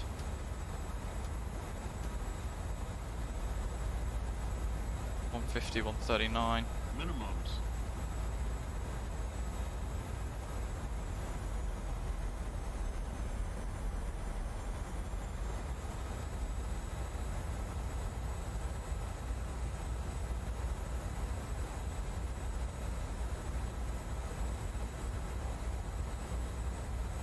Be a very tight turn, yes. 139, let's hold it. To maybe correct slightly right a little bit here.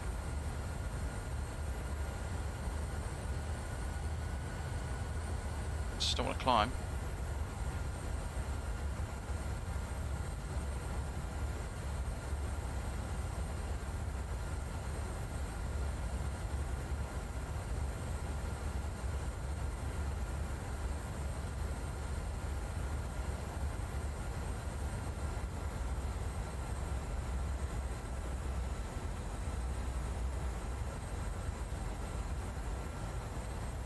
At about 15 degrees, we'll let it settle and we'll reassess. Because this isn't an Airbus, we're having to actually continuously make sure that we've got some sort of pressure on the controls to maintain both pitch and roll.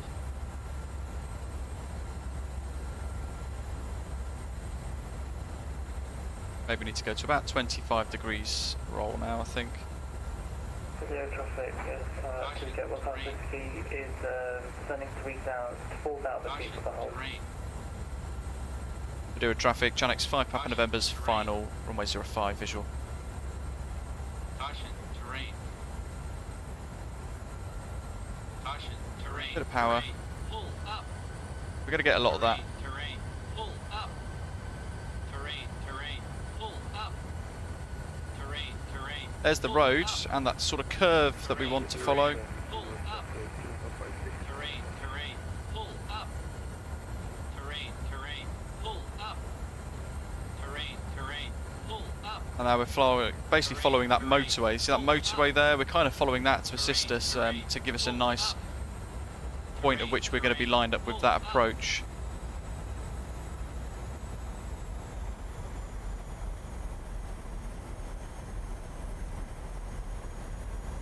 Final correction.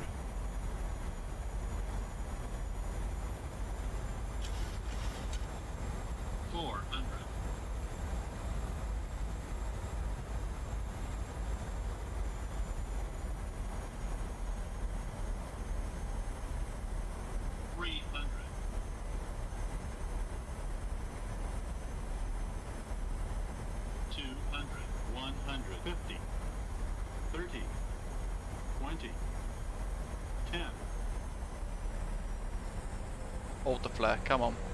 Both wheels. Oh, is that my smoothest landing ever? 12 foot per minute. Reverse green, 1 and 2, and we're decelerating as well.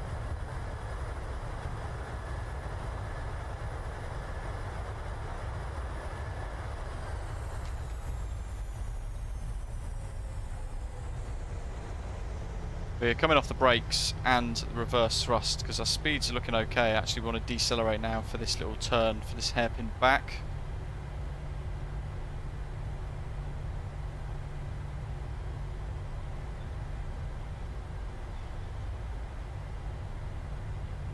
Not the most accurate version of this approach that I've done, but it was neat enough. Madeira traffic, Channix 5 Papa November's backtrack 05.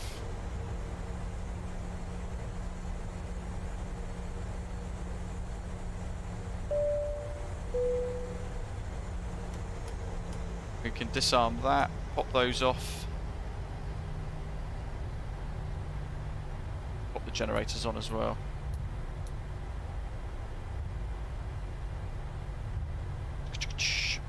Lovely stuff. Blue Maximus, welcome on board. Thanks for subscribing to the channel. We've got a couple of flights to watch land as well now, a bit of plane spotting to look forward to. Bring those flaps up. We'll vacate here at Bravo.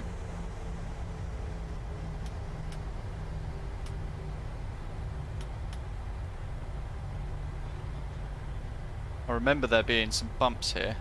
So this is Asobo's handcrafted Madeira Airport scenery with a freeware enhancement pack. But as you can see, the developer's not actually done very much to the ground textures. They require you to buy Rex ground textures, which I think is just ridiculous for a freeware scenery. It kind of becomes a pseudo payware because you have to buy that plus some shoddy payware livery pack for the default A320 in order for this to work properly. So I'm not a fan of that at all. And the terminal building's just the same as this Sober one anyway, so realistically don't need to worry about using this freeware add-on scenery. I've seen FlightSim.to hype it up on Twitter. Don't think it's worthy of it, to be honest. If you've already purchased the payware add-ons that are required for the dependencies and you use them, then sure, download it and it'll look really good.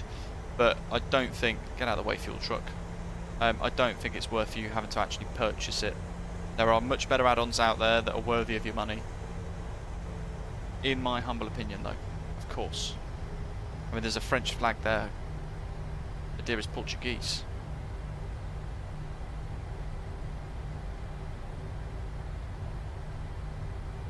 We should have taken that stand because I think that fuel truck's in the way.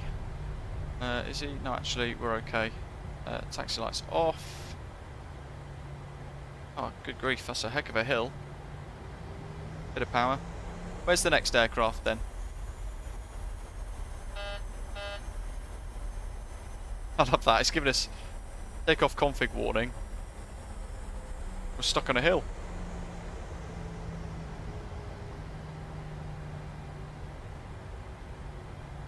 Yes, good point. Centre line. Wasn't that neat. There he is, I can see Calculada just behind the sign, above the Osprey. Here he comes, we'll get parked up in time to see him. There he is on TCAS.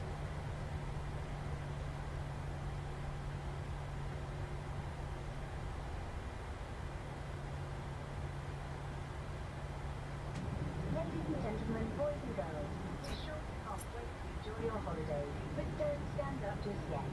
Rather than standing and waiting, please stay seated. Oh, that's transferred. Seatbelt signs off. Please leave your phone in your bags or pockets. You can switch it on when we open the plane doors.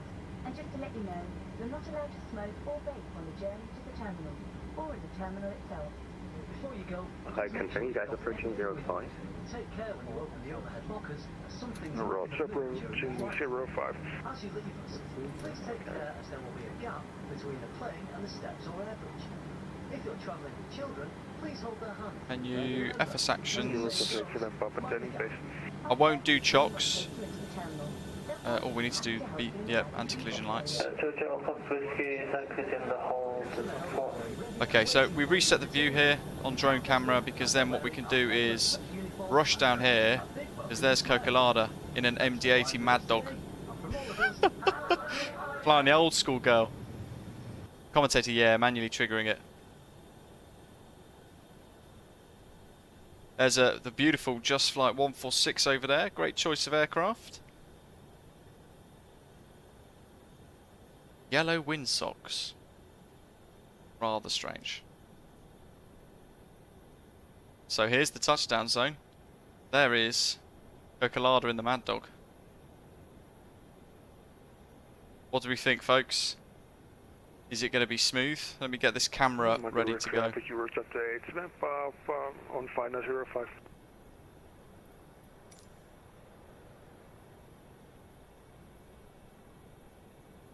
Here he comes. MFS pilot, thank you, buddy.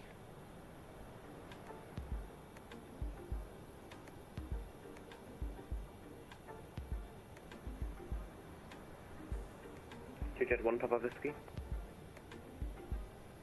Hello. Hi, will you approach 05 or 23? I mean, I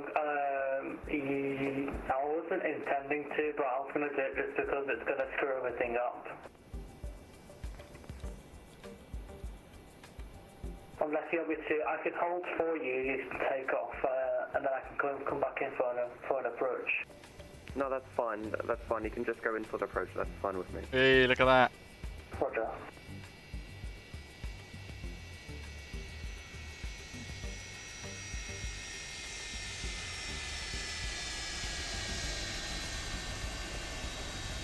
It's down, and he's managed to slow it down in time for that as well. The vacate at Bravo.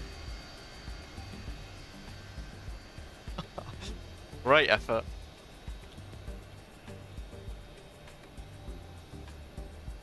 Right, let's get some chocks in. Oh, he's missed the turn, I think.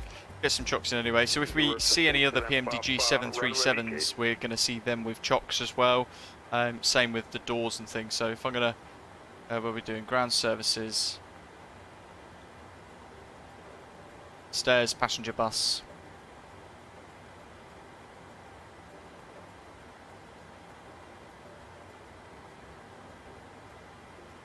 You can then set 0 on the passenger load. So effectively what we're going to get now is we're going to get the bus appear from somewhere. Here's the stairs. Just need that passenger bus. It will come soon. There's Coquelada. This is an interesting one. This is part of the scenery, folks. There's a tap static. Actually, no, that's not a tap static. There should be a tap static, but it's not. That's actually somebody that spawned in. And then in the scenery, oops, you get these people walking from the stairs. But you can see it doesn't really work. Without all the dependencies, the add-on actually becomes a bit of a mess. And it doesn't offer that much of an enhancement compared to the default Sobo one anyway, which is already handcrafted and is most of what this scenery already is, including the signs and things. So is it a necessary enhancement? No. It's not something I'd that massively recommend unless you're desperate for like the waving flags and things.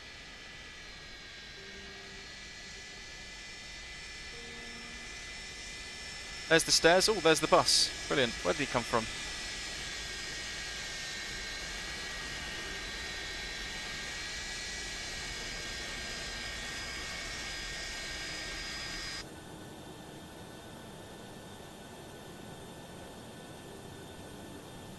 Elliot, welcome. Right, so with that in mind, what we can do, we clear that master caution, we can actually now start to deboard, deplane the aircraft. So we've set the target of 0, and now we're going to slowly disembark the aeroplane.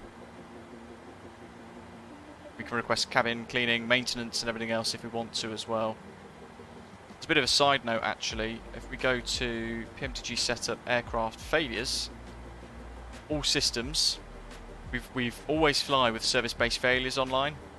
So actually we can go to maintenance, we can see we've got 188 hours left before the next service. But any time between now and then we could get some minor failures appear with the aircraft, whatever they may be. And all we need really is GSX to make that even more immersive. We've got one aircraft downwind. Spotted, there he is. It's a 2E737.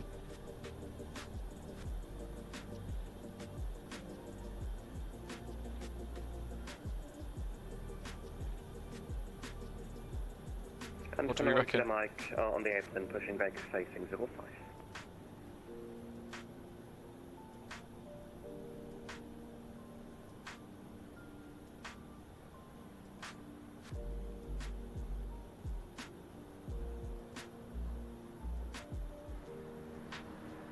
That I think's Rish.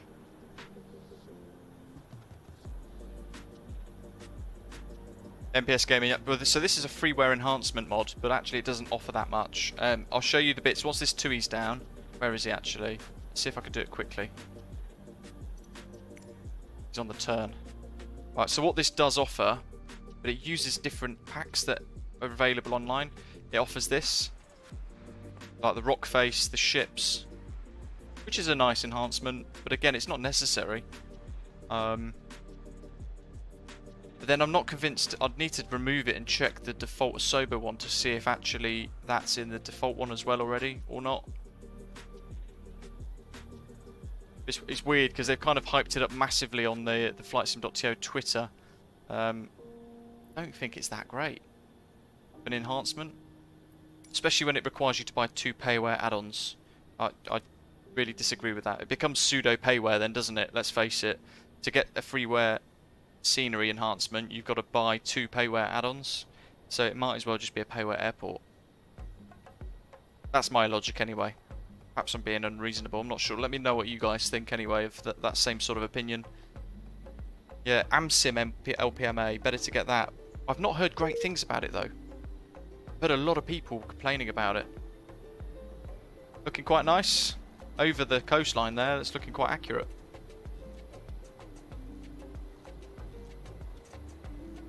Yeah, Flight Tampers Boston's beautiful. And their Athens is stunning. We need to do a flight into Athens soon actually. Here he comes, 737-800 inbound.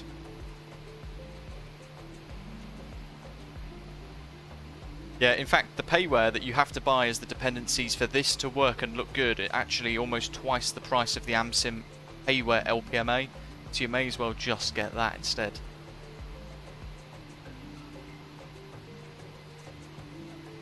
Hey, Rish doing a good job.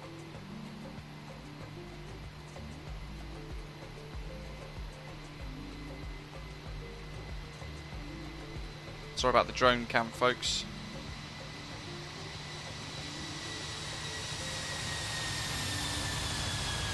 Nicely done.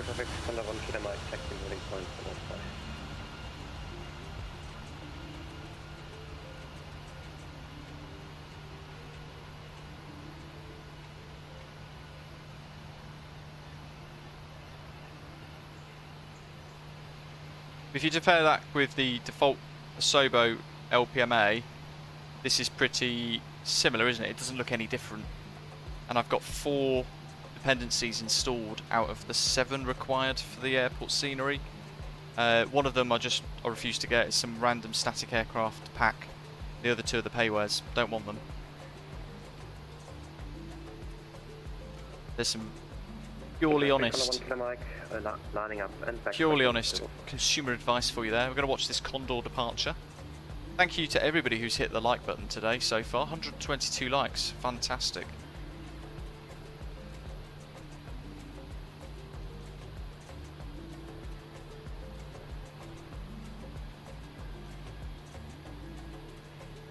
Always fun doing this approach, isn't it?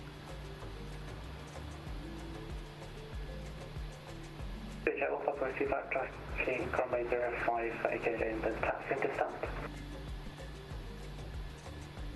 Narvik, Andy. Nice freeware. Is it an airport that can take commercial aircraft, or is it more of a general aviation type airport environment? He's on a backtrack. Let's see where the TUI jet is. He's on a backtrack.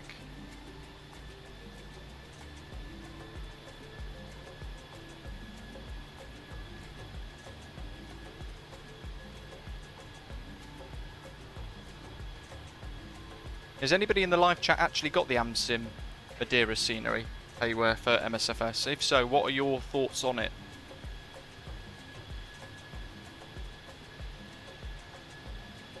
Nearly 20,000 subscribers. Oh, so close yet so far. If you haven't yet subscribed, please do consider doing so. We've got 33 people left before we can trigger a PMDG giveaway. See that bit of off-roading there? Whoop.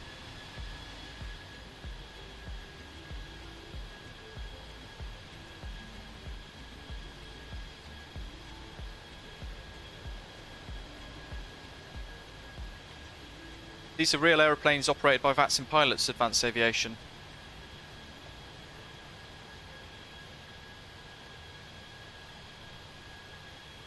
Well, wowzers, it's 955 metres long. Ooh, that is short, isn't it?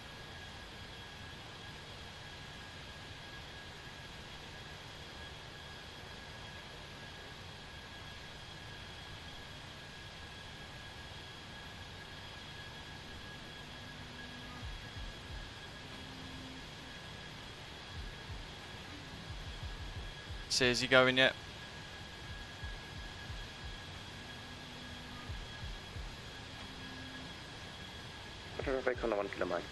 Steve Stavros, interesting. So, if you've got the AMSIM one then, what do you think in comparison to this?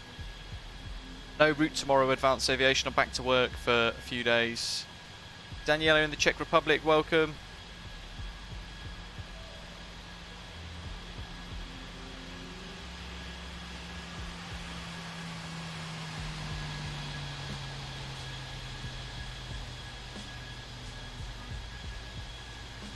Beautiful takeoff, look at that. Really smooth. Beautiful. Andy, it could be a good one for the Twin Otter then. How about that? We've not used that for a while.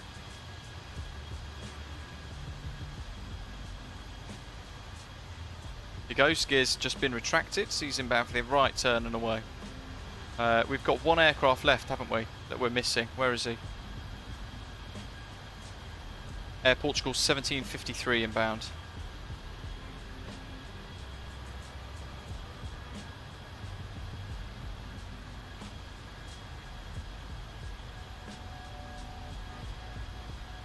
Oh, actually, was that everybody?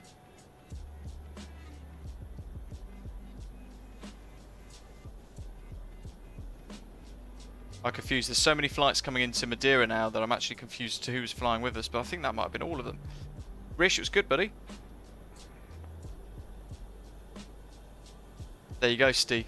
Says it all then. So, my recommendation, don't bother with this freeware enhancement to the Madeira because it's pretty much the same as the default.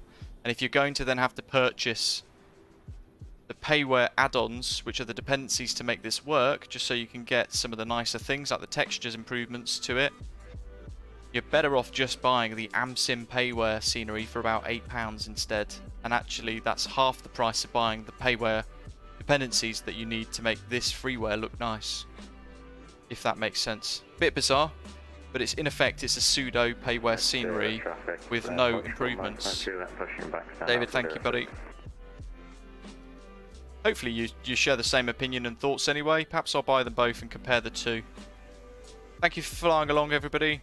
Really appreciate it. Hope you've enjoyed it. Got to get a nice screenshot of us all queued up here at Madeira. Like so. Doink. Maybe another view.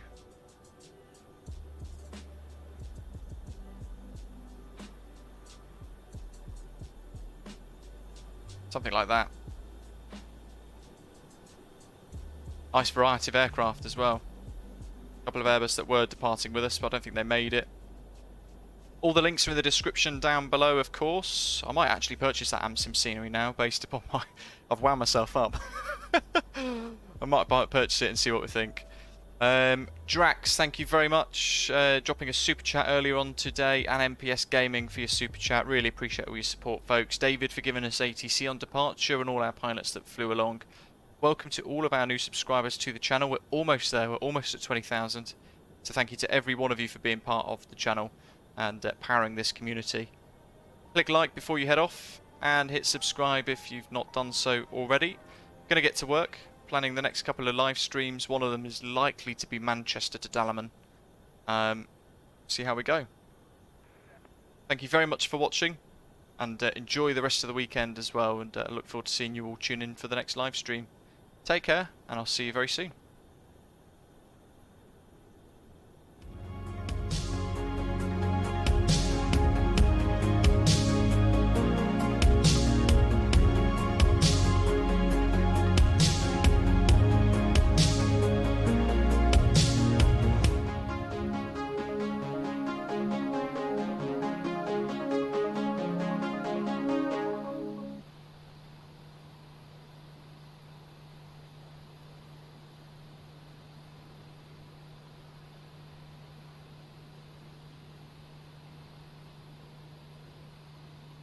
Cheers, boss.